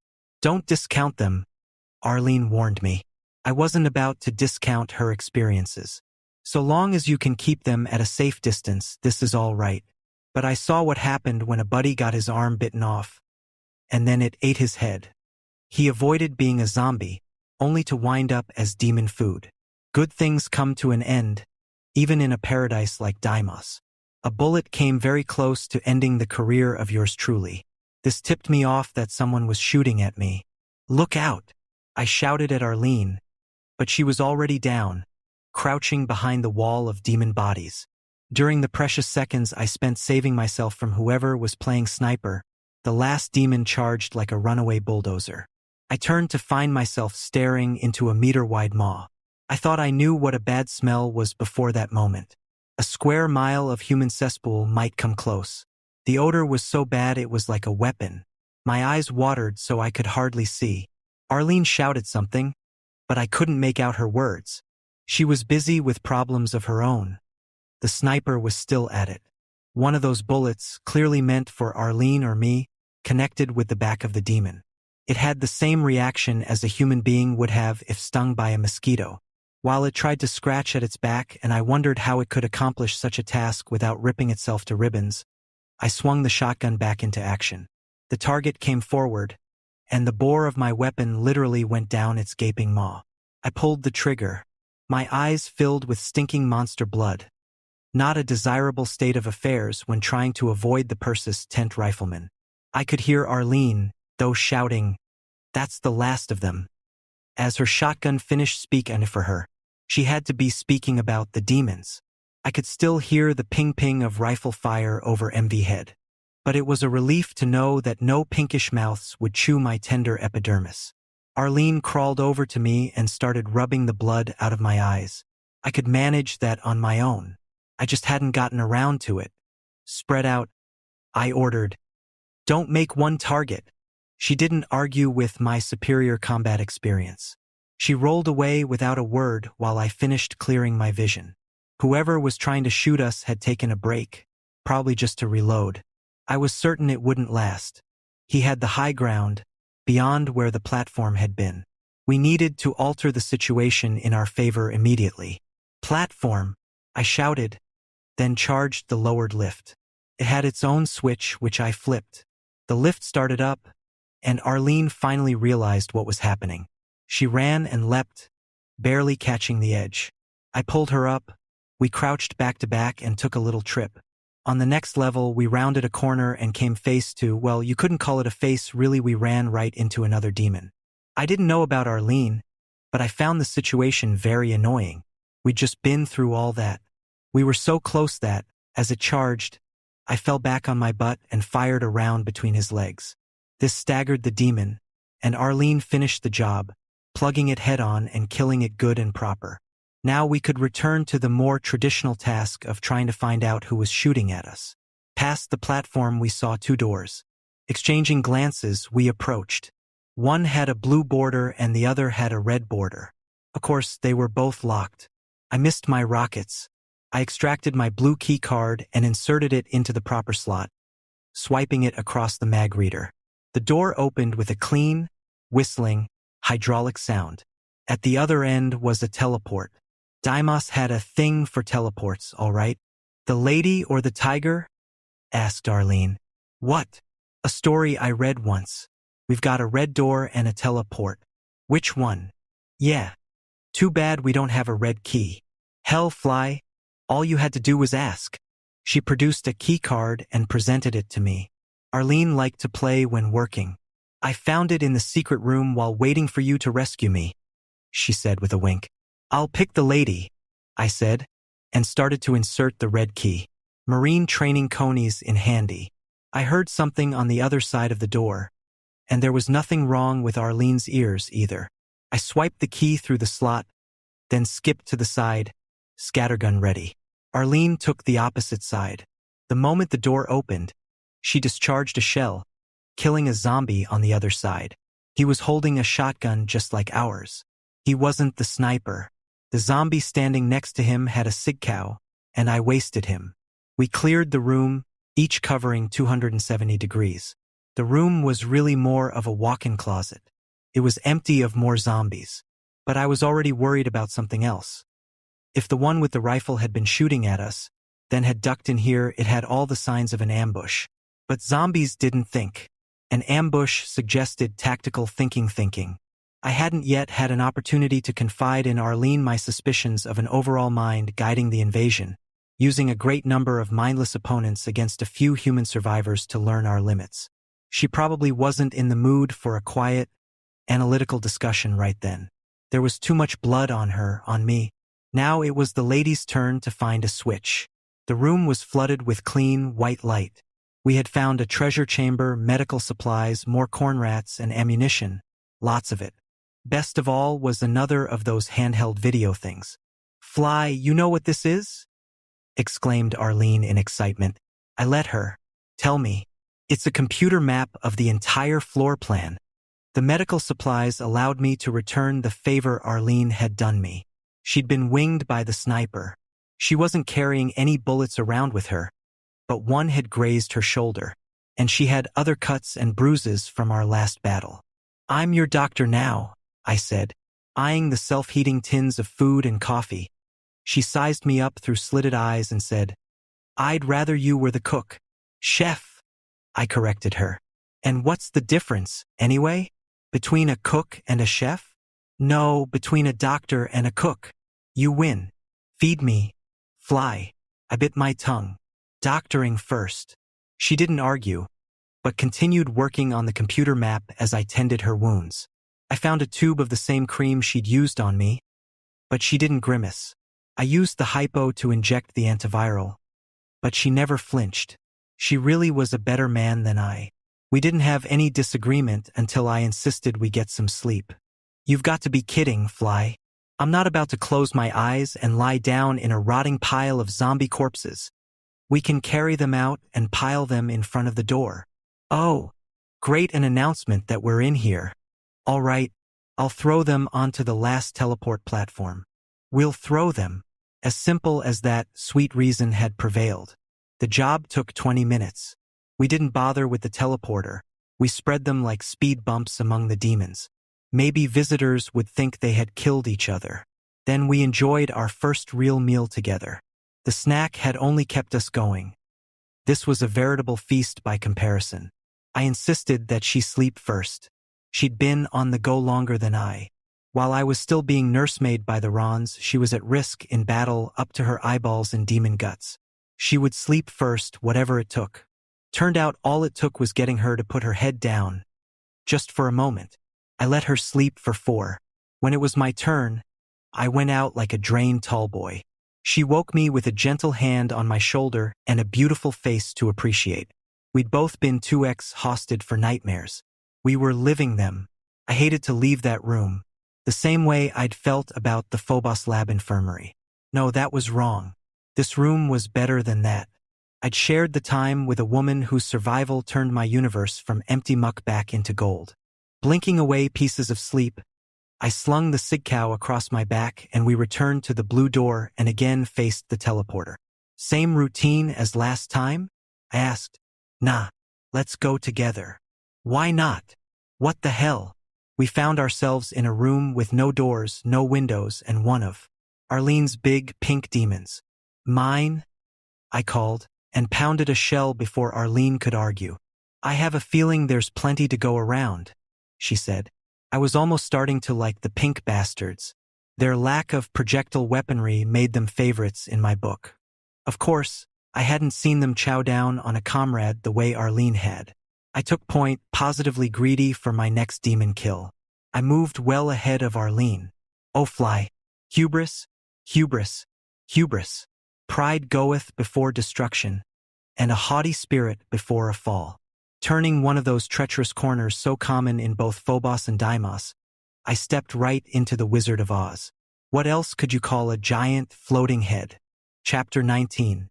This head wasn't handsome enough to be a movie star. Its grotesque skin was made of millions of squirming, knotted, blood-red worms stretched over a huge, inflated balloon. For an instant I thought of the floating blue sphere. Staring into the single red eye of this floating pumpkin with a tube for a mouth, I doubted it would make me feel like 1,000,000 years old. Maybe. I dived sideways as the pumpkin spit a ball of lightning out the tube mouth, burning my scalp and hair as it sailed past. It exploded against the wall, producing 1,000,000 slivers of blue flickering electricity that had every hair on any part of my body standing at attention. Mary, Mother of God, I cried. Another one that shoots stuff. I ran back toward Arlene, shouting, Run, run, run.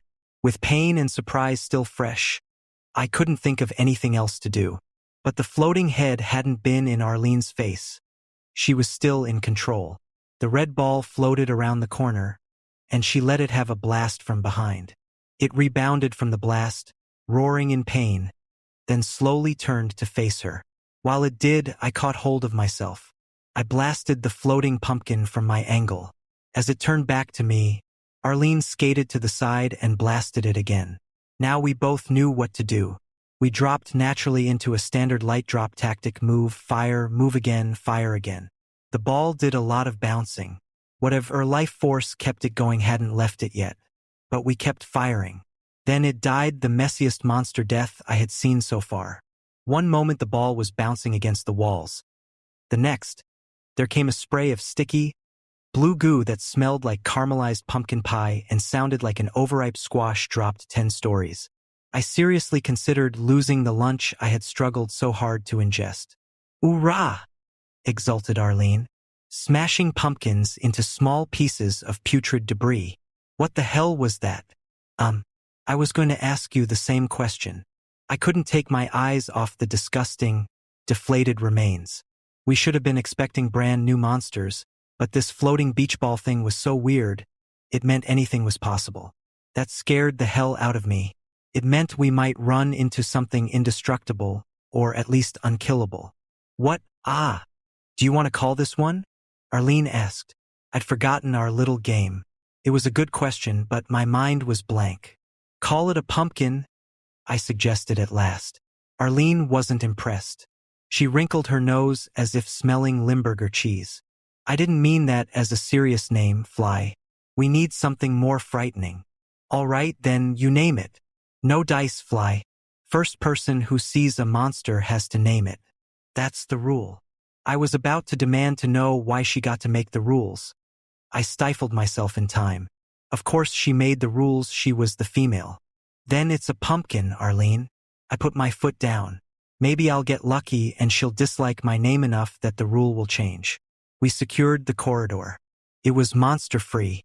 It wasn't ooze-free, but the stuff didn't look deep until pretty far along. Ahead lay a small ocean of the stuff with an exit at the other end. Best way to get through shallow goo is jogging, she said. Eats away your boots, but you last longer. Sure beats swimming in it, I agreed. Don't be silly. That would kill you. I made a mental note to brag to Arlene about my swim. I searched the immediate vicinity for any life-giving blue spheres, but we were alone in the sea of green. So what does your computer map say? Arlene zoomed the room we were in, and we noticed a couple of switches and a teleporter. We threw the first switch, and stairs slid into view like shark fins rising from a tranquil sea. We hoofed it to the next switch, then went straight to the teleporter. We did not pass Geo, we did not collect 200 monsters. My turn to go first, she declared. I knew better than to argue. I'll count to 30. Her trim form faded from view, and I started the count. 28, 29, 30. Weapon up, I followed, ready for almost anything except what I actually saw. A whole bank of shiny, new, undamaged radios. Bank is open, said Arlene. I guess they missed this room, I said, checking the corners for possible ambush. There was nowhere to hide, and we seemed to be alone. But I didn't let down my guard. The invisible ghosts were reason enough not to completely trust the old eyeballs. Arlene fired up one of the radios, then whooped for joy when it hummed and came online. But no matter what frequency she typed, we heard nothing but crashing ocean static. Arlene took her time, running carefully by 5 MHz, jumps up the entire spectrum. Then she tried the same procedure with different radios. The results were the same. Fly, this doesn't make sense, she said finally. They couldn't be blocking the signal somehow? I asked. These antennas stick half a kilometer off the surface of Deimos. Whatever's blanking the signal must be enveloping the entire moon. Time to put on the thinking cap. I even paced. Arlene, I said at last. Every radio I came across on Phobos was smashed. Same with me. Now here is a vitally important communications room that they couldn't possibly miss. You're assuming an intelligent enemy here, she said. There has to be, Arlene. Phobos and Deimos are part of the same invasion. Why leave this room intact, but not the ones on Phobos? Fly, Deimos was abandoned 4 years ago. I was present when the Marines picked up everything and left. Budget cuts, reduction in force, and a lack of tactical imagination sent us packing. I nodded, sitting on the floor with my back to the wall, at an angle where I had an unobstructed view of the door. A big mistake, I said. She was on a roll. What if the aliens invaded back then? Or some time ago, weeks, months, or longer? They could take their time spreading through the facility, and there'd be no reason to smash the radios here on alien-controlled Deimos. We listened to the symphony of white noise. So why can't we reach anyone now, Arlene? When enough crazy stuff happens all at once, the imagination is free to float off like that damned pumpkin. I didn't know if it was inspiration or not, but I asked the trillion-dollar question, maybe Deimos is no longer in orbit around Mars? I was so used to the way she liked to watch me through slitted eyes that when she stared at me wide-eyed, she looked like a different person. I never thought of that, she said. It would explain Deimos vanishing from the screens. I just assumed it was destroyed somehow. Having started down the twisting path, I ran to keep up. You said Deimos is so small that gravitational effects are negligible. It's more like a giant spaceship than a planet. We stared at each other. Inspiration can be catching. But how do you remove an entire moon instantaneously? She mused. Even one as small as Deimos. I don't spend all my time on target practice and working out. Sometimes, I read, by shifting it into a different dimension? She smiled. Fly, you've been watching too many sci-fi tridios. I don't know about that AS. But special FX will never be convincing again after facing the real thing. What makes you think we'll ever see another movie? Neither of us spoke for a bit. Then Arlene continued. So suppose they've turned Deimos into a giant spaceship, she said. Where would they be taking us? Back to their home world. With us as prime specimens? I said, not feeling the least bit comfortable about the idea. Whatever the destination, I've got a bad feeling about this. Any destination is probably bad for us, she agreed. We could be in some kind of artificial wormhole on the way to hell. As if this weren't hell already. Besides, I'm not religious, Fly. I didn't go to any parochial school. My mind's eye conjured up old images from the chapel of Mary and Martha. Sister Lucrezia, who taught us Dante's Inferno, acted as if she'd just returned from a special tourist class trip through the infernal regions and couldn't wait to share her bad news for modern man. One July weekend at St. Malachi summer camp, I saw her in full regalia, standing up in a rowboat and pushing off from the dock with a long oar. I thought I'd seen a vision of Sharon the boatman, ferrying lost souls across the river Styx. I doubt any monster here could beat her out for the job. I was half convinced I was already on a one-way trip to the real place. But the idea that Arlene was coming along drove me mad with anger. I wasn't about to let one stinking demon claw touch that noble soul of hers. Arlene stood up from the useless radios. I've been trying to get a fix on the enemy, some handle, but all I'm doing is drawing blanks. I've had the experience of running down corridors before, she confided. With dozens of armed men out for my blood. Sometimes your best chance for survival is to go right into the rooms and corridors they hold and destroy whatever they came for. We made our way into the embassy vault and burned all our important documents, and the KPLA left. You know what I'm talking about. I'm glad you got out of there, ass. It was a real hellhole. Yeah. I wouldn't miss this hell pit for the world. I stared at the radios myself. Yep, that's a radio, all right, I thought, which is about as far as my education in electronic communications gear went. Why on earth on Deimos would the Corps give up such a strategic position as this station? By executive order number whatever, the Marines had military jurisdiction on all extraterrestrial planetary surfaces. The Navy had deep space. The Air Force had atmospheric, and the Army had Earth itself. Mars, Phobos, and Deimos were surely ours to the bone. The only reason I could imagine us giving it up was if the other services conspired to cut our space ops budget with pretty disastrous consequences. Wonder if anybody felt shame about that, or would if we lived to tell anyone. Round of ammo for your thoughts, she said. Nothing important. Politics back on the old home planet. At least there's no politics here, unless you count that swastika. You saw it too? I was beginning to wonder if I dreamed that damned crooked cross. That's not politics. It's a bad joke. You think they put it there to scare us, huh? The way they rework the physical buildings gives me the creeps. Nothing from Earth scares me after what I've seen, Arlene. What's next? A hammer and sickle. A what? Never mind. You're too young to remember. I'll make you a bet that we don't find any other symbols from the home planet. We shook hands. You'll lose, she said. You are thinking too much about politics. I win if we find any symbols, including religious symbols, and there've been plenty enough of those. Damn, you're right. I lose. All the Satan stuff. Corporal. Now it was my turn to grin. Well, Arlene, if you are going to lose a bet, it's good to find out before you set the amount. She gave me a playful punch in the shoulder. We started out while I massaged the numbness out of my arm. At the next inverted cross we passed, I'd pay anything she wanted. Within reason. Chapter 20. The video map showed us how to get to the central elevator for all of the Deimos installation. We were very near.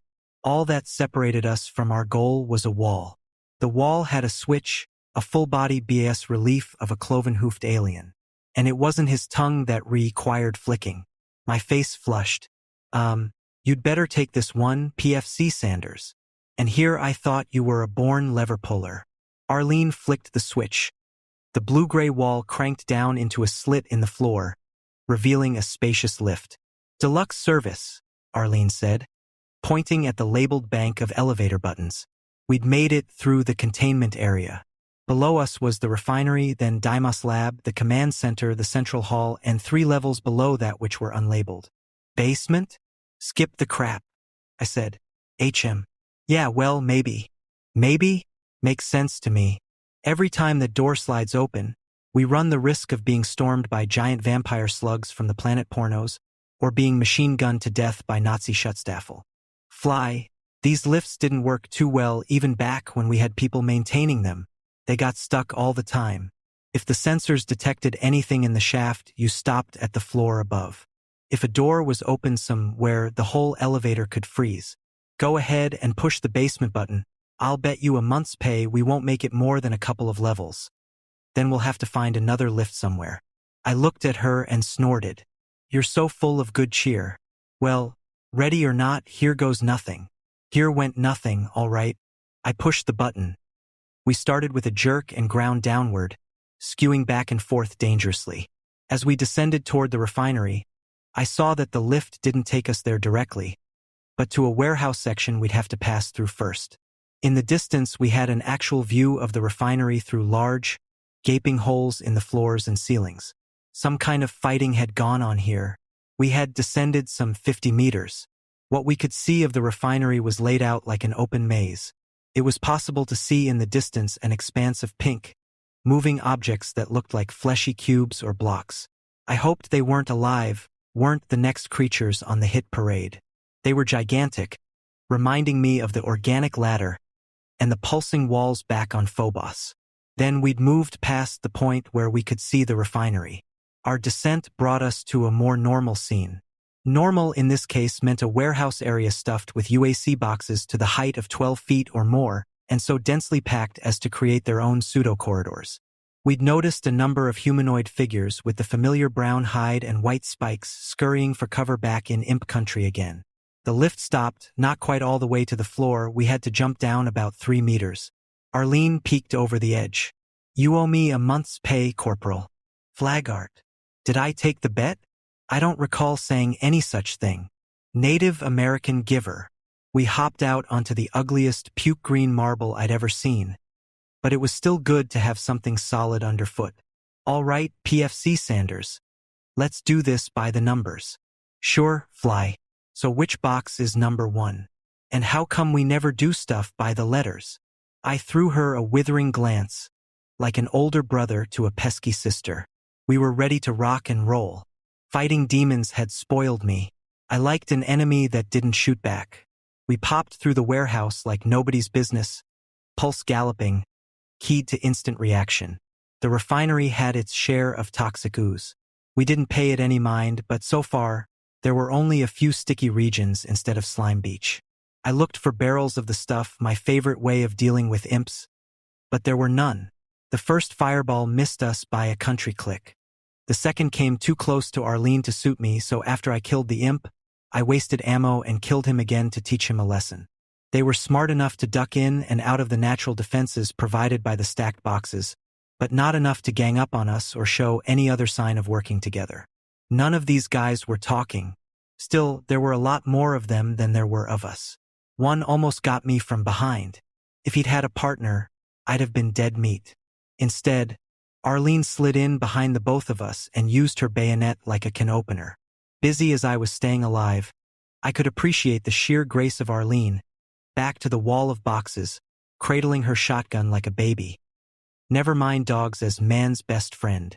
With hand gestures, I indicated who would take which section. Another 15 minutes and we were back in the same place. She'd killed more than I had. The warehouse area had been cleared. I was tired enough to wish one of those magical blue spheres would make an appearance. I hadn't told her about that because it seemed too unbelievable, even in a place like this. But Arlene, the mind reader, had brought a small black case back with her.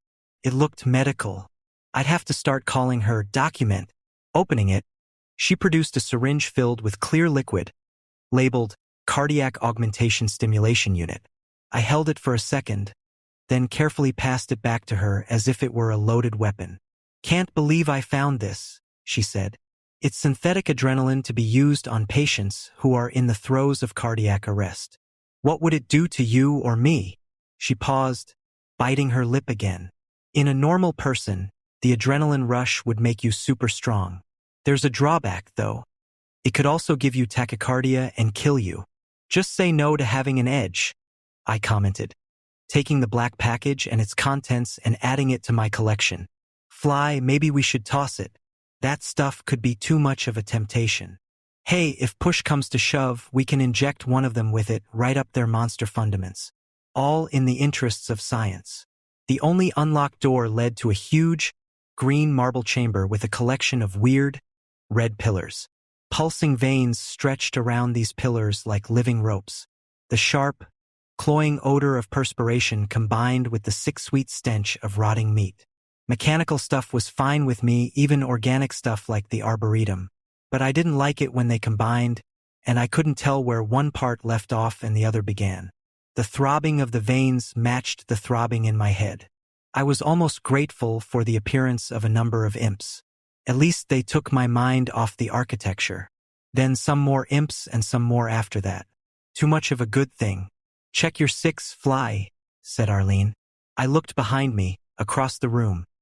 Sure enough, even more snot-spitting spinies. My gratitude faded fast. I made out a dozen imps. I started the Donnybrook with a well-aimed shell. Between their fireballs and our shotguns, we had one serious firefight. I thought the pillars would catch fire, so thick were the red flames and black smoke. I killed 2. Arlene killed 3. The survivors were better than the previous imps at dodging behind the pillars, and even our shotgun extender mags were running dry. They forced us back into a corner, pinning us down. Mexican standoff time. I wanted to bail. Then I pumped, and the slide locked. Nothing up my sleeve. Nothing in my gun. Now what? Time to even the odds. Arlene was watching the imps, firing off a shot now and then, looking down at her mag window and frowning. I reached inside my vest, pulled a hypodermic and studied it. Intravenous? No, intramuscular. Well, that was easier, at least. But could I actually do it? To myself? Jesus, what a dilemma. For a moment it was like being back on Phobos. That needle bothered me more than flaming mucus in my face. Without question, the next scientific revolution should move beyond the need for needles. But more important, could I risk a heart attack if I had a bad reaction? Jesus, Mary, and Joseph. I'm a Marine. Semper Fi, Mac. I gave myself the shot. At first, nothing. Then the stuff stimulated my adrenal glands, and in a minute I was filled with red rage. The world turned crimson and my breath was fire. My heart beat so fast that it spun in my chest like a gyroscope. I drew my bayonet from my webbing and bolted from the corner. If Arlene yelled after me, I didn't hear it. All that mattered was to kill, getting in tight and cutting the stake. Blood rare God. How I loved imp blood. Thick as red ink from a shattered paint stick. Communion wine splashing on the floors of eternity. Every motion was a target to strike. Flesh was too easy. Bone was the real work. The blade sticking in the cartilage, the cracking and crunching inspiring me to greater efforts. I hardly noticed the blood splashing in my eyes. The world was already a red haze. Liquid salt was trivial pain as I swung my blade in the center of adrenal agony. The more I killed, the heavier the weight in my arms. But exhaustion spurred me to greater fury. I no longer saw the Chinese mask faces of the imps, only a blur. Their claws rent my flesh, but we were too tight for them to use their best weapon. Dimly I realized that I was bleeding from many wounds. That was fine with me. Blood kept me warm, there's mine, anyone's, just so that I could continue to swing a blade and slay the bastards. Motion must be met with motion. An imp exploded in front of me before I could even reach it. Only one imp left now. Fly! A voice called my name, near at hand. I hadn't expected any of these imps to speak, especially not in a high, almost feminine voice calling my name. I was so surprised that I hesitated for a moment, blade poised over the last imp. Fly!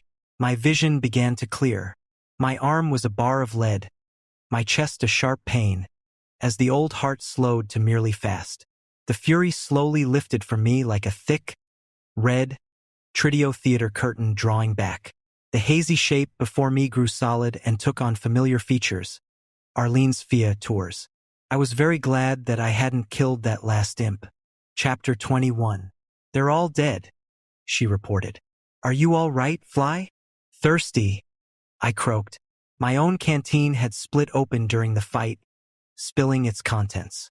She shared water from her supplies. "Better?" she asked. I nodded, utterly spent. I almost fell as she helped me out of the room. She set me down, held my arm. My mind still raced, but my body was exhausted. Arlene made me rest 20 minutes, then reluctantly helped me up so we could move on.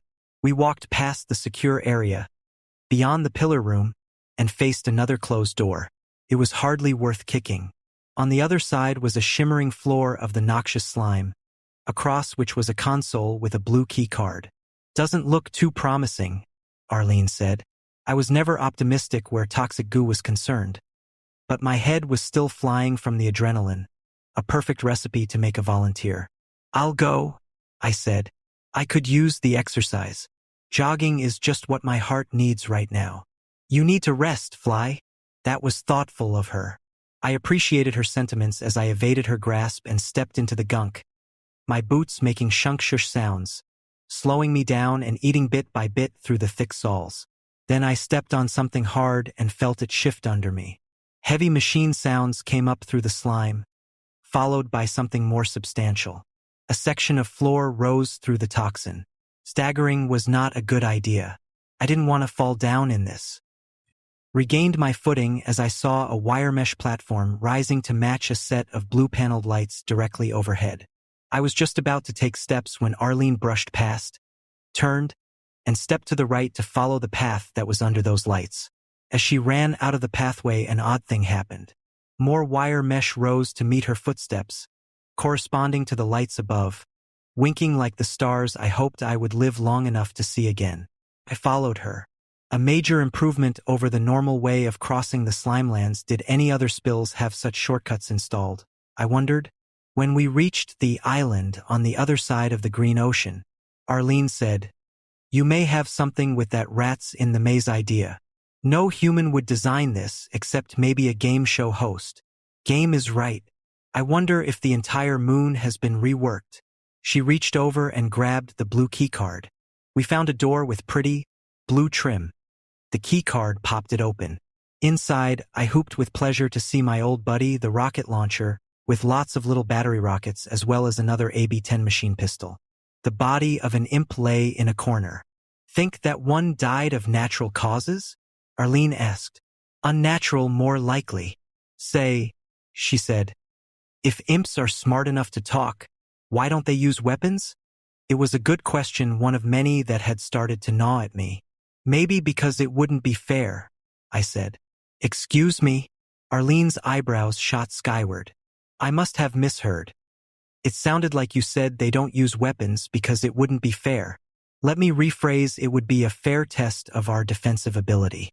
The mastermind, whatever wouldn't learn much except what we look like when we die, and God knows, it already knows that well enough. After a moment of silent thought, Arlene whispered, "I don't like it, Fly. It makes me feel like we're being watched." "You think I'm paranoid?" I didn't say I didn't agree. I don't like the implications, that the whole invasion of the Martian moons is just practice, a war game, just the prelude to what? We damn well better find out. Flynn Taggart.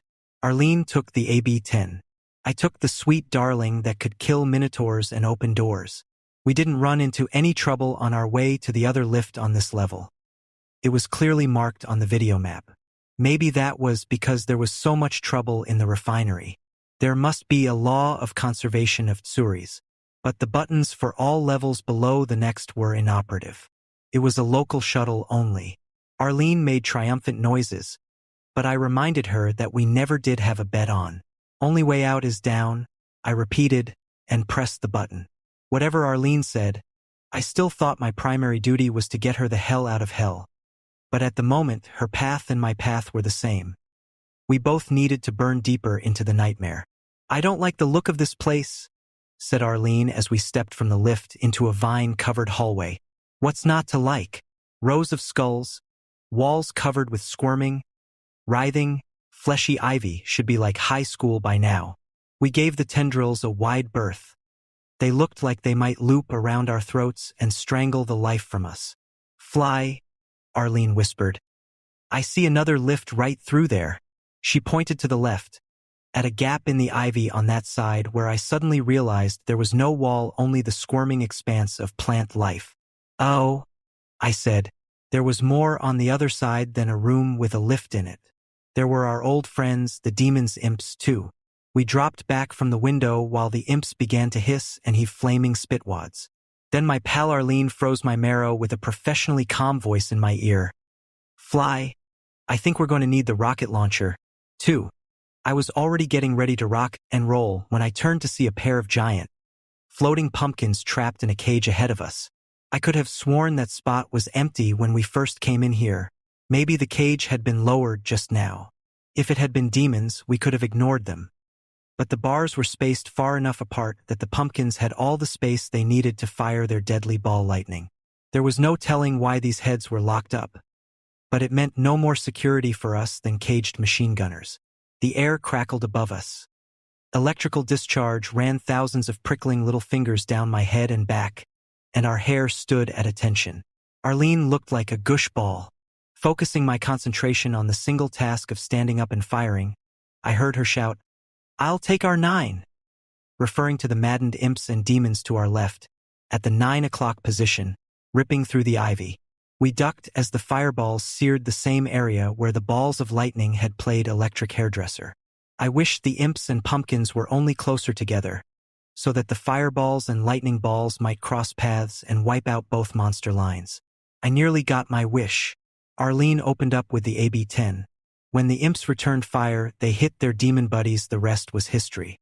While demons swallowed imps, who did their best to give a horrible case of heartburn. I squeezed the firing ring, turning the pumpkin cage into an oven to bake pumpkin pie. "Are you all right?" I asked. I could tell from the way she was shaking her head that she hadn't been this close to the rocket explosions before.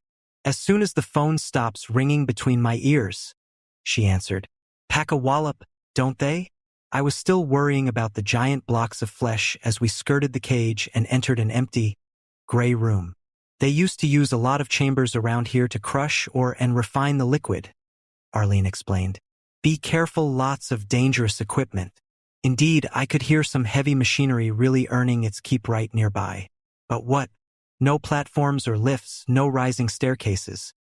Then Arlene won the prize by looking straight overhead. "Holy ore crusher, Batman," she yelped. The damn ceiling was descending on us. Not too fast, but fast enough. "Didn't I see this in a Tridio?" I asked, edging back the way we'd come. "It's just too Edgar Allan poetic," said Arlene. We backed out before turning into grease spots. "Now what?" "Hate to say it, Fly, but there ain't no other way to book. There must be a door or something in there if we can find it and pop it before they have to scrape us up with a spatula." The ceiling hit bottom, then rose again at the same stately pace. "We could hunt for another route past this garlic press," she said hesitantly. "But I'm pretty sure this is the only direct route around to Sector 9, where we were looking through the ivy window at the other lift. At least, that's how I remember it from when I was posted here. Look, Fly, let me go in and hunt. I know what this place is like better than you." I hated the thought Arlene under the crushing seal, Auntie, while I waited outside, guarding, but she had a point. Flashlight in one hand, Arlene ran to the opposite end of the room while the ceiling was still rising. She rubbed her palm gently across the smooth surface. "How are you doing?" My voice was strong enough to call out. "I can't find any switches," she called. Worried, I started pacing in front of the Poe chamber, a restless sentry. Arlene found nothing, but would you believe it? I triggered a motion sensor, causing a door to slide open near her. It was pure dumb luck. "Come on," she shouted. The ceiling had reached the top and was descending again. I ducked my head like a halfback center punching through the line and bolted across the room through the door, which had already begun to close as the ceiling fell. The door led to the room I'd seen from above, with huge, fleshy cubes rising and falling, an alien mockery of the ore crushers. But the blocks weren't just flesh. They were alive. 25 pink, fleshy pumping platforms completely covering a room seemed more pointless than disgusting. They made high, whining sounds like newborn infants. "What the hell are they?" I asked. Wonder if they can move out of those holes in the floor? Christ, I added. What do they do? Arlene edged closer to one block. She squatted and rose with it, following it down and up. This isn't just random flesh, fly. This is muscle tissue. Human muscle tissue. I approached another block. This is a heart or liver or something. I tracked along the edge of blocks. The last of the 5 blocks comprised convoluted ridges and furrows, folds in a grayish, spongy medium. Unless my grandma's been lying all these years, I said. Them there's brains s. Yuck. We backed away. All right, muscles, brains, some kind of organ meat. This suggest a pattern to you, fly? Several. None of them pleasant. Are they farming meat, human flesh? That's the best case scenario, Arlene. She looked at me with eyes widening. And the worst case? I smiled grimly. They're farming humans. They're getting the hang of growing human cells because they're trying to genetically engineer zombie soldiers, better than the pathetic ones they have now. We watched the blocks rise and fall a couple more minutes. Then Arlene upspake. Corporal. Yes, PFC? Permission to hose their research? Permission enthusiastically granted. You have something in mind, Arlene. She did. There was a row of torches along the wall we'd entered by. We blew them out, then upended them, spilling the oil as we hopped from block to squishy block. At the far end, I let Arlene light the ceremonial cigarette lighter. It was her idea, after all. We left the flesh blocks joyously in flame. I supposed the bone block would survive. Well, let the bastards animate skeletons, then. We bolted down a corridor and turned the corner. There I halted in astonishment. Arlene plowed into me, then she too stared. 15 demons had arranged themselves in a semicircle, backs to us, and they were grunting in unison, giving the impression of speech. Over to the right, I noticed a barrel of the ooze. Have I ever told you about my barrel trick? I whispered. Back up around the corner. I followed her, then peered around, lined up my shot very carefully, and gently squeezed the trigger. The world exploded. The heat blast pressed on my right eye and right hand as I pulled back. The explosion even drowned out the screams of the demons. When the debris settled and the last piece of pink and red demon flesh flopped to the smooth floor, Arlene nodded. Impressive, she pronounced. Then we found out what the demons had been doing crowded into that semicircle. They had been worshipping. Out of the smoke and flame strode a hell prince, and it was as mad as its name. It burst through the wreckage, throwing pieces of demon and chunks of masonry in all directions. A state-of-the-art minotaur with one hell of a tude. The hell prince roared defiance and began firing deadly bolts at us from its wrist launchers. Chapter 22. Run! I shouted as I started loading the rocket launcher. She wasn't listening. Her AB-10 was rattling off hundreds of shots that harmlessly bounced off the Hell Lion. Our only chance was the rocket launcher. I fired off the first 2 rockets as I was dancing backward. The force knocked me into Arlene and sent us both sprawling. The AB-10 skidded across the floor, and Arlene went after it on hands and knees. An energy bolt flashed between us, searing my eyeballs for a moment.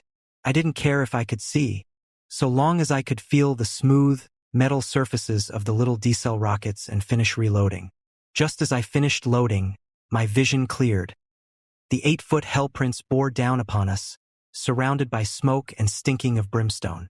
I'd promised myself never, ever to fire off rockets this close to the target, but a good look at that green gorgon face with the ram's horns was all I needed to reassess my position. I squeezed. The 3rd and 4th direct hits slowed the behemoth to a confused crawl, but still it stood. I could see again, but now I couldn't hear. Loading, fingers numb, I didn't bother getting back to my feet. I fired from where I lay. I slid past Arlene, who had picked up her machine pistol and was aiming it. She shielded her eyes and hugged the ground as rockets 5 and 6 pounded the same tough chest that had withstood the previous 4. I closed my eyes while sliding. The force of the sound took me like a physical wave, carrying me down the hall. The weight of Mars pressed on my eardrums as I rose groggily to my feet to reload the launcher. The Prince of Hell stood stock still, eyeing me with a doleful expression. I aimed and prepared to fire, but the monster made a loud, wheezing sound, a sigh, and tumbled over, stiff as a statue, to impact directly on its face. What in God's name was that? Arlene gasped, still shaking. No naming game for this baby, I said. Already has a name. You're looking at the same model of Hell Prince you dodged when you slipped through the crack on Phobos before the gate. This is what was tramping down the corridor while you scrawled a skull and sea bones on the wall. She shook her head, clearing alien cobwebs and appearing truly weary for the first time. Boy, if the light had been better, you'd have been on your own, Fly. 'Cause I sure as hell wouldn't have wasted 2 seconds making a mark with that mother staring me in the face. Oh yes, you would have. Egomaniac. We needed all the cheering we could give each other. Picking through the carcasses, it seemed unfair that our only reward would be more ooze exactly where we needed to go. Damn, said Arlene. The whole place looks flooded. You came up with the jogging theory? I reminded her. Let's find out how good it is. I shouldn't have said anything, for then she insisted on going first, running through the middle of the toxin. I followed close behind, feeling the pain right through my soles. We didn't quite manage to jog, but we did keep up a brisk walk. The toxin slowed us down with a sucking, gripping quality. Each second made me feel like it had been too long since my last checkup. I kept wishing for another of those crazy blue spheres to show up. I was beginning to wonder if I'd imagined the first. All bad things come to an end. We finally made it around the facility to the other elevator in Sector 9, not 10 feet from where we'd started. If only we'd been able to shove through the flesh ivy. I was beginning to hate the ooze more than I did the monsters, except when it was in barrels.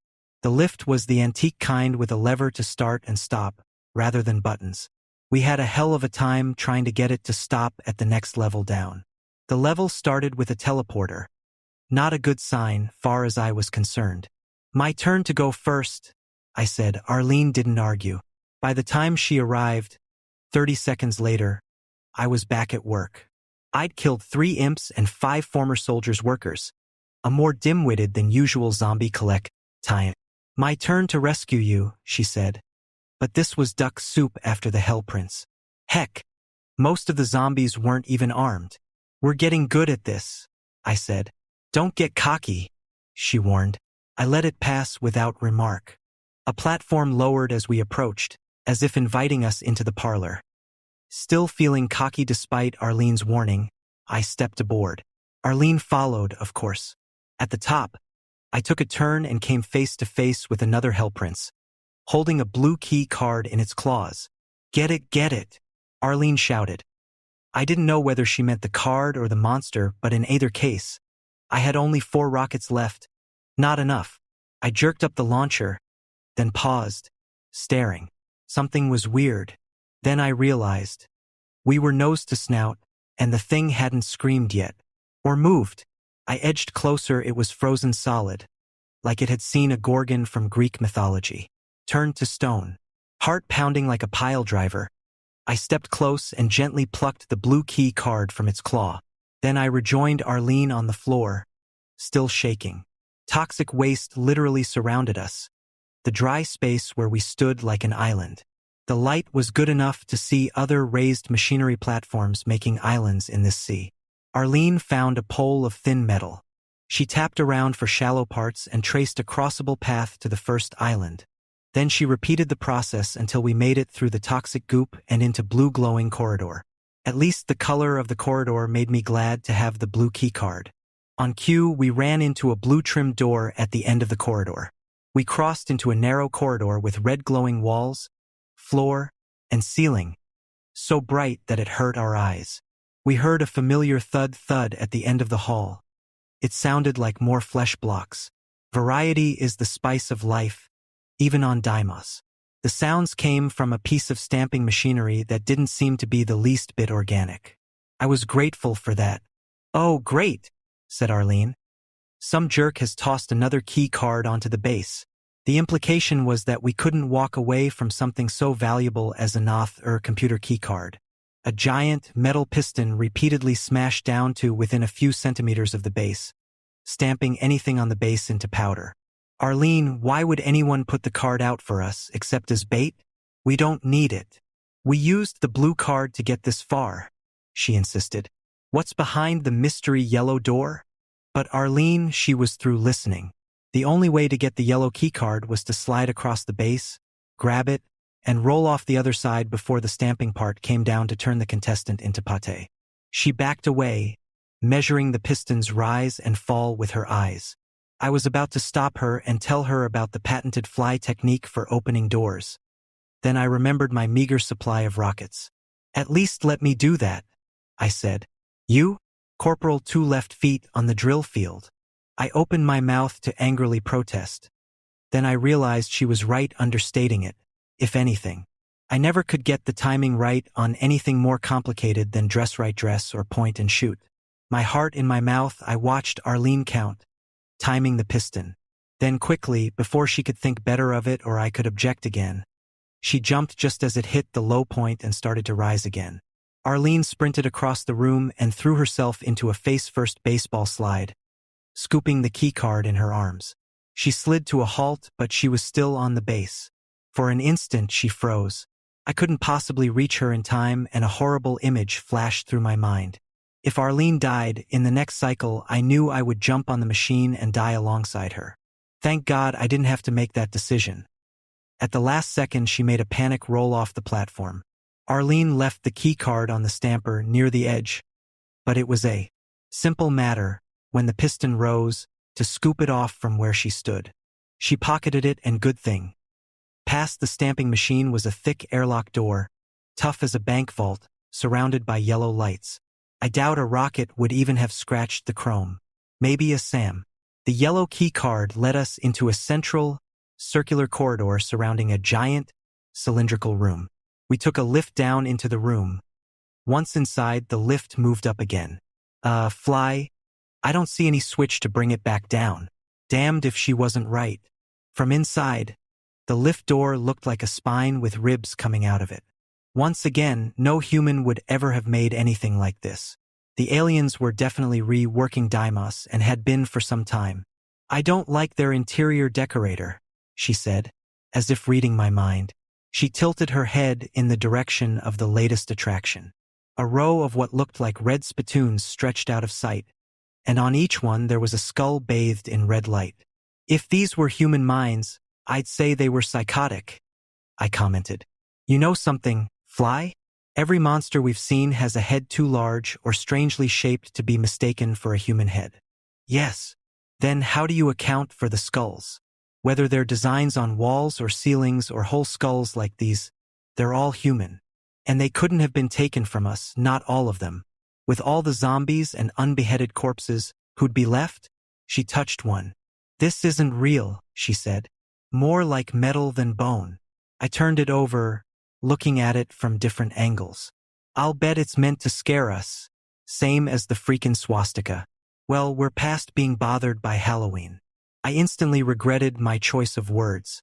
No sooner would I toss a challenge into the air than it would be answered. Was someone watching our every move? This time it was a horde of imps, zombies, and a couple of pumpkins coming around the curve of the room, screaming doom in our ears. Fortunately, they were only coming at us from the one direction. We would have had no chance if attacked from both directions. Arlene dropped flat, and I let fly with my last rockets. I ignored the imps, concentrating on the two pumpkins, the greater threat. Somebody got careless on the other side, and soon all the monsters were mixing it up among themselves. We drew back around the curve and waited for silence. Then we slid back and smoked the survivors with shotgun and AB-10. I still had one last rocket. In the course of the fight, somebody, us or them, accidentally activated a switch in the floor that caused part of a staircase to rise. When the last pumpkin smashed into orange and blue slime against the ruined head of the last assassinated imp, we started up the steps. Arlene activated the next switch. Another set of steps rose, and we took them to the third switch and set of stairs. At the top, we found a teleporter. We stepped aboard one at a time, me first, teleporting to a long corridor with barred windows looking outside. Arlene bent over for a closer view and pulled back with a gasp. "Let me guess," I said. "You didn't see the stars or Mars." Swallowing hard, she motioned for me to look for myself. She wasn't in the mood for humor. Blood had drained from her face, a reaction I'd never before seen in Arlene. I put my face against the window. As a child, I'd seen a painting in a museum that gave me my first nightmare. I hadn't thought of it in years, but now it came back to me. Beyond the window was a river of human faces, hundreds of them, each an island in an ocean of flesh. Each face had a horrified expression stamped on it, each a damned soul. The spectacle achieved its purpose. We were both distracted.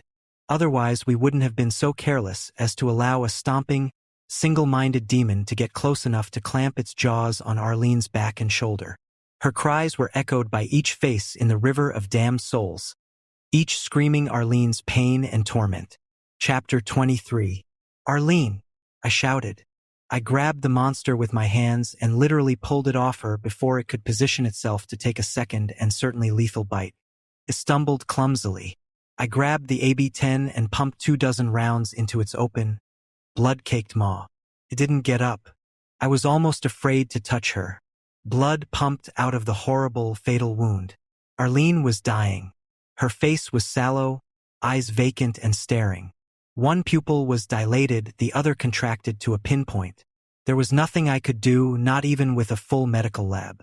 But damn her, she was not going to die here and join that river of faces.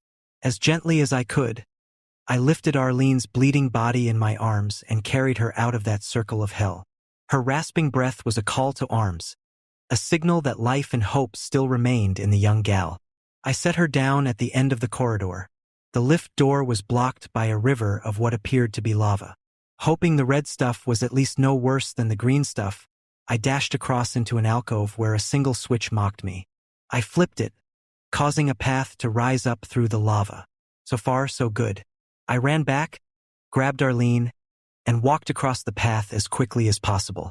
At the last step before reaching the lift, I heard a grinding noise from behind. I paused and looked back. A new path rose slowly, leading to an alcove hidden from view except from where I now stood. The cubbyhole contained another one of the blue-face spheres that I thought I'd never see again. The one item that I had hesitated to tell Arlene about because it seemed so incredible. The sight was like another of the adrenaline bursts. Quickly, before the path could lower again, I powered her across, not bothering to stop and pick up pieces of equipment that fell from us, some landing on the path, some lost in the lava. I had a great terror that the sphere would fly away just before I got there, like a carnival balloon just out of reach. I reached it, hesitated for a moment, then literally threw Arlene onto the sphere to make sure I wouldn't be the one to touch it first. With a nearly audible silent pop, the blue liquid was all over her, and the red liquid on her body, the blood, evaporated into the blue. Arlene sat up and coughed, looking like someone coming out of a deep sleep. "How do you feel?" "My shoulder hurts like a son of a bitch." "What the hell happened?" "Pinky decided to have you for a midnight snack. I put him on a diet." "You sure you're all right?" Standing up, she shook her arm, staring in wonder at the shredded sleeve and tooth marks. "What in God's name did you do to me?" I figured the time had finally come to tell her about the magical blue spheres. She had no trouble believing me. Only my pistol and some shotgun shells had been lost to the lava. Weapons in hand, we slid into the elevator and pressed the only floor button, labeled Command Center. The lift had barely begun to grind slowly downward when suddenly Arlene reached past me and pushed the red Kill button. The elevator stopped, falling silent. "Why did you kill the power?" She stared at me before answering. For a moment I had a terrible fear that something had gone wrong with the blue sphere and she was going to turn into a zombie in front of me. Instead she asked, "Fly, are you starving? Or is it just me?" I shook my head. She continued, "Maybe it's that blue thing, but I'm so famished I could swallow one of those pink demons. How about floating pumpkin pie for dessert?" And I'm suddenly exhausted. "Fly, I need some sleep." I had completely lost track of the supplies. Arlene hadn't. "Don't you ever listen to training videos? Never wander into battle without MREs." She demonstrated the truth of her maxim. Suddenly, I realized I was hungrier than I thought. A meal ready to eat sounded like the finest gourmet cuisine in the solar system. A stopped elevator as a secure base. I never would have thought of it. Next best thing to a Holiday Inn, she added, raising an eyebrow. Arlene showed a domestic side that surprised me. While we talked, she took the packages of freeze-dried food and mixed them in the water of her canteen. Sorry it'll be cold, she said as I watched her shake the contents with the skill of a bartender preparing the perfect martini. That's all right, beautiful. I like cold. I picked up the package, glanced at the title, Cold Beef Stew. I also liked the fact that Arlene was alive. As we chowed down, I felt the strongest emotions since finding her on Deimos. Maybe she sensed the inappropriate feelings coming off me in waves. She lowered her head and blinked rapidly, as if stopping herself from crying by main force. What's wrong? I asked. Don't want to tell you. Why not? She hesitated. Willie, she said. PFC Dodd. Oh, I squirmed uncomfortably. I've been forcing myself not to think about him. He's dead, isn't he? Or worse. You don't know that. I thought you were dead or reworked, but I found you alive. Find anybody else? I didn't say anything. Fly, I've accepted the fact that he's dead. I don't think I could face the other possibility. She looked up, her eyes moist but not tearing. Promise me something. Anything possible. If we find him and he is, and if I can't do it, will you? Promise? And don't mention him again. I nodded, not trusting myself to speak. Funny lump in my throat. Yeah, babe. I'll be happy to blow away my rival for your hand if he should happen to turn up a zombie. No problemo. She changed the subject, wrenching my mind back on the primary issue. Fly, I think it's pretty likely that the aliens we're fighting aren't the same ones who built the gates. I was wondering about that myself, I said. All this weird stuff, skulls and satanic symbols, there was nothing about the gates themselves that hinted at this. The gates don't look like a Vincent Price movie. There's nothing eldritch about the gates, she said. I was starting to like that word. So let's assume these aliens found the gates and discovered a way to turn them on from the other end. But why do they look so much like human-style demons? Genetic engineering? I suggested. They could be deliberately designed to look like our conception of hell, particularly the Hell Princes. They're the dead giveaways. Can't you find some other word than dead? She begged, a fleck of red tomato paste on her lips. The Hell Princes are just too much like medieval drawings of the devil to be natural. Unless they really are Hell Princes, Arlene said. Shook my head, unwilling to consider that possibility. So we sat in silence for a moment, finishing our food and drink. Much more thinking along these lines, and I'd be ready to take communion again. I was never really afraid of monsters as a child, Arlene finally said. Grown-ups were scary enough by themselves. Why invade at all? What is this for? Good question, she said. Here's another. If they can genetically engineer imps and demons, why do they need human zombie slaves? And why grow human flesh? Maybe they want super zombies, more powerful than these dead excuses for lemmings, but still able to pass among us undetected. Arlene yawned, struggling to show enthusiasm. But that may be their weakness, Fly. The zombies don't amount to much. You and I aren't scared by skulls and evil symbols. What if there is a finite number of the actual monsters and they can't easily recreate them? What if the monsters too are reworked from other creatures the mastermind has to breed and raise? That would mean every horrible creature we kill is one fewer to invade Earth if they can't be replaced. Until the new, improved pod people come online. I liked it. Arlene, if you're right, all we have to do is kill everything and we end the invasion. We didn't have anything for dessert, so we used imagination to sweeten the conversation. I've been thinking about the idea they're using Deimos as a spaceship, I said. How can you move something as large as a whole moon? I was thinking some sort of hyperspace tunnel. Yeah, I know. I've been reading too much sci-fi, Fly. I didn't say it. At least it was something, a hypothesis. Maybe there's some way to break through the tunnel walls? I asked. Maybe, but it could also kill us. We don't know if outside the walls has the same physical laws. And even if it does, if there's even any air, it could also disrupt what's happening, maybe destroy Deimos and everything on it. Including us? But that would throw a monkey wrench in their invasion plans, she said with a smile that turned into a yawn. She wasn't bored. Her eyelids were heavy from exhaustion. If these creatures run the moon the ship, I said, then what horrors guard the tunnel wall? Those faces couldn't be real, could they? I hated those faces. Her head nodded forward and she snored. It wasn't a very loud snore. The elevator was as secure a place as we were likely to find. I sat watch and let her sleep. There was an eerie silence despite the faint vibration. After 4 hours, I woke her up. Your turn, she insisted, rubbing pieces of sleep from her eyes. Don't let me sleep more than 3 hours. Fly, sleep. I command you to sleep, she said, making hypnotic passes. I slept not because of the mystic passes, but because of a mudslogger's ability to sleep anywhere. I could have done without the dreams. The river of faces touched something deep in both of us, the place where you store up all your fears and regrets. Going to sleep meant sinking right into that place. I was tangled in long, sticky fibers like a giant spiderweb, but at the center of the web was a face made of 100 different faces.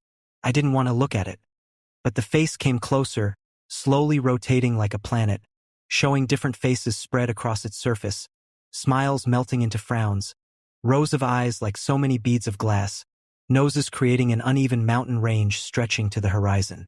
Then the sphere of blue faces was pressed right against mine, and it had stopped turning. In the center was the face of my long-dead grandfather as I had seen him in the open casket. His toothless mouth was working, lips twisting, but no sounds came out. I knew what he was saying, though. Dinna let them rework me, Fianna Flynn. Me lad dinna never let them rework us all, begad. The sticky fibers became tendrils sliding up my nose and into my mouth, choking me. The truth is out there. I woke up in a cold sweat. Arlene was shaking me hard. Fly, are you okay? Sleep is overrated, I gasped. I was just as tired as when I'd put my head down. Standing, I felt dizzy, probably running a fever, but I didn't want to mention it. There was nothing to be done anyway. I pushed the button back in to reactivate the power. Then I pushed the floor button, and the elevator continued its trip to the command center. It was a good thing we'd eaten and tried to get some rest.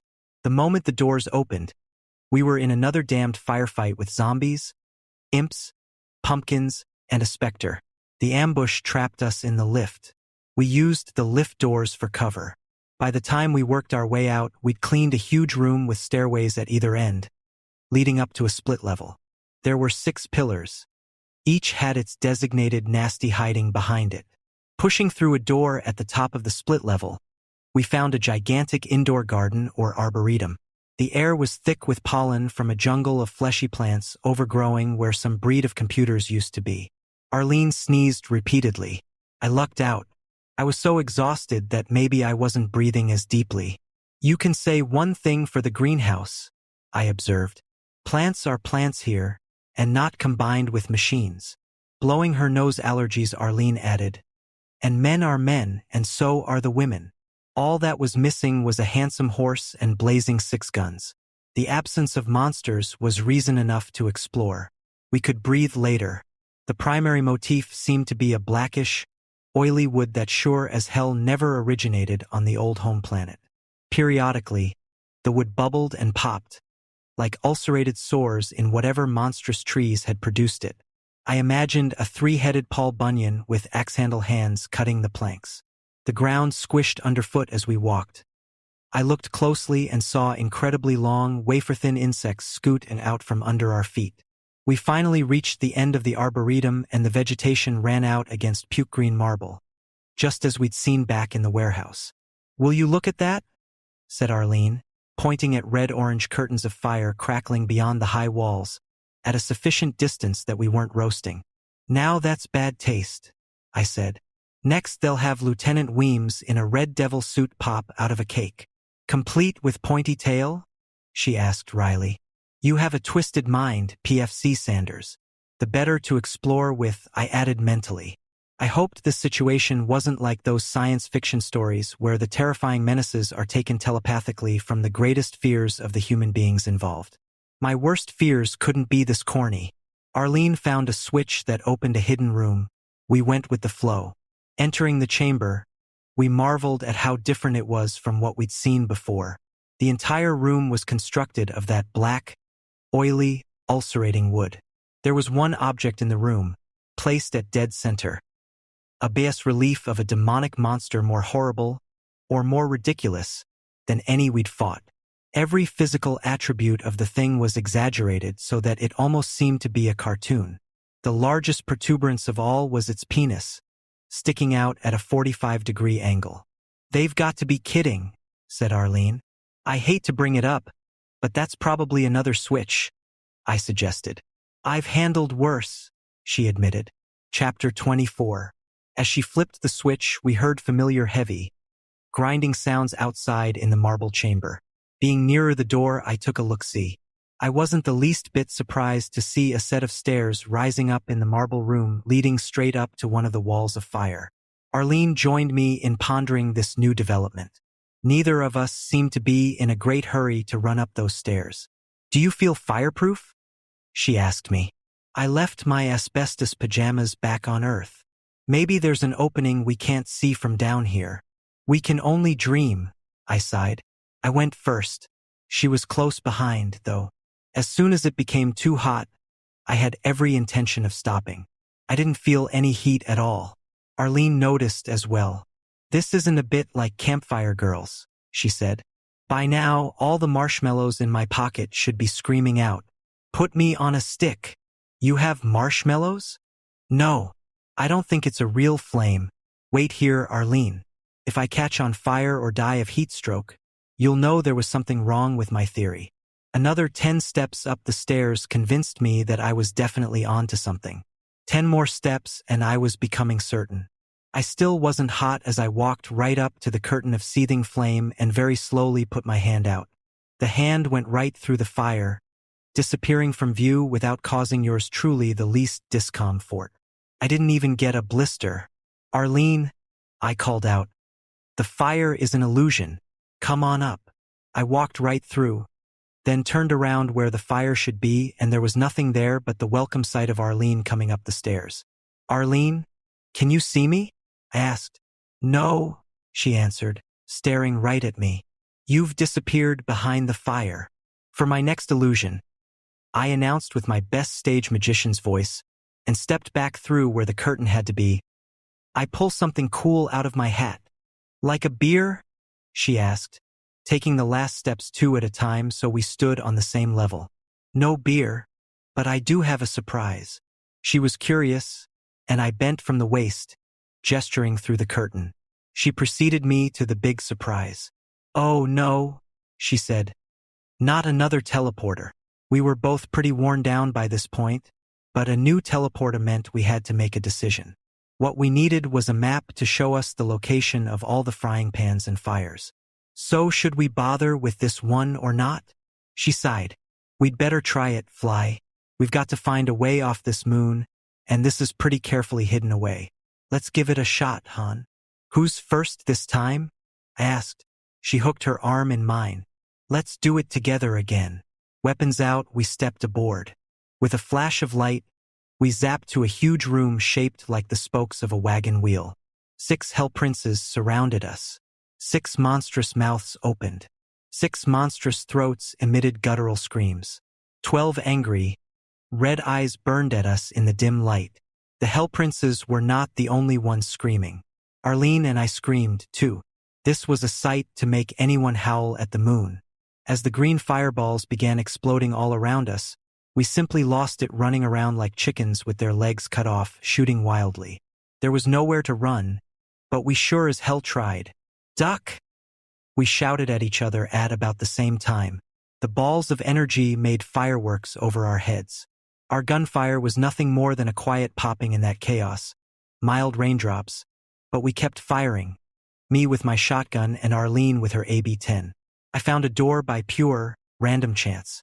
Praying for a miracle, I hollered for Arlene and yanked the door open, and now I was surrounded by a dozen floating pumpkins. Frying pans and fires, definitely frying pans and pumpkins. Arlene screamed something from the chamber with the hell princes, but I couldn't hear her over my own screaming. This situation was fast becoming unacceptable. There were too many pumpkins even to think about shooting. Death, doom, and destruction from all direct tie-ins. I ran as fast as I could right back into the room with the Hell Princes. I wasn't thinking very clearly, but Arlene still had her head screwed on. Her hand snaked out and grabbed me. She'd stepped inside another of the spoke chambers and now hauled me inside with her. I imagined wall-to-wall demons waiting for us, zombies stacked like cordwood to the ceiling, imp tartar. But inside, for the moment, was nothing but Arlene and yours. Truly. She held a finger against her lips. I braced myself for the bad guys to come after us and imagined the absolute worst. A tidal wave of sound crashed on us, roaring, screaming, crashing. But all that came through that doorway was sound. The pumpkins and the Hell Princes collided in a torrent of blood and vengeance. There were so many monsters that they took a long time to die. At least 15 minutes Arlene and I crouched in our little closet of safety as the pumpkins splattered themselves against the horned heads of the Hell Princes. Blue balls of energy evaporated against lethal lightning bolts. Blood flowed thick on the floor. We stayed right where we were. Finally, there was beautiful silence. We heard each other's breathing. "Who goes first?" Arlene whispered. "What do you mean? Who takes a peek?" I raised my hand as if I were back in grade school. Cautiously, I poked my head outside the star-pointed hideaway. A single Hell Prince remained on its feet. I pulled back inside our hideaway and reported. "Then why isn't he at the doorway threatening to rip our lungs out?" I looked past her. The Hell Prince loomed in the doorway, waiting to. It looked like yesterday's lunch today. Arlene saw my face, followed my eyes and saw it. I grabbed for my rocket launcher, but it was gone from the webbing dropped in panic in one of the two rooms, of course. Arlene pointed her AB-10. "That won't work," I shouted. A pea shooter against the most powerful monster we'd run into. Had she gone insane? She pulled the trigger 3 times, and thrice the hammer clicked on an empty chamber. She stared as the mauled, bloody beast staggered forward like Frankenstein's monster, clutching at her. Winding up like the mud hen's star pitcher, she heaved the gun into the Minotaur's ugly face. Good God, I'm watching an old episode of Superman, I thought. I blinked. The horned head shook slowly back and forth, left to right, as if trying to remember something. Then it fell straight as a toppling redwood, to the cold marble dead. "And I didn't even know he was sick," said Arlene. We both burst into hysterical laughter, stress released. The floor was slippery with slick, tacky pumpkin juice, and we almost slipped several times, clambering across the body of another Hell Prince. Arlene pushed into the pumpkin's room and shouted, "You won't believe this." "What?" "I was hunting for my good pal, Mr. Launcher. Get your butt in here. Please get your butt in here, Corporal." There it was. I snagged it and clambered after her. The light was flickering, but I could see well enough. Crucified on the walls were the mutilated bodies of 4 Hell Princes, with spidery trails of dried blood extending from their hands, if those hams with claws on the end could be called hands. Jesus, Mary, and Joseph. What the hell is going on here? Blasphemy, chanted my memory nun's demons crucified in mockery of our Lord. The Hell Princes were killed a long time ago. The dried blood told us that much. We made a circuit of the chamber and found plastic spheres with cracks so that they could swing open or close as easily. All the spheres were empty, but they were just the size to hold pumpkins. "Pumpkin nests," said Arlene. I stared a while longer at the 4 crucified bodies of the Minotaurs. My God! It must have been the damned pumpkins themselves put the princes up there. They must hate them worse than they do us. It was a religious revelation for both of us. "No wonder it's so easy to pit them against each other," said Arlene in awe. "They despise and loathe each other so much. They proudly display each other's ripped carcasses." She looked up at me, face lighting up. "Jesus, Fly, we have a chance to win." I saw where she was headed. I had thought that the monster aliens were simply so bad-tempered that when a zombie stumbled in the way of an imp fireball, or a demon took a bullet meant for one of us, they lost their concentration and turned on each other with mindless ferocity. But mindless ferocity didn't explain the cold, deliberate crucifixion of hell princes by pumpkins. Did it? Such a contemplative act required a deep, abiding animosity or hatred, and the single-minded determination to torture. Something, the mastermind, held them together. But left to themselves, the natural inclination of each monster would be to hunt down all the other kinds and kill them. The thought certainly suggested our tactic. Kill the damned mastermind, and let nature take her course. Now the only question was where in this hell that mastermind was. We continued searching the pumpkin room. We found it stuffed with ammo, everything from rockets to shells to rounds for Arlene's depleted AB-10. The various firefights had run us dry. After loading up, we pushed past one of the crucified Hellprince bodies and checked out the rest of the wagon wheel. Not a creature was stirring, not even a zombie. "Shall we teleport?" asked Arlene. "After what happened the last time we teleported? We going to spend the rest of our lives on this karmic wheel?" "Après-vous, Bodhisattva." We teleported together. Appearing on a platform in a metallic room, we saw a door with blue trim that sure as shootin' required a blue key card. Arlene went over and put her ear to it. "I hear what might be a lift operating. I guess we go that-a-way." Key. Who's got the key?" I asked. "Another typical day on the job. Teleport. Get a key. Open a door. Find a teleport." Arlene smiled. "I guess we're in a rut." Chapter 25. Nothing remarkable about this area, except one dark section that was just begging for a flashlight. I went up, cast a light, and saw twisty passages that suggested a maze. The light was curiously muted, dying out after only a few feet. "You want to poke in here?" I whispered. Whispering seemed appropriate. No. Maybe we don't need to. And I don't like the look of the place. It's dark, not that I'm afraid of the dark." "Really?"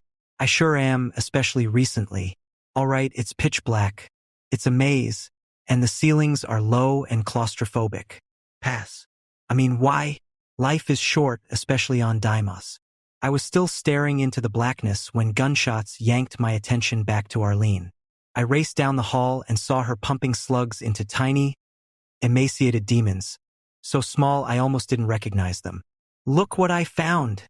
she exclaimed, kicking the tiny bodies aside. Reaching behind their corpses, Arlene extracted a blue key card. Tiny demons? I wondered, were they mutants? Failed experiments? Or did demons shrink when they starved? Other possibilities were more disturbing. Were these child demons? Were demons born or hatched or created whole somewhere? I shuddered. Whatever they were, they gave me the creeps more than their gigantic counterparts. She sprang the door with the key card, and we went right through, smooth as you please, only to discover another door right behind it, this one requiring a yellow card. "Ega," I bellowed, and by God I meant it. An hour later we had traded a bunch of ammunition for a shiny, new yellow key card. "Don't ask." We shuffled back to the mystery door, and Arlene inserted the card. It slid, revealing yet another door. Red. "You know," I said, "there's only one section of this whole place we've avoided. The dark, mazy thing we passed? Fly, we don't even know there's a key card in there, or that if there is, it's red. Well, I shot a door open with a rocket once. How many rockets we have? Now? 6. How many does it take to kill a hell prince? Usually 6. Arlene sucked air through her teeth. "Maze," she voted. I understood her concern. If we used 1 or 2 rockets to open the last door, then encountered a minotaur on the other side, we'd be out of luck. I shrugged. Maze it was. As we entered the pitch-black corridor, our flashlights barely penetrated the darkness. "There must be some kind of neutralizing or damping field," Arlene whispered behind me. This bit was too close to that Jules Verne movie, where the members of the expedition get separated in the dark. I wasn't going to let that happen to us. "Fly, didn't I see a pair of goggles of some sort back in the yellow key room?" "Did you? What of it? Could they be light amplification goggles?" That sounded like a good excuse to get out of the dark. Actually, anything sounded like a good excuse to get out of that dark maze. I had the creepy feeling that creatures were shadowing us, creatures that didn't need light amp goggles. We returned the way we had come, and sure enough, the goggles were there. Arlene was right, one pair. Will these even work in the energy-sucking field? I wondered. Arlene shrugged. How else could we find out? At the mouth of the maze we hesitated. Who was to wear them? We settled it scientifically. My vision was 20 to 40, barely good enough to avoid glasses. Arlene's was 20 to 15, better than perfect. In other words, she got the goggles. Besides, she was the girl. I don't know why that occurred to me then. She seemed to get the goggles an awful lot. She put them on and adjusted for ambient light, then led me back into the tunnel of darkness. I don't even like haunted house rides at amusement parks. Oh, spit, she said. Don't give me any bad news. Battery's low. I told you not to give me any bad news. The goggles keep fading in and out. She'd stopped walking forward and I bumped up against her again. Or maybe it's because of the field. But they're lower power than the flashlights and they do work. Sort of. She started moving again, and dark as it was, I made believe I was her shadow, hand on her shoulder. Tell me what you see. Everything is green and fuzzy. It's like looking at the world through a Coke bottle. About 5 minutes into the maze, Arlene dived to the side, bowling me over. An exploding ball of energy lit up our surroundings for a fraction of a second. But all I saw was the back of Arlene's head. Hell, Prince, she shouted. Fly, use the launcher. Can't we run? No, she said, strangely insistent. We've got to fight it. I unslung and waited, staring wide-eyed into the black. Where is it? I'll guide you, Arlene said, voice lower, more in control. Holding her shoulder so she wouldn't be between me and my monster, I tried to aim the rocket launcher with the other hand. I couldn't do it. Still stand still beside me, she urged. Right? Now listen. Another lightning ball scorched the air, pounding the wall just above my head, and I dropped the damned weapon. She didn't miss a beat. It's right at your feet, Fly. Bend down, pick it up. Why don't you take it? You can see. Fly, I don't know how to shoot it, never checked out on it. Now shoulder it.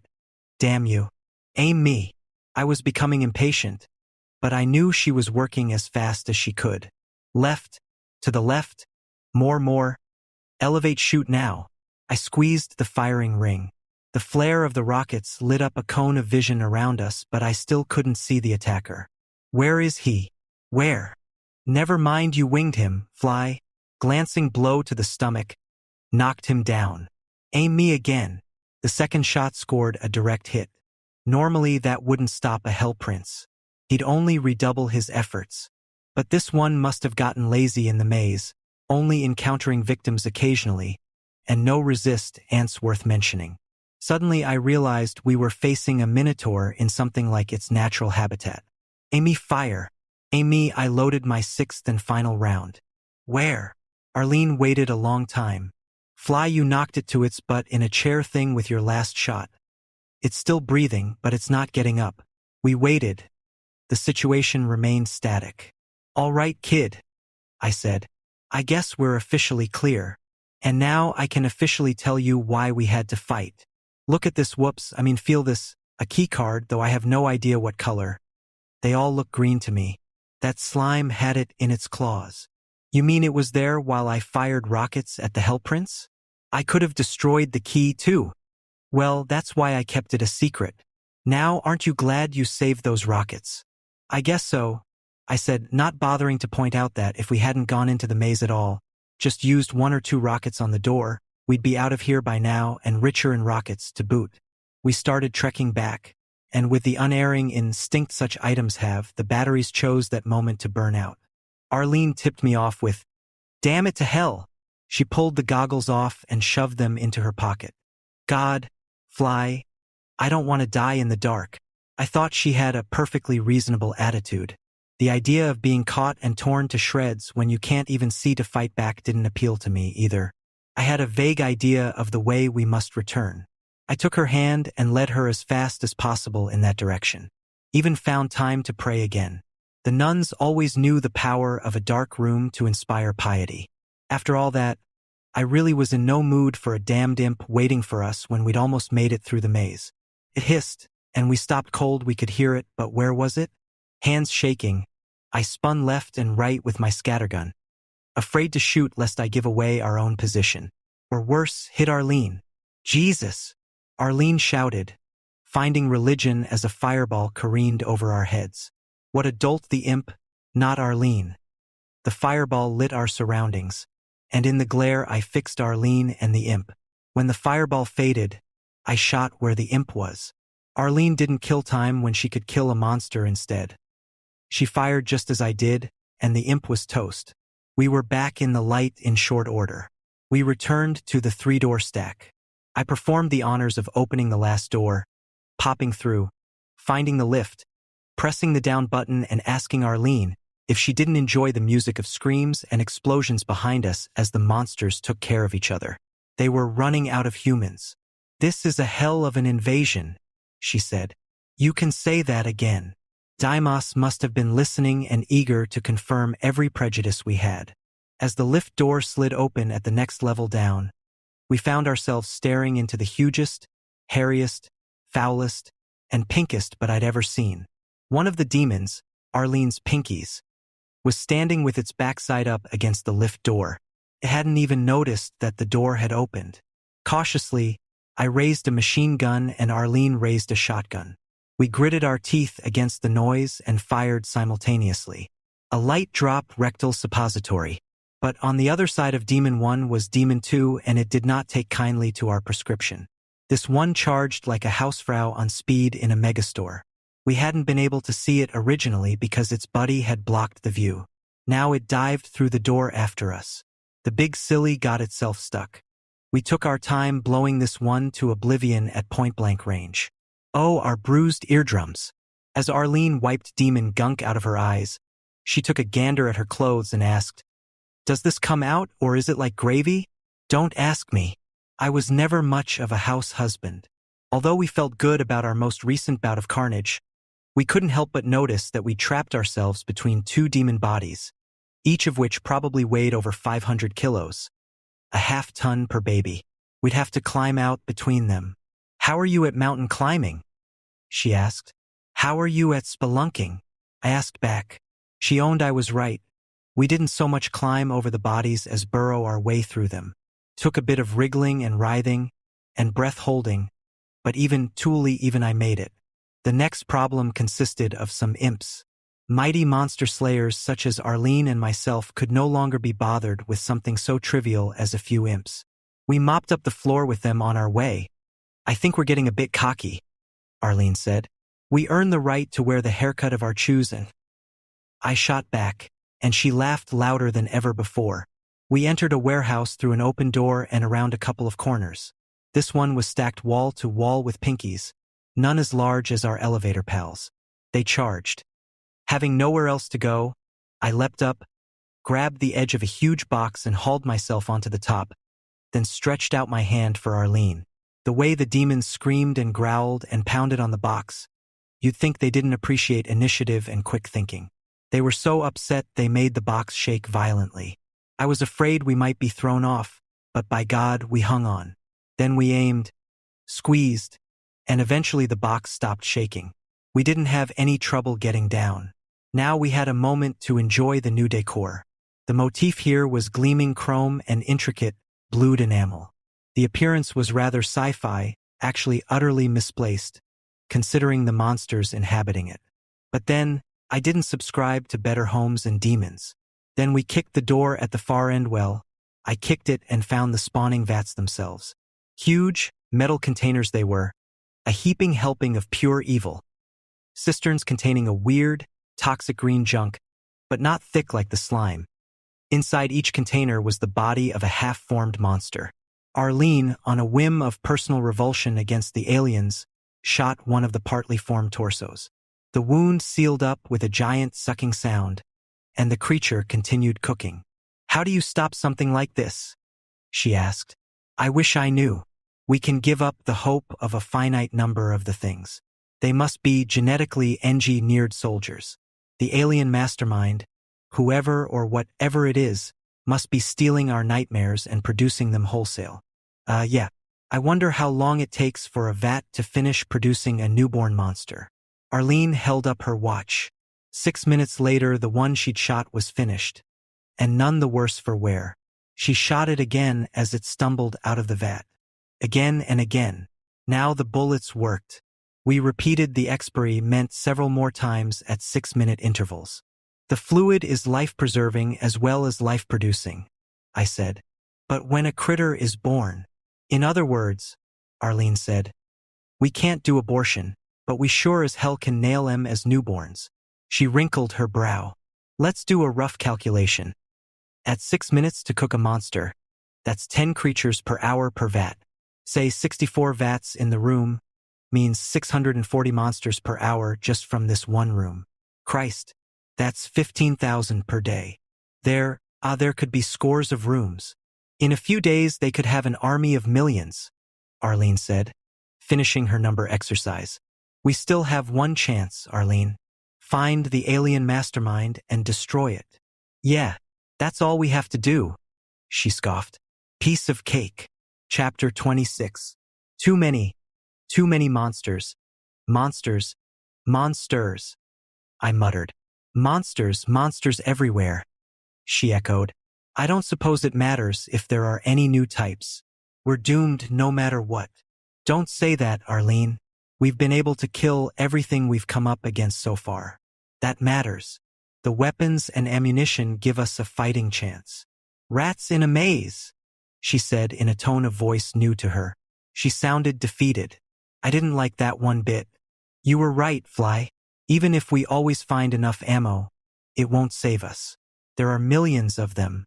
They are testing us. They are.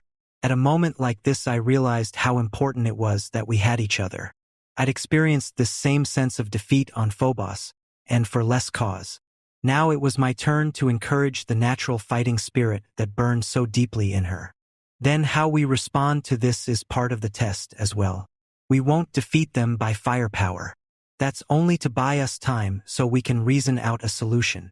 She looked at me without blinking and asked, Fly, what if there is no solution? Don't believe that, I urged, and in so doing helped convince myself. If they were unbeatable, they wouldn't need to collect data on us. That took some of the shadows out of her dark mood. Don't worry, she said. I won't let you down. She'd been my buddy, my pal. We'd been careful not to confuse the issue by trying to be lovers. But this was the right moment to take her in my arms, bring our faces close together and whisper, it's you and me. We'll go to the end together. We'll make them pay for everything. I'm feeling better, she said. My brain is working again. We're in a good spot to do some damage. Go on. The bottom level of Deimos, directly below us, is one huge tank that was eventually going to be filled with liquid oxygen. What the hell for? She flashed her sneaky smile. You'll love this. The UAC was thinking of using the entire moon of Deimos as a spaceship, too. You're kidding, I said, but I could tell she wasn't. The idea was to move it to the asteroid belt and use it for a mining base, she said, finishing the news flash. When I first realized we were moving, I thought some of us might be back in charge here. Then I suspected the more horrible possibility of a human-alien alliance. Jesus, what a morbid imagination. How is it I never heard about this plan even in casual talk? There's secret, there's top secret, and then there's rat us out and we'll push you out the airlock. Point taken. If we're going to find out what's really going on, then I think we need to go the same way as before. Down. We hunted through the level, but couldn't find an exit, a secret door, anything. While we were searching, Arlene's mood improved. That we were still alive was a miracle. Any monsters who tried to have us for lunch would get a bad case of indigestion. No matter what we were up against, I was going to bet on human unpredictability. We hadn't spent a couple of billion years clawing to the top of the food chain for nothing. Fly, have you noticed how this section is shaped? Actually, I hadn't. We'd been working our way along the inside of the wall in search of switches. It's shaped like a skull, she said. These guys are running out of ideas, I answered. Those two pillars over there, she said, pointing. Are the eyes cute? I said. Less cute was the pumpkin that suddenly came out of nowhere and began firing at us. Arlene and I hadn't shot anything in whole minutes. We deflated the pumpkin, and this one acted more like a balloon with the air let out than any of its brothers, as it zigged and zagged on the way down. We chased it beyond the 2 pillars, where we found its limp and leaking remains sitting like a cork on a narrow ladder tube leading down. At last, she said. A guidepost. Just what the place needs. I concurred. And now what? Should we still continue down? Or was it time to settle once and for all whether we were bugging out and reporting or going after the mastermind ourselves? I stared at the tube. So far as I could tell, down was still the only way out. So far, our paths still coincided. But there would come a time when one of us would have to prevail. Either Arlene's romantic sense of duty to the entire human race, or my more practical duty to her as my buddy, as a Marine, and all right, let's face it, and as a man to a woman. We found a cozy room with 4 doors and a single switch in the center. Do you hear that? Arlene asked. Until she mentioned it, I hadn't heard anything but our heavy breathing. But then I noticed something so unbelievably loud that a deaf man should have felt it. Concentration is a funny thing. It sounded like the World Trade Center taking a stroll just outside. We rotated slowly, tracking the noise, and I thought about that movie with the Tyrannosaurus stomping around. Well, fly, what now? I doubt we could climb back up again. I looked up. The hole we'd climbed through was far over our heads. We already know there's no way to get us out in that direction. We're here. If an exit exists, it has to be through one of those doors. Besides, we came here to do a job, fly, even if that means fighting. Godzilla. I shrugged. What else was there to say? One switch, for doors. Which one does it open? I went to a door at random and tried to open it manually. Nothing. It wouldn't budge even when I kicked it. The behemoth still marched back and forth outside, shaking the entire building with every step. I can't help it, I said at last. I'm a born lever puller. You're repeating yourself, Arlene repeated. She flattened against the wall as I slapped the switch, then joined her. All 4 doors opened smoothly, simultaneously. Move out, I shouted. As fast as we could, we bolted through the door and entered a tiny, garage-like room looking into a brilliantly lit, silver and white, chrome-covered keep the size of Texas. Wings from the central room extended like an X into the huge tank. We slid outside on the double. The sound of the walking skyscraper inspired speed on our part, and that was without even bothering to look behind to see what was making all the ruckus. Halfway to one of the wings, I couldn't stand the suspense. Like Mrs. Lot, I looked back. I thought I'd seen everything. After imps and demons and pumpkins and hell princes, I'd be able to handle anything else they threw at us. At least that's what I thought. I'd also thought the hell princes were giants when I first saw them. My scale was in for a rude awakening. Mother Mary, I shouted involuntarily. The others weren't monsters any longer, not compared to this. The scream of rage that came out of its mouth was so loud that it was as if the 2 long horns, one on each side of its head, and growing out so far as to end over the muscled shoulders, were actually 50,000 watt stereo speakers amplifying the sound so that everyone could hear it from Deimos to Phobos to Mars. While it roared, the arm with the box on the end pointed at us. That broke the spell. We were both very good at noticing anything pointing at us. We ran like hell itself was on our tail, up the left wing seconds ahead of a terrific detonation. A miniature cruise missile had missed us, impacting against the far wall. Even at a distance of 200 meters, the explosion knocked us off our feet. I turned and loosed a few rounds from my trusty rocket launcher. I figured, why the hell not? The rocket struck dead on with no apparent effect. The Titan roared. A good translation, I guess, would be, "Now it's my turn." Chapter 27. The steam-driven demon returned fire, striking the wall of the wing, blowing us to the ground. The good news was that this finished the task of getting me through the hole. We were so stunned, we could barely pick ourselves up from the floor. A floor that was shaking from the AP Pro-aching Leviathan. "Get up," I said, grabbing Arlene by the arm and pulling her to her feet. The Colossus stomped straight toward us, and I knew that a flimsy piece of wall would be like a piece of Kleenex to the thing even before he ripped through it without slowing down. We staggered in the other direction, up the other wing. "My right foot's numb," Arlene hollered. "It's asleep." I heard the fear in her voice. I'm sure she could hear the fear in mine, too. "Wake it up," I said, and while she stomped her foot, forcing the blood to circulate, I fired a few more rockets at the monster. There was no effect worth mentioning. "This thing won't die," Arlene shouted as we ran. "Not without something heavier," I agreed. Arlene stared at the far wall and started mumbling to herself, obviously making thumbnail calculations. I added 1 and 1 and got 2 human beings crazy with terror. As we rounded the corner of the next wing, we heard the steam-driven demon crunching after us. At least he wasn't moving any faster than a brisk walk. At his size, if he didn't tire, that walk would finish us. I didn't want to think about the missiles he could fire. We turned another corner. So long as we heard him but didn't see him, I figured we were doing our best. "Fly!" Arlene cried. "Near as I can figure, this room is much larger than the gate gravity field the aliens set up." She took another deep breath, coughed, continued. "The periphery of the room should be at normal Deimos gravity." "Close to 0, you mean?" "Yes."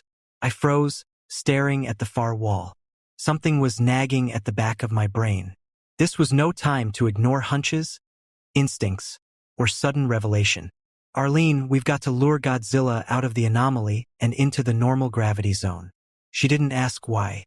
She had a better question. Which one of us? She was right.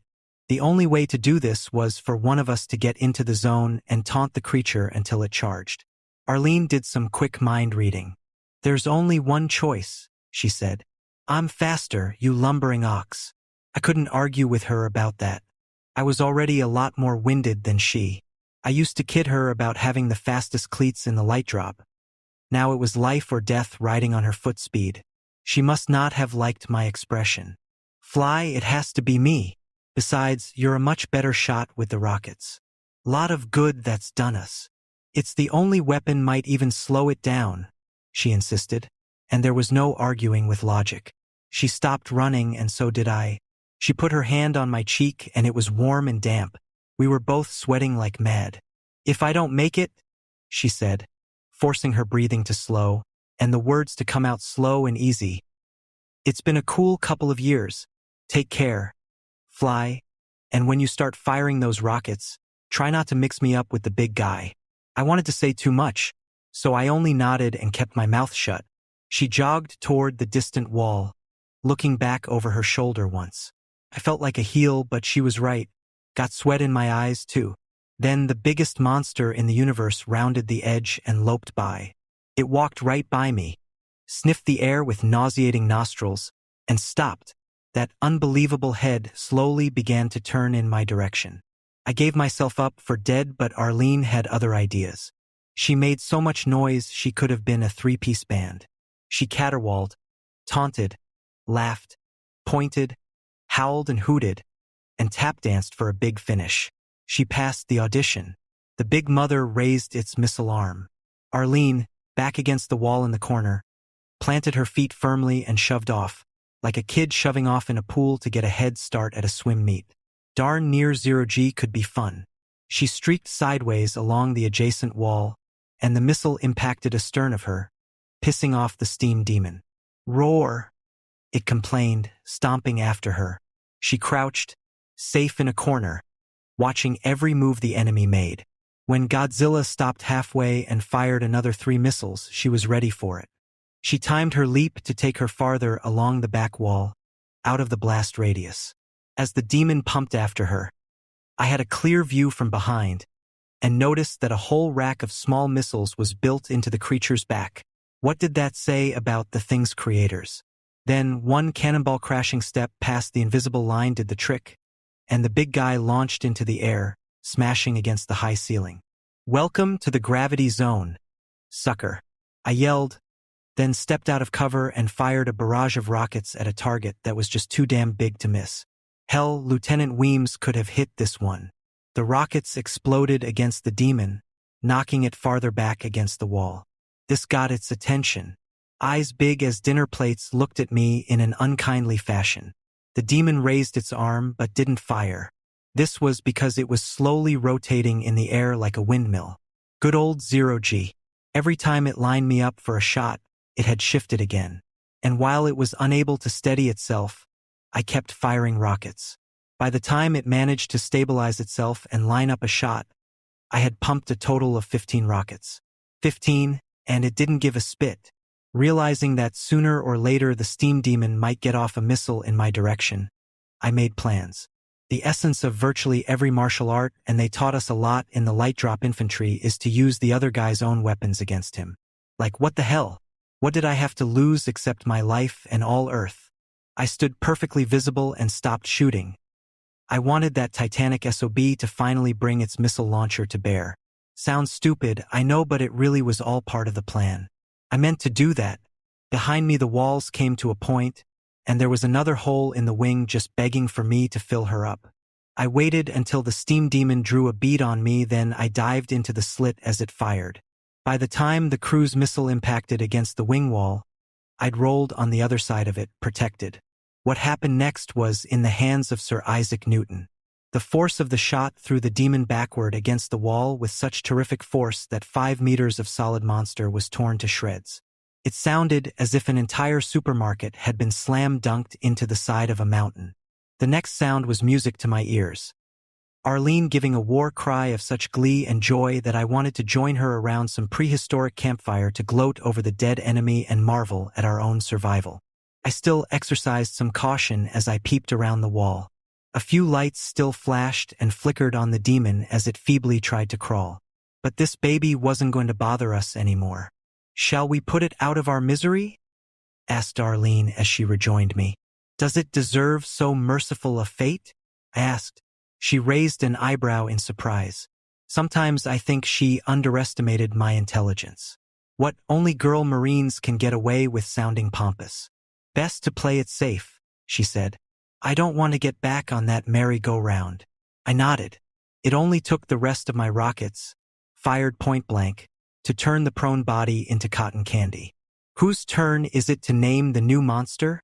I asked when the job was done. "You saw it first," she said. "All right then, Steam Demon." That's what I kept thinking when I watched it move. "Not bad, Fly. You're getting better at this. Maybe you could be a writer." "No need to be insulting," I said, patting her on the head in a patronizing way. This time I could get away with it. I felt good. It's not every day you trick an unstoppable force into an immovable object. We explored and found a huge, round manhole in the floor near where the demon was originally standing. Perhaps it had been performing guard duty. Arlene did the inspection and laughed. "You're going to love this," she said, standing up.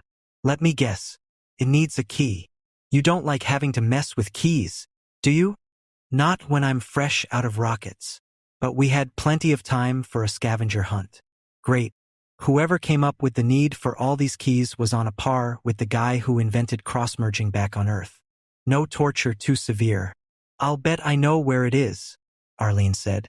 Following her lead, we returned to the still sparking, burning body of the steam demon. Arlene found a key stuck in a slot in the creature's belly, so he had definitely been the guardian. She started to pull it out and quickly yanked her hand away, cussing. "What's the matter? It's freaking hot." Being careful not to burn herself on the quickly slagging metal, she gingerly extracted it, shielding her eyes from the heat with her other hand. Wisps of steam rose off the purple computer keycard, but it retained its shape. She grinned like a kid who'd just gotten the prize in the cereal box. We ran to the door in the floor, the hole for a mole. Arlene plugged it into the slot.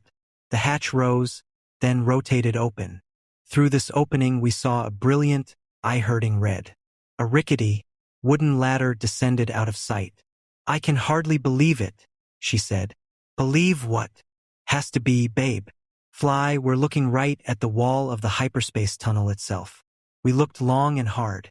"Now what?" she asked. I shrugged. "When there's no data, flip a coin." After all, the ladder wasn't even charred. I reached my naked hand down into the redness. I touched a color. Arlene touched my shoulder. "What does it feel like?" she asked. I told her, "You'd think it would be hot, but it isn't. It's ice cold." "Weird," she said, and put her hand down next to mine. "So what's outside a hyperspace wormhole?" she asked. "Outer space," I suggested. "That river of faces we saw earlier? Heaven and hell? Death?" We glanced at each other and nodded. Holding hands, we took a deep breath and stepped into the redness. Crimson red, fire engine red, rose red, blood red, lipstick red, Martian red. The color curled around us like cold, smothering, Arctic water, filling our brains with the redness of death. We were on fire, but I felt no pain. The experience was not pleasant. The flames burned away our clothing and weapons, but not our skin. The latter vanished. It was only in our minds, anyway. For a while we slipped and slid as if we were at a crazy amusement park. But at least we could see. No matter how bad a situation, I was always grateful for light. Chapter 28. The red tunnel was bathed in the kind of hazy glow you get in a dark room when you're developing photos. So long as I could see my hand in front of my face, I wasn't gonna freak. But that was the only good thing about the situation. Then we fell into a room. Room? Some sort of internal organ. The walls, floor, and ceiling were pink, pulsat-engy flesh, ribbed and liberally coated with slippery mucus. Once again both Arlene and I were naked as jaybirds. Instinctively, I covered myself again, just as I had before. "Oh, come on, fly," Arlene complained. "You're a human being, thank God. We have little enough to remind us of who we are and why we're here. We don't need you being shy on top of everything else." I slowly took my hands away, but I tried not to look too hard at Arlene. I didn't trust myself. We were buddies. I wanted it to stay that way. "This place stinks," Arlene said. Maybe my nose had stopped working. I counted myself lucky. The organ was diseased, sickly, and I was glad I couldn't smell it. There was a downward slope that wasn't so steep as to cause us to lose our footing altogether. But I wasn't comfortable as we stumbled through the giant organ. I had a disturbing sense of what organ it was. A place we've all been before. I just had a bad thought, Fly. I hope whatever burned away our clothes didn't also burn away all the microbes in our guts that help us digest food. Without them, we'll die of starvation no matter how much we eat. "I doubt it," I said, my voice shaky, as if I hadn't used it for decades. "I don't feel ravenously hungry." So evidently the gate left the MRE food in my stomach. Probably left the microbes as well, anything organic. We both jumped when the demonic uterus started contracting. I had always hated amusement parks. Then we were sliding out of control. I grabbed Arlene's hand and she squeezed hard. The contractions pushed us along the floor to a door. A giant, semi-transparent cyst membrane with a doorknob in the middle. The knob was made of some kind of cartilage. I pushed my arm into a wet opening all the way to the shoulder and turned the knob. 2 corpses were on the other side. They'd only been shadows seen through the membrane. We couldn't tell what they were. One was male, the other female. After our experience with déjà vu, I experienced a momentary shock of thinking the bodies were our own. They weren't, but they could have been related to us, similar body types, similar faces. I sure as hell knew who they were, though. One was the third woman in Fox Company besides Dardier and Arlene, Midori Yoshida. The man was Lieutenant Weems. I felt a curious lack of emotion, looking at the pair. They lay in an awkward position, head to head, each with a pistol in the other's mouth. It was pretty clearly a suicide pact, I supposed, because of finding themselves in hell. Arlene leaned down to separate them, and we made a horrific discovery. They weren't just lying tete-a-tete. Their heads were joined together, fused at the crowns, the scalp flowing smoothly from one to the other, like Siamese twins joined at the head. The hair color faded continuously from blonde, Weems to black Yoshida without seam or break. "Jesus and Mary," I gasped. "I don't guess there's any question why they blew their brains out," Arlene whispered, dropping the bodies. Arlene silently pointed to bloody imp prints all around the bodies. We both knew the shape of an imp footprint when we saw one. Judging from the depth of the heels, the bastards had been dancing around the bodies of their human victims. I spat at one of the footprints. Arlene gripped my shoulder. Fly, please don't think I'm a ghoul, but goddammit, we need those pistols. And much as I like looking at your manly chest, I think we need the clothes too. Definitely the boots. She had a point. A stomach-turning, revolting point. But still one against which I couldn't argue. We spent the next several minutes robbing the corpses and throwing up in the corner. But afterward we each had a pistol and 26 rounds. To exit the room we had to squeeze through a narrow opening that looked exactly like, well, I didn't like to even think about it. I volunteered to go first and she didn't object. Fly, came her voice as we wriggled and writhed through the orifice. Do you ever get the feeling you're being born again? I'm not a huge fan of morbid jokes. This time all I could do was shudder. Arlene, maybe we shouldn't be pissing off the only friend we've got down here by blasphemy. The moist, decaying walls pressed in around my shoulders, but I could still push through, and where I went it was easy for Arlene to follow. The thought crossed my mind that the passage might narrow so much that I'd become stuck. I wasn't completely rational about this one. I was so glad to pop out the other end that I barely minded the 7 imps waiting on the other side. For one truly insane moment I wondered if that would make Arlene Snow White. Then I was busy again, doing my job. Arlene was right behind me, doing her job. We only had a brace of pistols. The sons of bitches didn't stand a chance. As was the usual case after a good killing, we took advantage of the opportunity to do more sightseeing. Not once did I regret that neither of us had thought to bring a camera. So this is hell, Arlene said. What they want us to think of as the infernal regions, I replied. Hell was made of fleshy walls, an open field whose ground was a mottled scalp with comically giant, prickly hairs growing out of randomly scattered tufts, rivers of fire, a black and red swirling sky and air that stank of urine, decayed flowers, and bitter lemons.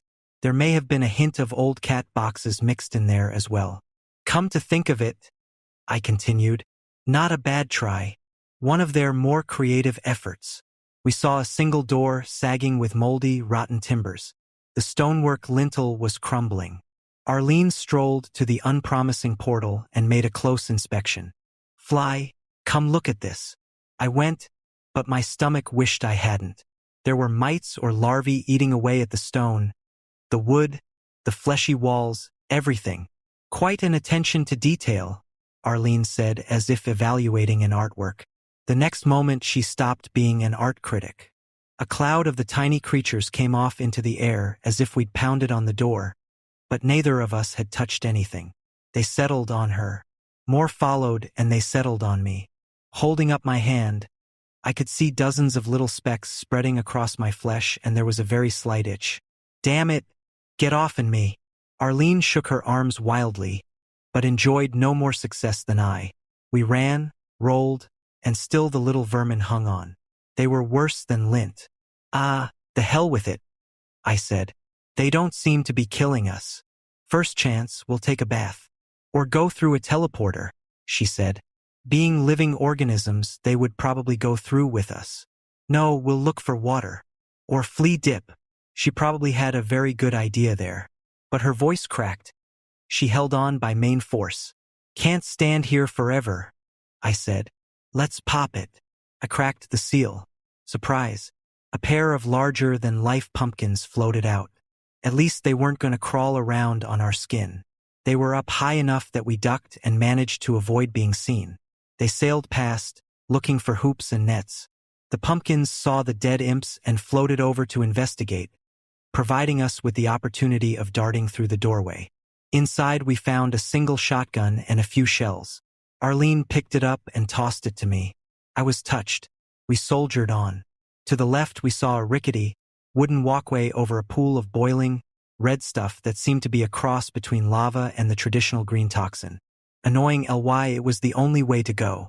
As we began to cross cautiously, the path started to give way. For some reason, neither of us was the least bit surprised. There was nowhere to go but forward before the pathetic bridge collapsed into the evil fluid below. We ran like hell, but at the end we were blocked by what appeared to be a solid stone wall. I threw myself at the wall, hoping to grab a handful, and Arlene could grab me. Instead, we ended up very much alive on the other side of the illusion. There was no wall. If we were startled by the turn of events, the imps we had landed on were downright stunned. The shotgun lost its virginity then and there. Arlene took care of a few stragglers with her 10mm. This time, when we lifted our eyes from the carnage of the moment, we were in for a real surprise. Right in front of us was the figure of a human being wrapped in something sticky and suspended from the ceiling by his feet. We could tell by his clothing that he was a UAC civilian. We could tell from his groans that he was alive. He was tall, nearly 2 meters.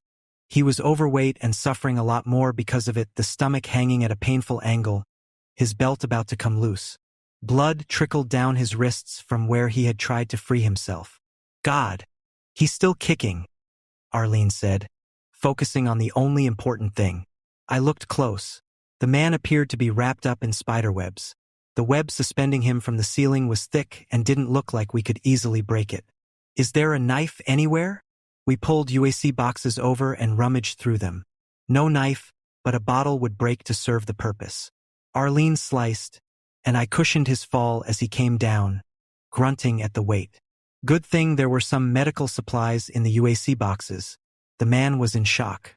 Arlene pushed some D5W saline to pump up the volume. After a while, his eyes opened. He stared at us without comprehension. I expected that. Can you hear me? I asked and got nothing. If you understand me, nod your head. That took a moment, but he finally nodded. Arlene massaged his neck and I held a finger in front of him until he focused on it. Are you all right? Arlene asked him at last. He grunted in a low, husky voice, carrying all the pain. Who are you? I asked. Bill Rich, he said groggily. How long were you up there? Arlene asked. Further proof that life was coming back into him was the way he shuddered. Long enough that I thought I'd died. Who put you up? I asked. The goblin, he answered. Spider-mind. Oh great. A whole new nomenclature. That narrowed it down to any of the monsters.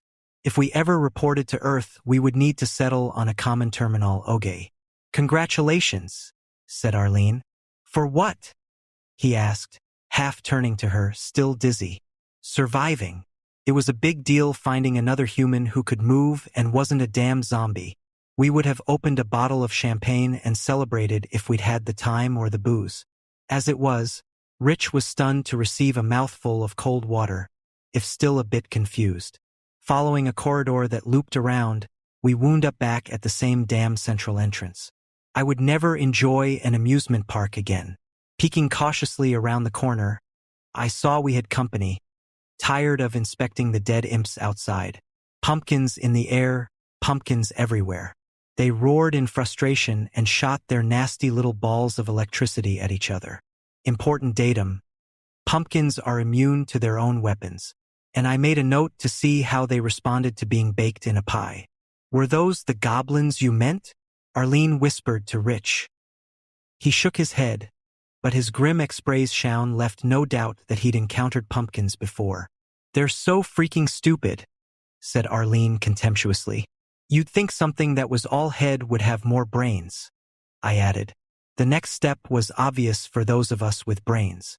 We dashed across the corridor to another closed door. I opened it a crack while Arlene kept watch, making sure the pumpkins didn't float back. Rich obviously hadn't received military training, but he caught on fast. Considering what he'd been through, he was a quick study. He kept pace, which was all we really needed from him at the moment. Through the door, I saw 2 pumpkins on the inside as well, hanging with a bunch of imps. Taking a deep breath, I waited until a mob of spinies marched between the door and the nearest pumpkin. Then I stepped out and fired 5 or 6 unaimed rounds. These guys didn't merit any wasted shotgun shells. Having done my damn age, I popped back and braced the door. Arlene and Rich helped. One thing you can say about pumpkins: they don't let a little obstacle like imps stand between them and a target. And one thing you can say about imps: they don't like being shot by balls of electricity. We left them to each other's mercies. Over the sound of carnage, Rich shouted at me, "How'd you get them fighting each other?" "We do it all the time," said Arlene, smiling. It's the Iago tactic. I'm impressed. I watched for the two in the hall, but they'd gotten tired of shooting each other and returned to shoot the imp carcasses. When the sounds behind the door died down, I slowly cracked it. I saw a lot of dead imps on the floor and the remains of one deflated pumpkin on top.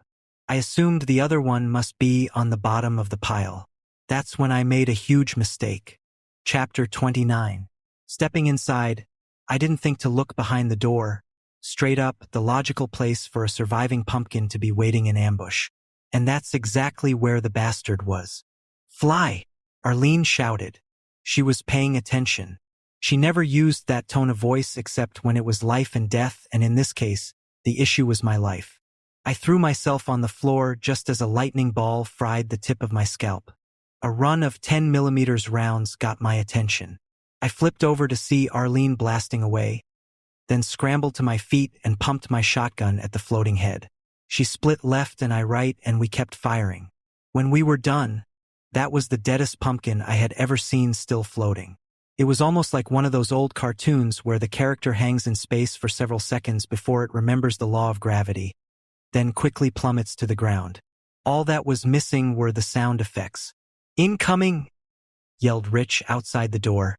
We hadn't forgotten the other pumpkins. We'd hoped they might have forgotten us, though. "Get in!" Arlene yelled, pulling at Rich's sleeve. He didn't need another hint. The moment he joined us, we slammed the door shut and jammed the latch with Arlene's pistol. The latch immediately rattled. God only knew what the pumpkins were using for hands. "Look," Rich said, pointing. Protruding from under a dead imp were the pieces of a box of shotgun shells, along with shells.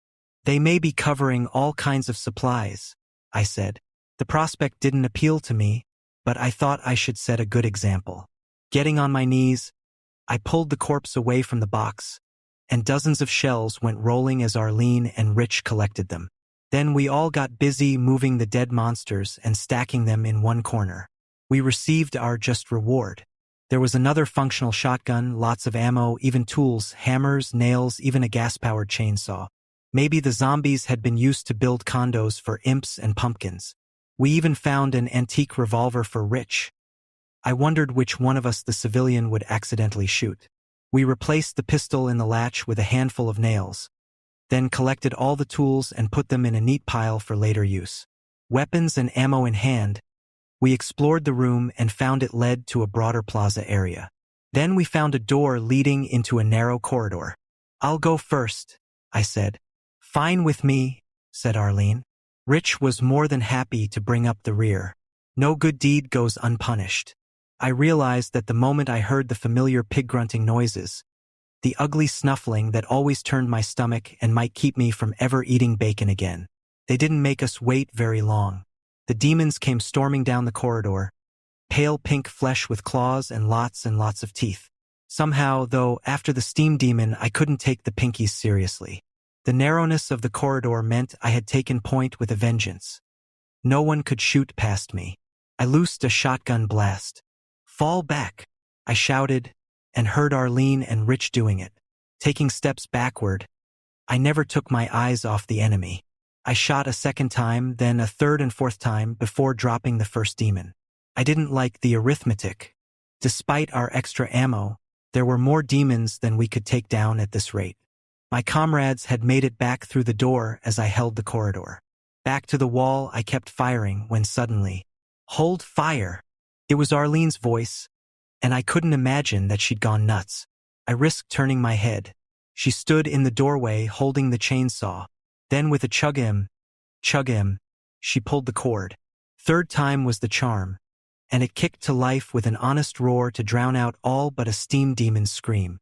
Elbowing past me, she lifted the buzzing blade and let the teeth bite into the nearest demon. "Die, Pinky, die!" she screamed. It sounded odd, but the results were great. Red blood splashed us both, and she kept at it, screaming a war cry that just might scare a fallen angel. Arlene waded through them, working the saw, beads of sweat and drops of blood covering her face. A demon arm fell to the floor, blood exploding in a torrent. She slipped on the gore, but the movement carried her forward and the saw buried itself in the chest of the next demon, ripping a death gurgle from the creature. I tried to get to her to help, but the demon corpses were in the way. She worked the chainsaw loose but fell backward, swinging it in a wide arc. A large demon swung its claw down hard and knocked the chainsaw out of her hand. Before Arlene could get away, another claw ripped her open. She didn't scream but fell silently. The sight drove me mad. Somewhere in the back of my mind I'd accepted the likelihood of our being blown to bits. But I wouldn't have us die like animals. Picking up the saw, I revved it and finished the damn job, shoving the blade into the face of the one who had hurt her. I lost count of how many were left, but I kept at it, swinging the chainsaw back and forth, covering the walls with gore. Finally, there was nothing left to kill. The red haze lifted and I remembered Arlene. Turning back, I saw that Rich was with her, trying to stanch the bleeding with improvised first aid. My right sleeve was already in tatters, so it was a simple matter to rip off a strip of cloth and use it for bandages. We patched her up as best we could. Her face was pale and she was weak, but she was alive. "Can you move?" I asked. "Move or die," she wheezed. "So I'll move." We helped her stand up. I started to pick up her shotgun and pass it to Rich, but she shook her head. "That's mine," she said, reclaiming it proudly. I wasn't about to argue. We left the heavy chainsaw on the deck and staggered forward into a last chamber. There were disgusting things lying around, but as nothing was moving or alive, I gave it no further attention. In the center of the room was a teleport pad of rusted metal, designed in a heavy and cumbersome manner. It looked like an antique. "That doesn't look promising," I said. "We have no choice," Arlene answered through clenched teeth. We hadn't had a good choice in a long, long time. All three of us stepped aboard, arms linked. Rich must have been religious. He said a prayer. Maybe because it was an old-fashioned teleporter, the experience was different from the others, like the special effects were provided by a different company. I noticed sounds that were new, a wind tunnel combined with an avalanche, and there was the sensation of falling turning into floating. Then we arrived. "Wow," Rich said. He wasn't as used to this stuff as we were. The terminus was a rock garden. Although the light was dim, we could make out the twisted, curved, and warped rocks that made me think of a giant coral reef, except the color and texture of the formations was the same as desert camo. Met our old friends, the zombies. Arlene fired first. The opportunity to fight put life back in her again. Most of these zombies weren't armed civies, which was fine with me. Rich got off a couple of shots as well. I don't know if he hit anything. Abruptly, I realized we had a more serious problem than the Walking Dead crew. I'd almost forgotten the real spooks, the ghost things I thought of as specters. One touched my face with all the coldness of space. I hit at the horror wildly but struck Rich instead, knocking him to the ground. It was joined by some of its buddies, those flying metal skulls I hoped never to see again. They dive-bombed us like kamikaze pilots. Then Rich found the back of a specter head by swinging his hands. He put his revolver against its skull and squeezed off a point-blank round. That got the critter's attention. It spun to deal with Rich, turning. "It's back on me." I blew its head apart with the riot gun. Somehow the idea of a ghost you can slice and dice appealed to me. I didn't think the nuns would approve. The damn specter went down screaming like a banshee and bleeding something that stank of ice-cold graveyards. While I was auditioning for Ghostbusters, Arlene popped the flying skulls. They didn't require as much firepower as the pumpkins. Rich took care of the remaining zombies. "Aim for the head, just like the movie," Arlene shouted. He was doing okay for a novice and naturally gravitated to the easiest job. But he acquitted himself well. I was happy we had found him. Finally, the wave of bad guys subsided and we could play beachcombers. There wasn't much worth grabbing this time, however only a bit of ammo and a sig cow for Rich from the poorly equipped zombies. Now seemed a good moment to find out more about Bill. Arlene thought his goblin might be a hell prince and described one, but he shook his head. "Not a minotaur. It was more like a giant spider," he said. "Oh, great," said Arlene. "A new one for the files." We found out Bill Rich was a computer programmer. If we found any monsters with laptops, he would prove invaluable. To be fair, he'd done fine killing his quota of zombies. How'd you get captured in the first place? Arlene asked. Rich sighed. Classic case of, this can't really be happening to us. He stopped, face turning red. When he started up again, I knew he had skipped something important.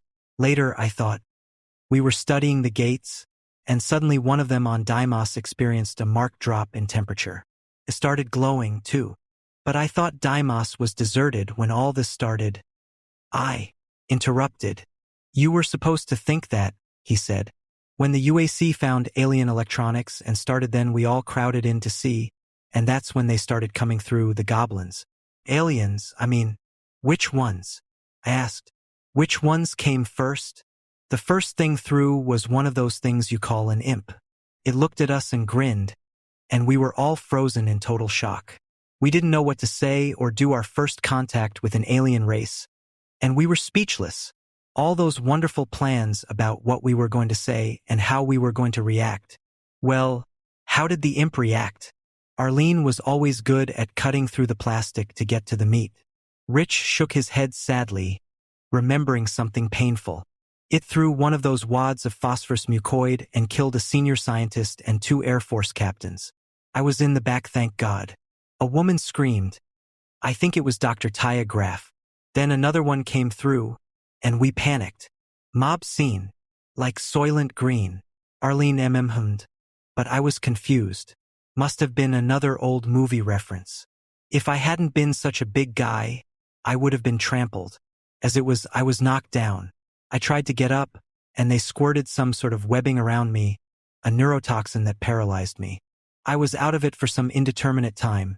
When I came to, this spider thing was interrogating me, and I was in a huge room, surrounded by hundreds of goblins of different types, and even some of those zombies. I recognized Dr. Graff, but I could tell right away she was dead, and her body was just reanimated. And, well, that's the story. Speaking of which, Arlene interrupted with her own thoughts. Fly, do you notice there's a lot more zombie bodies here than anything else? Sure. So with all the noise we just made, why didn't a lot more come running? Curiosity may have killed the cat, I said, feeling flip. But never a zombie. Or maybe this is all of them. No brains, said Rich, bending over one of them. Arlene shook her head. I think it's because they never do anything they're not told, she said. They must stay in constant communication with someone or something, and only go investigate when they receive a command. If they've been told to patrol, looking for humans, then they'll attack. Otherwise, they might march right by us and not even see us. That imp who talked to me made me wonder if imps give them orders, I said. Maybe, but we've seen zombies where there are no imps. Maybe they get standing orders. I saw a bunch of imps come running to check out a situation once where all I'd done was get the zombies firing at each other. The imps couldn't control them. Well, the pig-snuffling demons don't have any intelligence worth mentioning, either, I said. If there's any more of them around, they wouldn't hear a battle over their own breathing. The skulls don't even have ears, Arlene said. Look, it's either hell princes, the steam demons, or that thing Bill described, the spider thing. The spider creature that interrogated me, Rich said, shuddering. We'll keep that in mind. Time to move on. Hugging the right wall, we discovered a narrowing, natural corridor with more shotgun shells lying on the floor like popcorn. We scooped them up, but I was disappointed to discover that some were defective or spent. I was preoccupied with a handful of questionable-looking specimens when they spilled through my fingers and I dropped to my knees to recover them. That saved my life. A shotgun blast filled the space where my head had been a moment before. Zombie, Rich called out anticlimactically. No one ever shot at us with human weapons except former humans. Another shot missed high, but there was no third attempt on yours truly. Arlene turned to fire and froze. Fly, she whispered hoarsely. I stared. Jesus. It was Arlene's worst nightmare come true. Wilhelm Dodd, or what was left of him, lurched toward our little group, shifting his 12-gauge to get a better shot. Chapter 30. Arlene stared at him approaching, her mouth open, face pale as a ghost. I didn't want to do it, but she'd made me promise. Feeling sick, I raised my own weapon. I knew what would happen. I would blow the effing sobe away and Arlene would hate me for the rest of her natural life, which might not be a very long time at that. Then a miracle happened. Just as my finger tightened on the trigger, Arlene's face suddenly hardened. The color returned. She closed her mouth. Then she pumped a shell into the receiver, shouldered her riot gun, and blew the zombie dod's face off. Nobody said anything. Rich took his cue from our awkward silence. I put my hand on Arlene's shoulder, and she spoke. Her voice croaked like a rusty can tied behind a very old car. He was already gone, Fly, and I didn't want him to come between my buddy and me. There was that damned peculiar lump again. I blinked dust in my eye, I guess, and squeezed her shoulder so hard she winced. But she didn't move to push my hand away. She knew what would happen if I were the one to kill the reworked Wilhelm Dodd, and she wouldn't allow that to happen. Evidently, our friendship was as important to her as it was to me. I'd forgotten that the zombies had ever been human. I made myself forget. But the staring face of Willie Dodd wouldn't let me get away with it any longer. He was a man, a Marine, and very important in my life. Now that he was gone, I didn't know what to think about Arlene and me. Best not to think at all, I advised me. It was good advice, and I took it. Arlene was taking it hard. Sitting on the floor, she put her head between her legs and took a series of long, deep breaths. I wanted to comfort her but felt helpless. Arlene, I reached out to touch her. She shook her head and pulled away. Any other situation, I would have left her alone to mourn in private. But there was no privacy on Deimos except the solitude of the grave. Rich understood what was going on and kept his mouth shut. I liked him more and more. I glanced at my wristwatch, a pointless act in this place, perhaps, but it helped somehow. A tiny act of useless normalcy. Arlene, I said, gently as I could, we've got to split. You need to pull it together. Leave me alone, she said, keeping her face turned away. Don't look at me. This didn't seem like a good time to push the envelope. I'd never seen her this badly shaken. Without another word, I sat down, back to back with her, and kept watch while she got it out of her system. Rich stood a little farther up the hallway, gun out, eyes averted. Every so often her entire body shuddered. I pretended not to notice. When she finished, she wiped her eyes and stood up. Let's move, Corporal, she said. She was a PFC and I outranked her. But it was all right. The fighting tone of voice was back. Rich rejoined us and we pushed on. Up the defile was a rise where we could peek over the rock wall to our left. The architect from hell had been busy again. A huge garden stretched out before us in the shape of a right hand. We were in the thumb. Can you believe this one? Arlene asked. Better than a swastika, I said. The hand covered a good piece of territory, with the fingers widespread, each undoubtedly offering a wide selection of motion sensors and other surprises. The ring finger had a bizarre wooden shack right where the ring would have been. I wondered if the pinky finger would be full of Arlene's demons. We started with the thumb. Bet the only prints we find are footprints, Rich said. I've never liked stupid jokes, either, but Arlene laughed. Anything to shake her out of her depression. I heard a familiar bubbling. The red lava liquid. The pool was in a raised stone structure that could pass as the swimming pool from hell. I thought I saw a switch just below the lava line. What's that? Rich asked. Toxic yuck, Arlene answered. Haven't you seen it before? Rich shook his head. You've been lucky, she went on. Fly and I have been through an ocean of the stuff. Looks like lava, Rich said, proving an old adage about great minds and small circles. Is it hot? Not enough, I said. But it can still kill you. The switch teased me, like a piece of plastic sticking up from a bowl of red oatmeal. You know, I mused. That switch is awfully tempting. I found a rock and pitched it at the button, jumping back. I didn't want any of that spit splashing on me.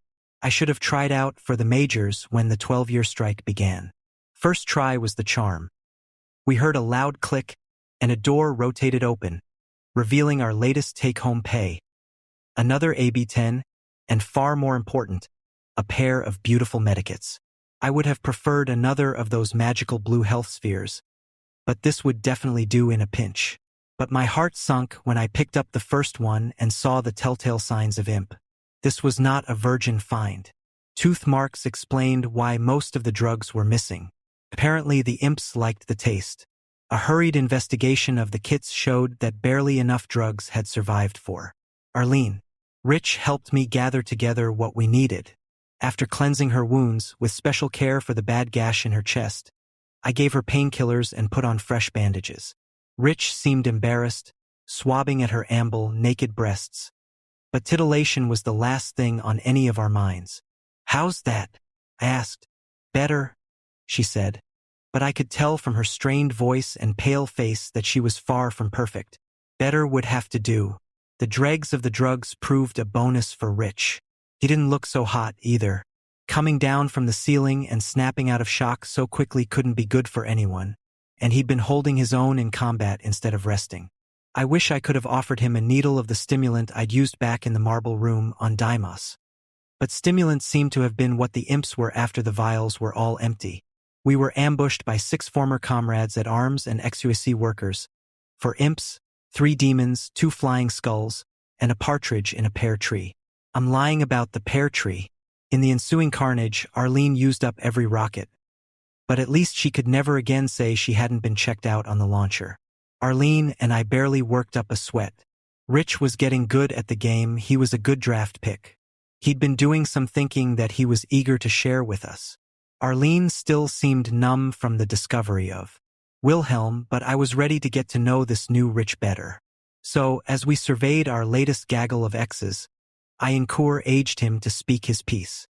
He'd already told us that computers were his area, but he'd been overly modest. Evidently, he was a bona fide computer genius kidnapped from Deimos by the aliens. We had already decided that the gates were hypermass transportation devices. If they really worked and weren't just some elaborate failed experiment from millennia past, it would blow every physics theory we had out the wash. We discovered they responded to bursts of high-energy microwaves. Their circuits responded for several seconds after each burst, not electronics, exactly, but something involving direct manipulations of particle streams. As Rich held court, Arlene perked up and started paying attention. She was getting that expression she wore when a boyfriend betrayed her. Suddenly, her mouth dropped. "You mean you activated the gates yourselves? You turned them on? Jesus Christ, you brought those things here." Arlene had a romantic side that tried to believe whatever nonsense officials put out as the truth du jour.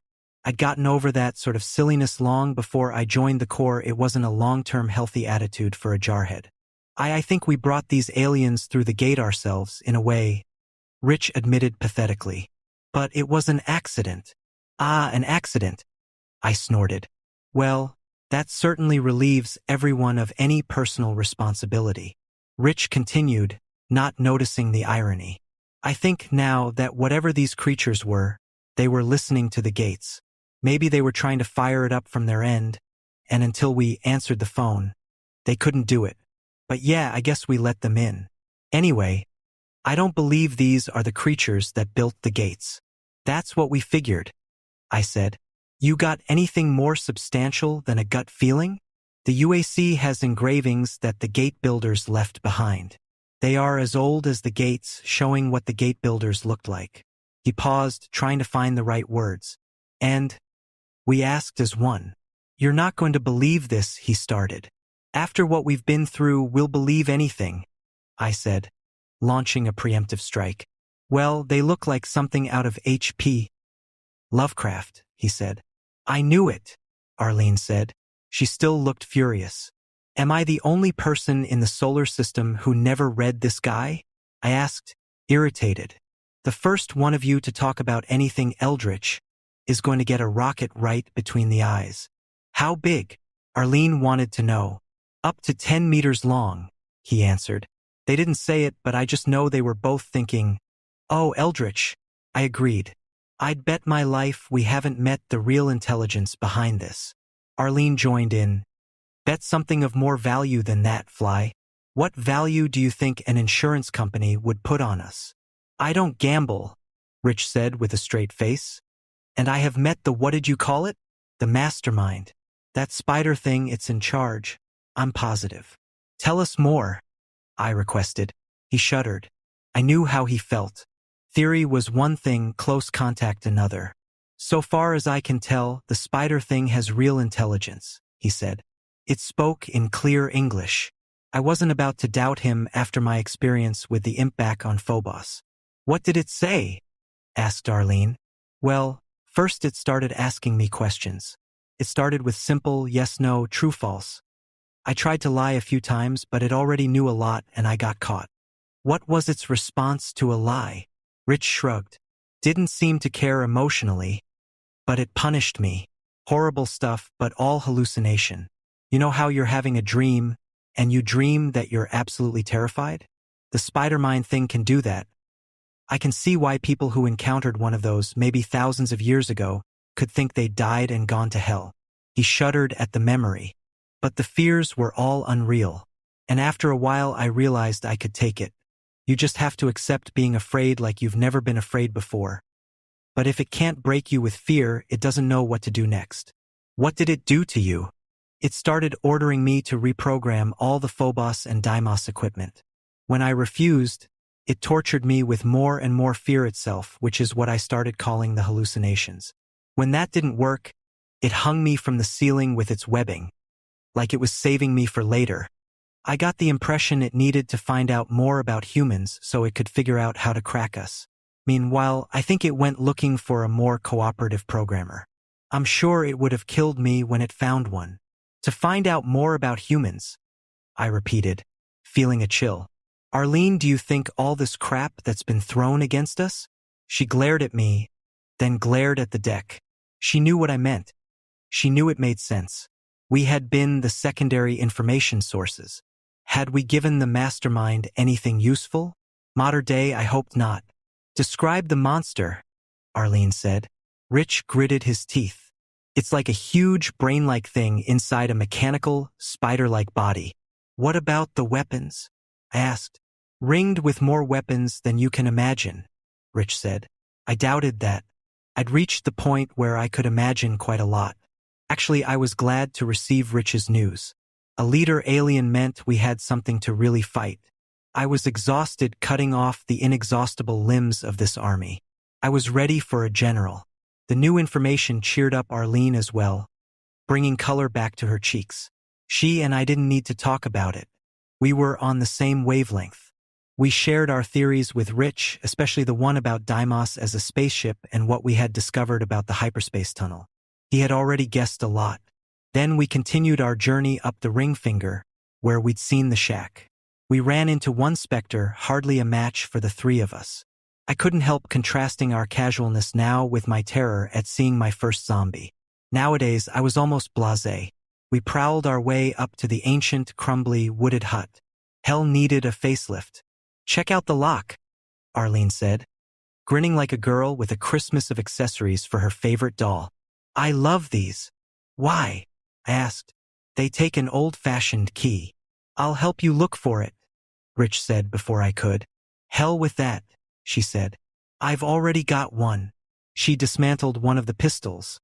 Then she took the gas expander stabilizer spline for a flexor and the fixed end of the magazine advance spring for a tensor. It took her just 5 minutes to pick the lock. Where'd you learn that? Rich asked. I read a lot of comic books. You need help putting that back together? I asked with a straight face. I couldn't resist teasing her a little. She rolled her eyes and reassembled the piece in nothing hat. She made us wait until she was good and ready to open the shack door. Inside was a switch. Surprise, surprise, surprise, as our patron St. Gomer might say. Arlene did the honors, lowering the wall ahead, revealing a hidden platform containing a dozen dead, mangled, squashed imps and a teleport pad. It's about that time, she said. I want a new travel agent, I said. We teleported and stared, stunned into angry silence. We were right back where we'd started after crawling down the hyperspace tunnel. The only improvement was we still had our clothes and weapons and Rich, of course. Chapter 31. Deja, said Arlene. Vu, I said. Deja Thoris, Rich said, and Arlene snorted. They were speaking some kind of secret code. I wasn't going to worry about it. Starting all over was something to worry about. As before, I inserted my arm up to the elbow in the membranal switch and opened the door. Inside, we found Weems and Yoshida in the same room, same position, still joined head to head and still holding their pistols in exactly the same position as before. Clothed. We stared for a long time, and poor Bill Rich had no idea why Arlene and I were so stunned. He started to examine the bodies, but Arlene gently pulled him back before he could see what they'd done to them. "This is worse than the monsters," I said. We passed by and crawled through the narrow tunnel, a very tight fit for Rich. When we reached the end, we faced the same 7 imps as before, only this time we used shotguns. At least that was an improvement. We popped the same door. Out came 2 pumpkins, just like last time. The pumpkins were pretty much the same except for varying sizes. Arlene used the AB-10 and I finished them off with a shotgun, our favorite tactic. Rich made a comment that was new. They'd look better with 2 burning candles for eyes instead of that headlight in the center. No one argued. We started to bypass the collapsing pier, going for the other door instead. But suddenly Arlene said, "Fly, I have a feeling we should duplicate our actions as precisely as we can." "Arlene, last time the demons creamed you in that narrow hallway," I reminded her. She nodded, a bit shaky at the thought. She wasn't in any condition to survive a bout like that again. I pursued the point. "We've already deviated by not taking Weems's and Yoshida's pistols and by killing the pumpkins outside." "I know," she said. "I don't have any good argument except for female intuition." I was about to make a crack about the unlikelihood of that particular attribute in Arlene Sanders, but I saw that she was deadly serious. She glared at me until I saw reason. We left Rich in the corridor. He wasn't in shape for what we had in mind. Of course, after we cleared a path for him, he could stroll through in relative safety. We ran like bats out of Deimos down the pier, this time charging through the illusory wall of flame and blowing away the imps we knew to be on the other side. There was another reason I'd insisted we leave Rich behind, one I kept to myself. I half thought we'd find a second Bill Rich hanging from the ceiling here. We didn't, and I never brought the subject up to Arlene or Rich. God only knows whether they thought of it themselves, probably. But they kept quiet as well. We slipped back by the secret corridor and used the same trick on the pumpkins and imps inside the room. It was a lot easier when we knew what to expect. This time I knew where the last pumpkin would be floating in ambush when I opened the door, and I enjoyed not being surprised. Pop goes the pumpkin. Crossing the patio, Arlene grabbed the chainsaw and revved it up. But she made me promise to start shooting the moment she lost it this time. Except that this time, since she knew what to expect, she didn't slip and wasn't out of position where a demon could knock the chainsaw out of her hand. She ducked. She weaved. She sawed all the demons to death. It was hard to believe she'd been seriously injured only a short time before. But having a chance to get it right the second time did wonders for her psychological recovery. We continued up the narrow corridor to the teleport. "So what happens now?" I asked. "Back to the hand again?" I should have kept my hole shut. We stepped aboard, but instead of teleporting, the walls of the chamber lowered into the floor, leaving us standing behind some pillars in a very wide open courtyard. A neat row of UAC boxes stretched across the courtyard before us like a skyscraper on its side. Every box held a 5-pack of rockets, all the rockets in the world. There was also another launcher. A silver lining like this couldn't possibly arrive without an accompanying thundercloud. We heard the thunder of the heaviest feet in all Monsterdom.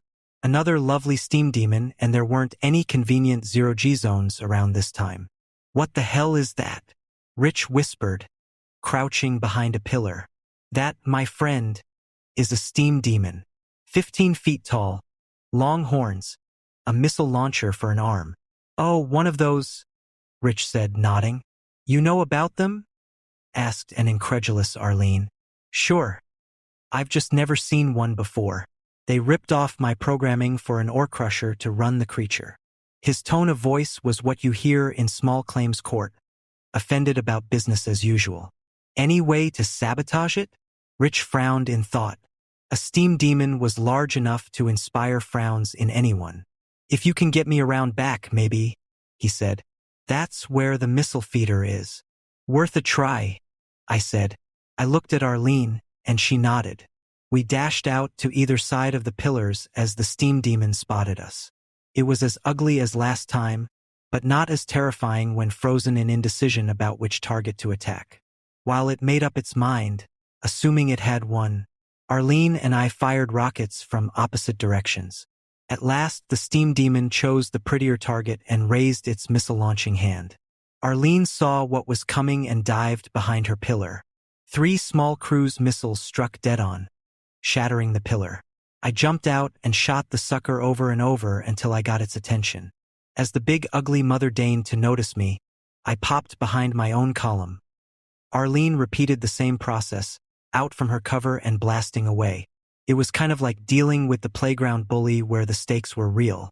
The steam demon proved that it had a mind by passing our little intelligence test. It stomped closer to the pillars, cutting off our angle. Arlene was ready for this. She ran backward, zigzagging, popping off an Aka-signal rocket. Time for Rich's plan. While all this was happening, Rich and I were moving into position.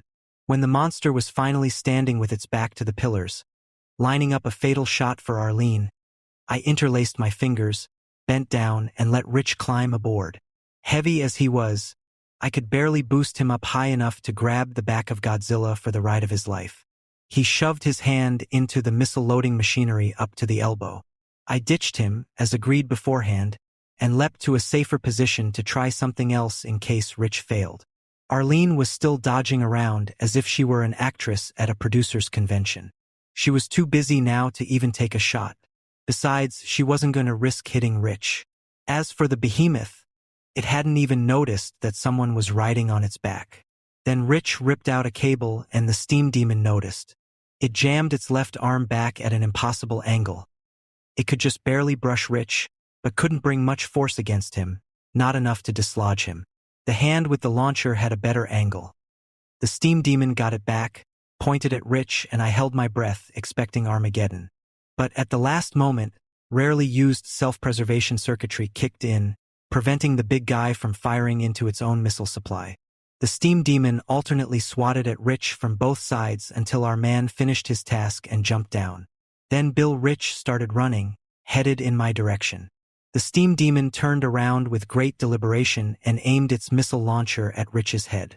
This was point-blank range. Rich would never have to worry about a hat again. The monster fired. We heard a loud, empty click. Nothing happened. Rich kept running. The steam demon kept clicking, pointing and clicking, as if it couldn't fathom the situational evolution. It flunked that intelligence test. Arlene didn't waste the opportunity. She started pumping at it from behind. The poor bastard turned and aimed its useless arm at her. Click! I shot it 3 times with my own compact rockets. I kept at it, squeezing the ring until my palm became numb. After what must have been 25 direct hits at least, the Titan finally staggered and fell to the deck like a skyscraper under demolition. I kept fifing, and it got weaker and weaker. Then Arlene got smart, ran around back, and pumped a couple into the missile supply. The steam demon's last words were pretty spectacular. I was surprised the entire hyperspace tunnel didn't collapse. I was tired, but Arlene and Rich were still full of fire. We went back the way we'd come, but there had been a change in the architecture. Walls no longer stood where they had. Floor plans were different. A room that had been a small, empty antechamber was now a huge room with the equivalent of a beach, against which red waves of toxin washed relentlessly. "Look," Arlene said. I followed her pointing finger to the unwelcome sight of a hell prince wading through the crimson toxic surf. After playing patty cake with the steam demon, a minotaur didn't seem that serious, but back on Phobos, Arlene had ripped through a crack to avoid one, and I'd been almost paralyzed with fright. How times change. But it wouldn't do to be careless. We took it left, right with rockets until it was slagged. It made one gratifying orc before dying. The long, narrow corridor where Arlene had chainsawed the demons was now one edge of a triangular room full of specters.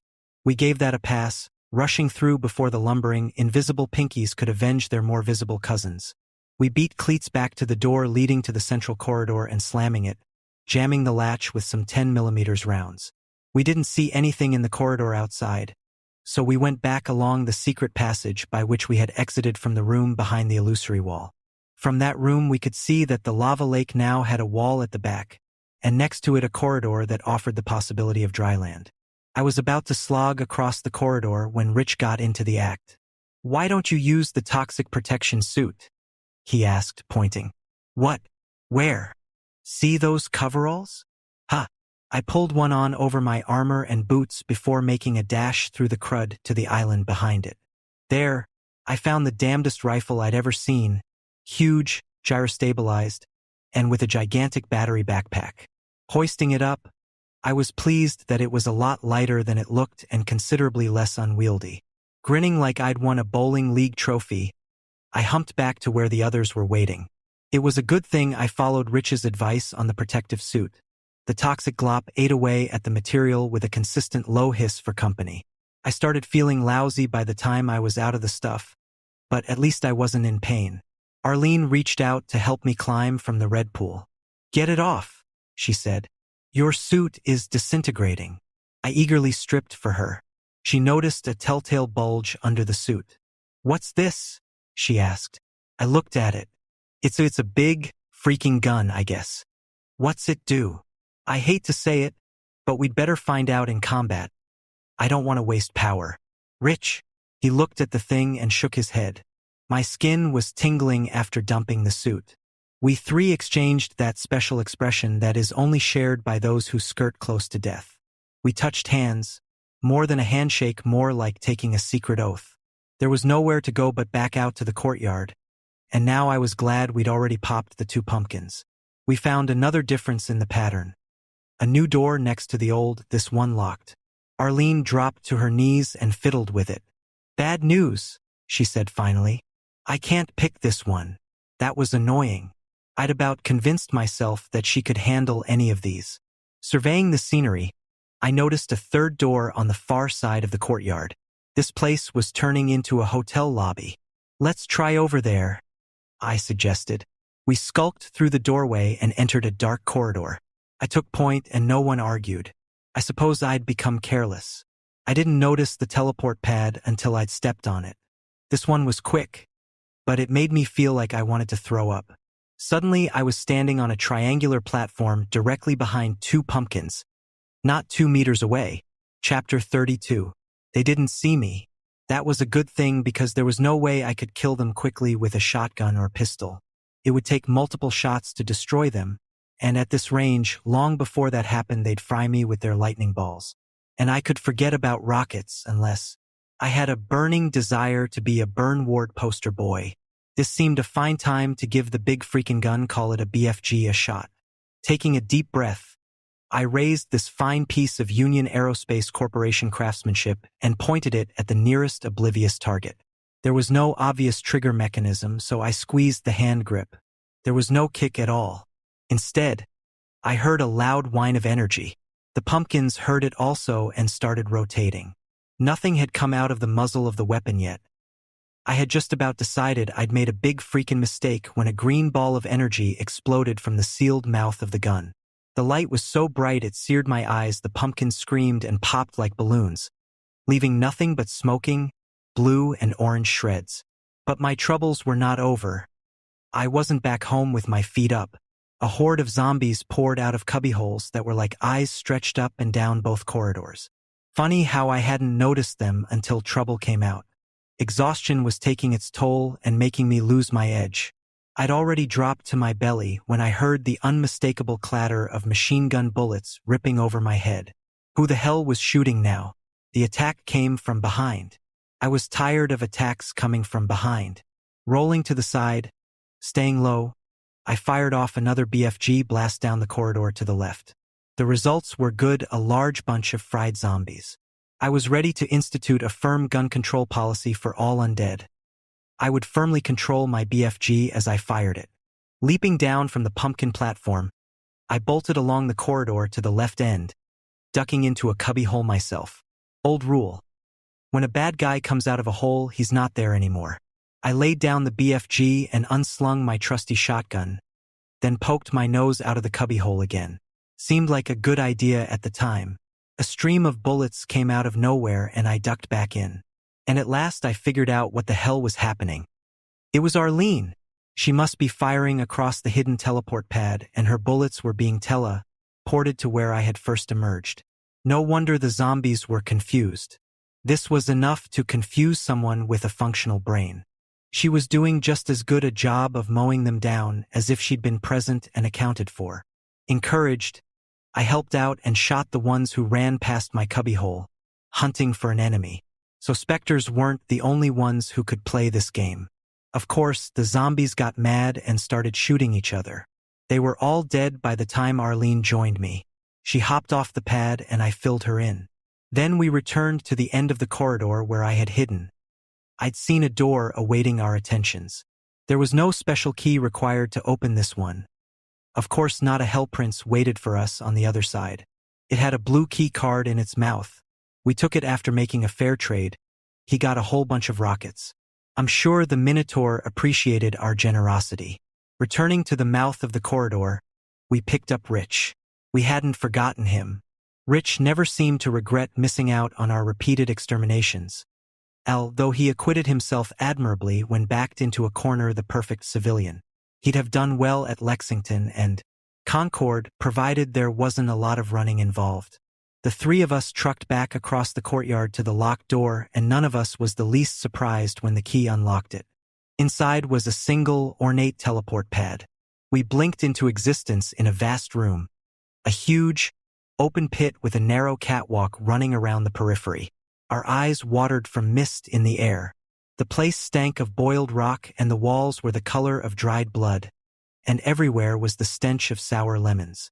"This is it," Rich said, suddenly excited. "This is the place where the spider, the mastermind, interrogated me. If you want to see the spider mind, now's your chance," Rich whispered. "Isn't it special invitation only?" Arlene asked. She crawled to the edge. "Pumpkins, hell princes, those crazy flying skulls. Did we ever get around to naming them?" Arlene looked at me with a strange expression, as if I just missed something. "Gee, how about flying skulls? Any objections?" Shaking my head, I couldn't help but notice Hitch's expression. He probably thought our little name game the pinnacle of insanity. And Rich had a gift for it himself. He'd called our steam demon a cyberdude, and Spidermind turned out to be a perfect description for the thing that chose that moment to make a big entrance. It was worse than all the rest. If I'd found the steam demon disgusting with its mixture of organic and mechanical, this completely alien it scuttling across the floor down below completely turned my stomach. Numerous mechanical legs supported a dome housing a gigantic, gray, pulsing brain with a hideous, ersatz face formed in the center of the squishy gray matter itself, complete with eyes and teeth. It should have been funny, almost a cartoon, but there was nothing remotely humorous about the living incarnation of a nightmare.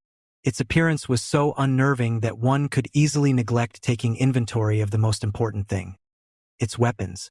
Even from this awkward angle, it was easy to see that it came equipped with what looked like an ultra-speed Gatling gun, like a Vulcan cannon. There was little doubt that up close there'd be other unpleasant surprises. "Listen," I hissed. "Suppose we can take this spider mine thing. We'd throw a monkey wrench into the invasion plans right here and now. I could run along the catwalk, drop down in front of the creature, and fry it with my new toy." "Too dangerous," Arlene said. "It would get you with its machine guns before you got close enough to try," Rich added. These were extremely good points, I had to admit. Rethinking the idea, I realized that even if I succeeded, I would be ripped to shreds by the throng of monsters surrounding the boss. Rich seemed to be reading my thoughts when he said, "We should kill some of the other creatures so the spider mind won't have as much backup. Maybe this guy could make an honorary Marine after all." Creeping along the catwalk rim, peeking over the edge, we made slow progress. While finding a more advantageous position, Rich sneezed. I think he was allergic to monsters. The element of surprise blown, it was time to open fire and blow them away. Their reward for paying attention. Arlene and I worked through the rockets we'd scavenged from the steam demon chamber. Good distance and angle to use those little darlings. There had been so much noise already that plenty of the monsters farther away still hadn't noticed what was going on. They were partying down. Our primary goal was to keep the spider mind from noticing as long as inhumanly possible, so we never shot a rocket in its direction. We still had a lot of unanswered questions. How well did the brain hear? And were other creatures supposed to report back, and were they in constant communication by radio or telepathy? We continued the slaughter. Rich was proving himself useful again, this time with his sig cow. Finally, the general run of monsters noticed that something was amiss. Some became agitated and began to run about, their roars more thoughtful, attuned to the condition of the general community communication, obviously. A few even attempted to apply what mentality they had to investigate the mysterious deaths of their comrades. Alas, the spider mind lived up to its name. It detected the trouble and began stomping around, trying to identify the source. But my respect for that great quantity of gray matter declined somewhat as the damn thing got frustrated and started blasting away at random, killing its troops. Rich crept over and offered more analysis. Corporal Taggart. Call me Fly. Well, Fly, I've been thinking that the amount of energy required to actually move Deimos through hyperspace would be monumental. There's no way they could have snuck such a huge power generator onto Deimos through those fairly small gates. We're talking many terawatts, thousands of Hoover. Dam's worth of power. Makes sense, I said. Arlene nodded, while continuing to hold down the fort. The most likely explanation is that the power is coming from an external source, he said, and they're beaming it in somehow. Rich, Arlene said. Are you saying cut the power and end the invasion? For the first time since seeing the spawning vats, I began to think we might really have a chance. So long as they had power, they could produce an endless number of monsters in their damned cauldrons. It was time to cancel their service. Chapter 33. Arlene pointed at a central building, a small pillbox structure right in the center of the monster convention. In all the chaos, none of the creatures had gotten anywhere near this pillbox, as if they deliberately avoided it. Could that be the power receiver? She asked. Rich shrugged. I don't know, but it seems like the best possibility. That possibility did as much for our morale as if we'd each been given a blue face sphere. The spider mind continued firing until many of the other creatures, its own troops, were killed or driven off. It was now or never. I jumped first, feeling as if I could fly. Arlene followed and I turned to help, but she didn't need a hand. We both had to help Rich, who wasn't exactly constructed for flight. The three of us made a dash for the central building. Monster corpses presented a major obstacle, but we quickly turned grateful for the thick-limbed, heavy bodies all over the floor. The spider mind noticed us and opened fire with its 30mm Vulcans. We hit the deck and used the bodies for cover. The incredible creature charged us, firing maybe 300 rounds a minute, 5 rounds a second. In a few moments it would be upon us, firing so rapidly we'd never be able to return fire. Suddenly the firing stopped. The spider mind was tangled up in the bodies it had helped produce. The mechanical spider legs were not designed for an obstacle course. Run! I shouted, heading for the building. A quick glance at the location of the spider mind told me what I needed to know. The angles were perfect. Get between the spider mind and the building. Move! I bolted hutward and immediately sprawled gracefully over the prone body of a steam demon. My heart leapt up my throat, then I realized the damn thing was under bloody construction. Great! And me without my monkey wrench. The gigantic monster lay on its belly, face into the deck. The missiles were exposed, and as bullets flew haphazardly over my head, I swallowed hard. A couple of good shots might detonate the warheads on those puppies, or, if the warheads weren't yet attached, the fuel cells could rupture and spray us all with caustic and flammable rocket fuel. Very adroit, Mr. Leslie, snapped Arlene, yanking me to my feet. We made tracks. We had crossed perhaps a third of the open territory when a wave of horror struck me like a physical hammer blow. Nightmarish images of Degas, Bosch, Patrick Woodruff, blood dripping from the walls and ceiling, sprays of blood in the distance, blood from overhead sprinklers it probed, trying to find a weak spot. My father lurched out of the building, grinning and slapping his body. Me heap big Chief Kamehameha, he shouted, then gave a Tarzan yell. He humiliated me all over again as he had 20 years earlier, We'd been in Hawaii in a museum, before a life-size huge statue of Hawaii's greatest king. I shrank away from him, praying to God no one knew he was my father. But he followed me, saying, "Did you see what I did? Watch." And he did it again. I was never more ashamed of him in my life. We were lucky to make it out of the museum alive. But goddamn it, he was not going to stop me reaching that building. I pushed on, tuning out the spider mind. Then I saw myself brought up on charges again. But this time I was tried and convicted, and they ripped the stripes off my sleeve like, what was it? That old television show, Two-Dimensional. Branded, something like that. They tore off my sharpshooter's medal, my ribbons.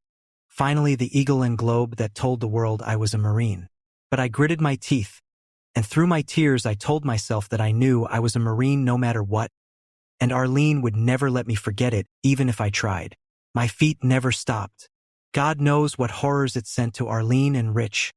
Their faces were white, grim, but determined. The monstrosity realized it didn't have our number psychologically and tried the more direct route. It opened fire, but it was off balance, picking its way through the bodies, and the whole contraption tumbled over. This gave us the time to get into position. Just as we got behind the building, the spider mind freed itself, stood up straight on mechanical legs, swiveled the weaponry into position and started firing. A few quick burps of gunfire probed our way. Then it abruptly choked off and there was silence. "What happened?" Rich asked. "It's like it stopped automatically," Arlene said. "It can't shoot us without shooting the building." I realized. The guns were clearly cut off by a circuit breaker. We had to get inside. But the spider mind lived up to its name. The thing scuttled quickly to the side, trying for a better angle and a clear shot. We kept moving, dancing around the pillbox in a tightening spiral, always keeping ourselves between the spider mind and the building. It was like playing some kind of children's game, only this playground was the killing field. Then we had a new problem. The other monsters had been considerate enough to stay away, but now the noise attracted them back into the fray. A random sampling of fireballs, ball lightning, and even the Hell Prince's green fire creased our bow. Under the circumstances, it would have been rude not to respond. We fired back while we kept running from the spider mind. "One rocket left," I yelled as I fired the penultimate one at a minotaur. I slung the launcher, never know when a weapon might come in handy. But Arlene must have figured there'd be no more rainy days. She blew through her AB-10 ammo and dropped the pistol without a second glance, not wanting anything to slow her down. Bill Rich fired his sig cow at the Spinies and actually dropped one. Despite his bulk, he'd managed to keep up with us, although his heavy breathing was cause for worry. I hoped he wouldn't have a heart attack. We still needed him. I wasn't being callous in thinking this. The mission was all important. God, did I actually think that? I guess I did. Arlene had converted me and I didn't even know when she managed it. My goal had shifted from rescuing her to fighting the last battle as the last Marine. I blew the door off its hinges with a point-blank shotgun blast. One of the Spinies didn't approve of my housebreaking. It dive-bombed me and flung a ball of burning mucus that just missed me, that is. Arlene took it out, but then I glanced over at Rich and saw that the imp had done him serious damage. Rich had taken a faceful of the poison and was coughing his guts up. Holding the door open with my back, I racked and fired as fast as I could as Arlene dragged Rich inside. Vindication. The room was full of electronic gear, cables, databanks. While Arlene did what she could for Rich, damned little under the circumstances, I stood guard on all four doors, shooting anything that ventured dose. Naturally, the monsters couldn't fire back. I enjoyed the situation until one of the imps flung a spitwad and hit the door frame, missing me by a hand's breadth. For one moment in the history of the universe, the spider mind and yours truly shared the same opinion. The imp's action was ill-considered in the extreme. The spider mind proved it was no dummy. It blew the imp to cutlets. I drifted from doorway to doorway and nothing shot at me. However, every time I passed within line of sight of the spider mind, I caught another faceful of hypnagogic horror. It was the only weapon the critter had left. In a way, you had to feel sorry for it. Well, maybe not. "How's it going?" I asked Arlene, already knowing the answer. She shook her head. Rich was in a lot worse shock than when we first found him. The flaming goo had stuck to his face, catching him just as he inhaled. His lungs were fried, they could no longer transport oxygen to his blood. I didn't know what we were going to do. Maybe a hospital could save him, but we didn't even have bandages or painkiller. The skin of his face was angry red, and it was bleeding in a dozen spots where enough layers of epidermis had burned away. He must have been in agony, and Rich knew it was hopeless, for him at least. He was a smart man. Bill was dying. Arlene propped him against a wall and whispered in his ear. He nodded, making the coughing worse, but she wiped his eyes, and he could see well enough to help us. In a weak voice, he began identifying critical components within the room. He remembered everything from when they forced him to work on the mess. He told us what we needed to know. Arlene left him propped against the wall and came to me. In a low voice she said, "I wish we had one of those blue spheres right now. It's the only thing that would save him." I agreed. "We don't even have a medikit. At least I could make him comfortable." I looked her in the eye. "He told us what we need to know," I said. "That's the important thing." I felt professional. I felt several degrees colder than mean. But Arlene was as much a pro as I. "Do you want to perform the coup de grace on this energy conduit, or shall I?" While I thought about it, she made up my mind for me. "You'd better do it, Fly. We need a real sharpshooter's eye to keep those bastards far enough away that they can't reach in and grab us. I suppose even you can't miss a computer bank from 2 meters away. Hey? Even if you can't shoot an apple off Goforth's head." She grinned. I turned and became a one-man wrecking crew. Raising the BFG, I took a deep breath and let fly at the collection of electronics. The explosion knocked me on my butt. I staggered up and took out the rest of the targets Rich pointed out in the mass of equipment. After 4 walloping shots, the BFG fizzled and wouldn't shoot anymore. Out of juice. I finished the job with a dozen shotgun shells. "Jesus, Fly, come look at this," Arlene shouted. I came, still shaking, ears still ringing like Christmas. This was turning into an hour of surprises. The monsters were acting like they were on PCP, wandering in circles and firing at anything that moved, which meant each other. The spider mind still seemed to have control over its ugly faculties. It opened fire on several of the Hell Princes, no doubt with the idea of removing those of its minions most potentially dangerous if there were no way to give them orders. Naturally, the executions drew the attention of other monsters. They fired at the noise. We weren't cast members in that show, but we took full advantage of our backstage passes. 15 minutes later, there was one monster, count 'em, one monster left that we could see. For the moment, the spider mind was boss over itself. And it had one other problem besides not being able to get any decent help. The gun cylinders spun, empty. The spider hadn't saved any ammo for us. "Rich," Arlene said, speaking quietly but enunciating clearly, "your plan worked brilliantly." I'm sure he would have appreciated her good opinion of him if he had still been alive. The damned, stupid Spiny had killed him after all.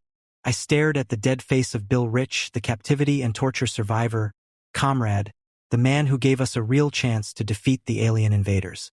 I looked at this brand new corpse and something snapped. "I'm sick of this," I told Arlene. I shrugged off my beloved rocket launcher and handed it to my best gal pal. "Keep an eye on me, first class. You'll know when to use it and don't. God damn it, miss. Show me the apple, Flynn Taggart, and I'll pop it off your head." I loaded up my shotgun, for attention-grabbing purposes only, and calmly walked out to face the ugliest alien of them all. "Hey, spider baby," I called out. "Yeah, I'm talking to you." The turret turned. The spider mind and I looked at each other, and suddenly I was overwhelmed with the most horrific vision of all. I saw the earth in flames, burning buildings, fields, oceans of corpses. I saw the demons, not just aliens, but honest to Lucifer demons, wading through the rivers of filth and blood and urine, laughing in triumph. I saw mankind under the heel, collars around our throats, chains on wrists and ankles. I saw collaborators, traitors, quislings, turncoats of every race and culture. I saw a Vichy Earth government. and I saw in the distance an endless parade of bigger and more ghastly demons. They filled the land from end to end, sea to shining sea. And I knew this vision was no nightmare plucked from my own subconscious fears. This was reality. I saw the future. I leaned forward and spat upon the shredded machine mind. Remember the imp you had talked to me back on Phobos? That creepy Leatherface asked for my surrender. Well, here's my answer, you insect. Raising my shotgun, I took careful aim and blasted toward the brain inside the crystal case. Then I did it again, and again, and again. I stopped at 8 shots because I'd run out of shells, and because the turret had finally rotated in my direction and was chewing up the deck plates with 30mm rounds. I slalomed through the heaped corpses, looking for one in particular, one body not dead but preborn, as my nuns would say, though in a hell of a different context. I was looking for my steam demon, and that had to be a first. The spider mind scuttled after me. On open ground, it could make quite a clip quite a bit faster than a mere two-legger like me. But we weren't on open ground. I chose my route well. I leapt from body to body like Eliza across the ice floes, and the frustrated arachnoid android started shooting the corpses out of the way for clearer footing. I put some distance between us, and for a moment the stupid thing lost me. Great, I should have brought an air horn. Crouching so I wouldn't get clopped by a stray, I loaded up, stood, and fired a few more shells. It spotted me, screamed in triumph just like you'd expect an insect to sound. Magnified 1,000,000,000 times and charged, Gatling barrels spinning like gyroscopes. I ran the 100 in world record time. I flung myself through the air in a graceful swan dive, tucked at the last second, and rolled beautifully, dislocating my shoulder. I struggled up, shifted the shotgun to my right weak hand, reached over the steam demon, and let fly with the last shell. My cough was answered by a diarrhea of Vulcan cannon rounds that tore up the iron flesh of the steam demon like an AB-10 tears up plaster. The bullets ripped the legs apart. They ripped the head apart. They ripped the missiles apart. I clenched my teeth. Now was the moment of truth. If they'd already attached those warheads well, I guess I'd either go north and meet the nuns, or stay right where I was in hell. 15 seconds and 750 rounds later, sudden silence startled me back to the here and now. My ears throbbed and rang, and my skull felt like it was still vibrating. But the spider mind had stopped shooting to see what damage it had done. I wasn't about to stick my head up, but I didn't need to. I closed my eyes and sniffed deeply. There is a smell most people don't know, but once you've tasted it, you never forget it. Anyone who's hung around a Marine air base or naval air station remembers, and pilots remember from the airport. It's the pungent aroma of JP9 jet propellant, and it tears through your septum, up your nasal passages, and straight into your brain. Think of ammonia, formaldehyde, and skunk juice swirled together into a malt. There was no possibility of error. Dozens of gallons of the burn juice pooled around the steam demon. In fact, looking down, I saw it seeping from under the body onto my side, eating away at my boots worse than the green sludge. My bruised eardrums were trying to tell me something urgent, a sound behind the ringing and throbbing. Clicking feet. The spider mind was on its way to investigate. I backed slowly away, crouching lower and lower to stay behind the steam demon. Then the spider mind loomed, and I could no longer hide. It screamed again, this time in rage, not triumph, and charged. It slipped in the fuel slick that it itself had created. Tried to rise and slipped again, skating in the horrible stuff. JV9 dripped from the spider mind's underbelly, splashed up and down its legs, even sprayed across the crystal canopy. Time to split that apple as. I dashed to the side, waving frantically at the building. I couldn't see Arlene. I pointed at the spider mind, screaming, Now, you crazy bitch. She couldn't hear me, of course, or I never would have said such a thing. A tiny bud of red bloomed in the black doorway, flowering into the bright red tail exhaust of our very last rocket.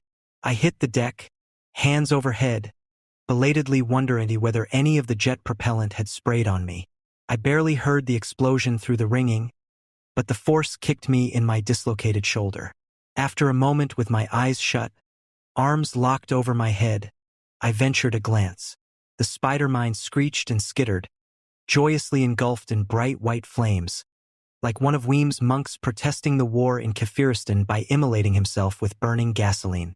I watched for several minutes, keeping low as the last of the Spider-Mine's ammo exploded, bursting off in all directions. Mobility lasted only half a minute. Then the intense heat melted the crystal canopy, turning the truck-sized brain into a crisp pie critter in seconds. It took longer for the metal body to liquefy, even longer for the whole mass to bubble through the melted deck plates. At last, there was nothing left of the dreaded Spider-Mind but a smoking crater. "Get used to it," I muttered, unable to even hear my own voice. "Think of this as a rehearsal for the next eternity." A hand grabbed my arm, my left arm. "No!" I screamed. Then I screamed again in pain as Arlene yanked on my dislocated shoulder. "Jesus, Fly, I'm sorry." I faintly heard her voice, as if through a speakerphone across the room. I rolled onto my back, swearing like a drunken longshoreman. "Oh," she said, "I see what it is. Hang on, Fly. This is going to hurt, but you'll thank me for it in a minute." Would you believe she grabbed my biceps, pulled my arm out of the socket, and snapped it back into place? I passed out. I came to in a few seconds, then cursed her out again, sorting the epithets alphabetically, in case I missed any. I passed through the scatological and had started on the blasphemous when she shut me up by planting a big, wet boot heel on my mouth. She sat me up. By then, my ears were starting to recover, and I could hear what she said. "Pretty spectacular, Fly. I guess we won." Rich would have loved this spread now. But still I heard the hum of power. The lights remained lit. Something was wrong with this picture. "I hope you won't take this wrong," said Arlene, staring curiously around. "But why aren't we plunged into terrible darkness, Fly Taggart? I know what you mean, AS. We can't feel total satisfaction until we're freezing to death in the black night of space. And running out of air. So what's gone wrong with Bill Rich's plan?" She frowned in thought. "I guess that building didn't house the power receiver after all," she said. "It must have been the communications gear by which the Spider-Mind was controlling all the other creatures." "You mean all the creatures left on Deimos and Phobos will destroy one another, like these guys did?" I smiled. I liked that thought. "The Spider-Mind was barely able to control them as it was," she pointed out. "They have a natural hatred for each other." I remembered the crucified Hell Princes. Then I remembered Bill, dying from the stupid blast from a stupid imp. Now he was gone. Focus. Fly, focus. We went back in the control room and I threw a piece of canvas over Rich. We laid his body out in the place that was the most appropriate crypt. The scene of his victory over the demons. "All right," I said. "I think we should retrace our steps back to the surface of Deimos. Maybe we can figure out how to get back to Mars from there, or at least figure out where in hell we are." "Watch your language," Arlene said seriously. Arlene Sanders with religion. As we worked our way back up through the levels of Deimos, we found the dead bodies of hundreds, then thousands of the alien monsters. It was as if the Cosmic Orkin Company had come through and done a big special on demonic infestation. There were a very few live ones, so completely out of it that they hardly seemed worth killing. Somehow Arlene and I found the will to exterminate them anyway. When we reached the surface, we discovered the pressure dome was cracked, the air rushing out, creating a mini hurricane. Of course, we had been adequately briefed on the basics of life in space. It would take days for all the air to escape. We weren't planning to wait around that long. I looked past the crack and stopped breathing. I stared so long, forgetting to blink, that my eyes blurred. I wasn't staring at Mars anymore. Where Mars had loomed, hanging over our heads like a wrecking ball, was a different planet, one that looked disturbingly familiar. Blue-green, familiar land masses, cloud cover, teeming with 6 billion cousins and uncles. We weren't in a hyperspace tunnel any longer. We looked for several minutes, hoping it was a shared hallucination.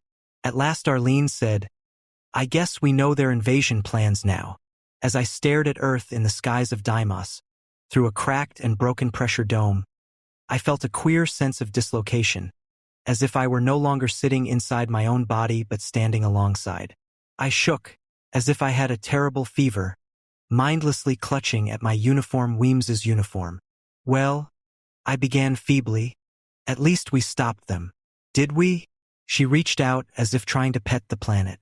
Beyond the domes, amid the bright flecked black of space, other bright spots flared upon the continents, shining through the scattered clouds. Nuclear explosions would look just like that. Other things, worse things, could look like that as well.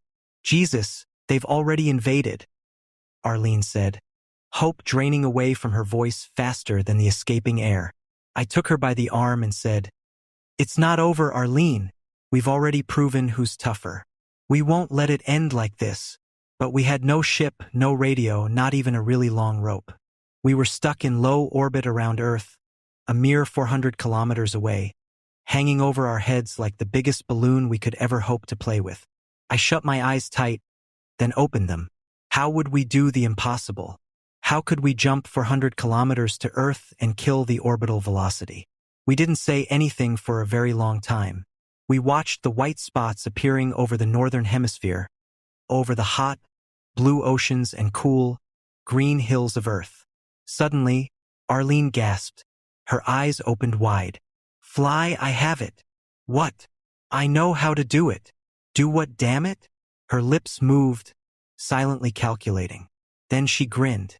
"I know how to get us across to Earth. Fly." The end.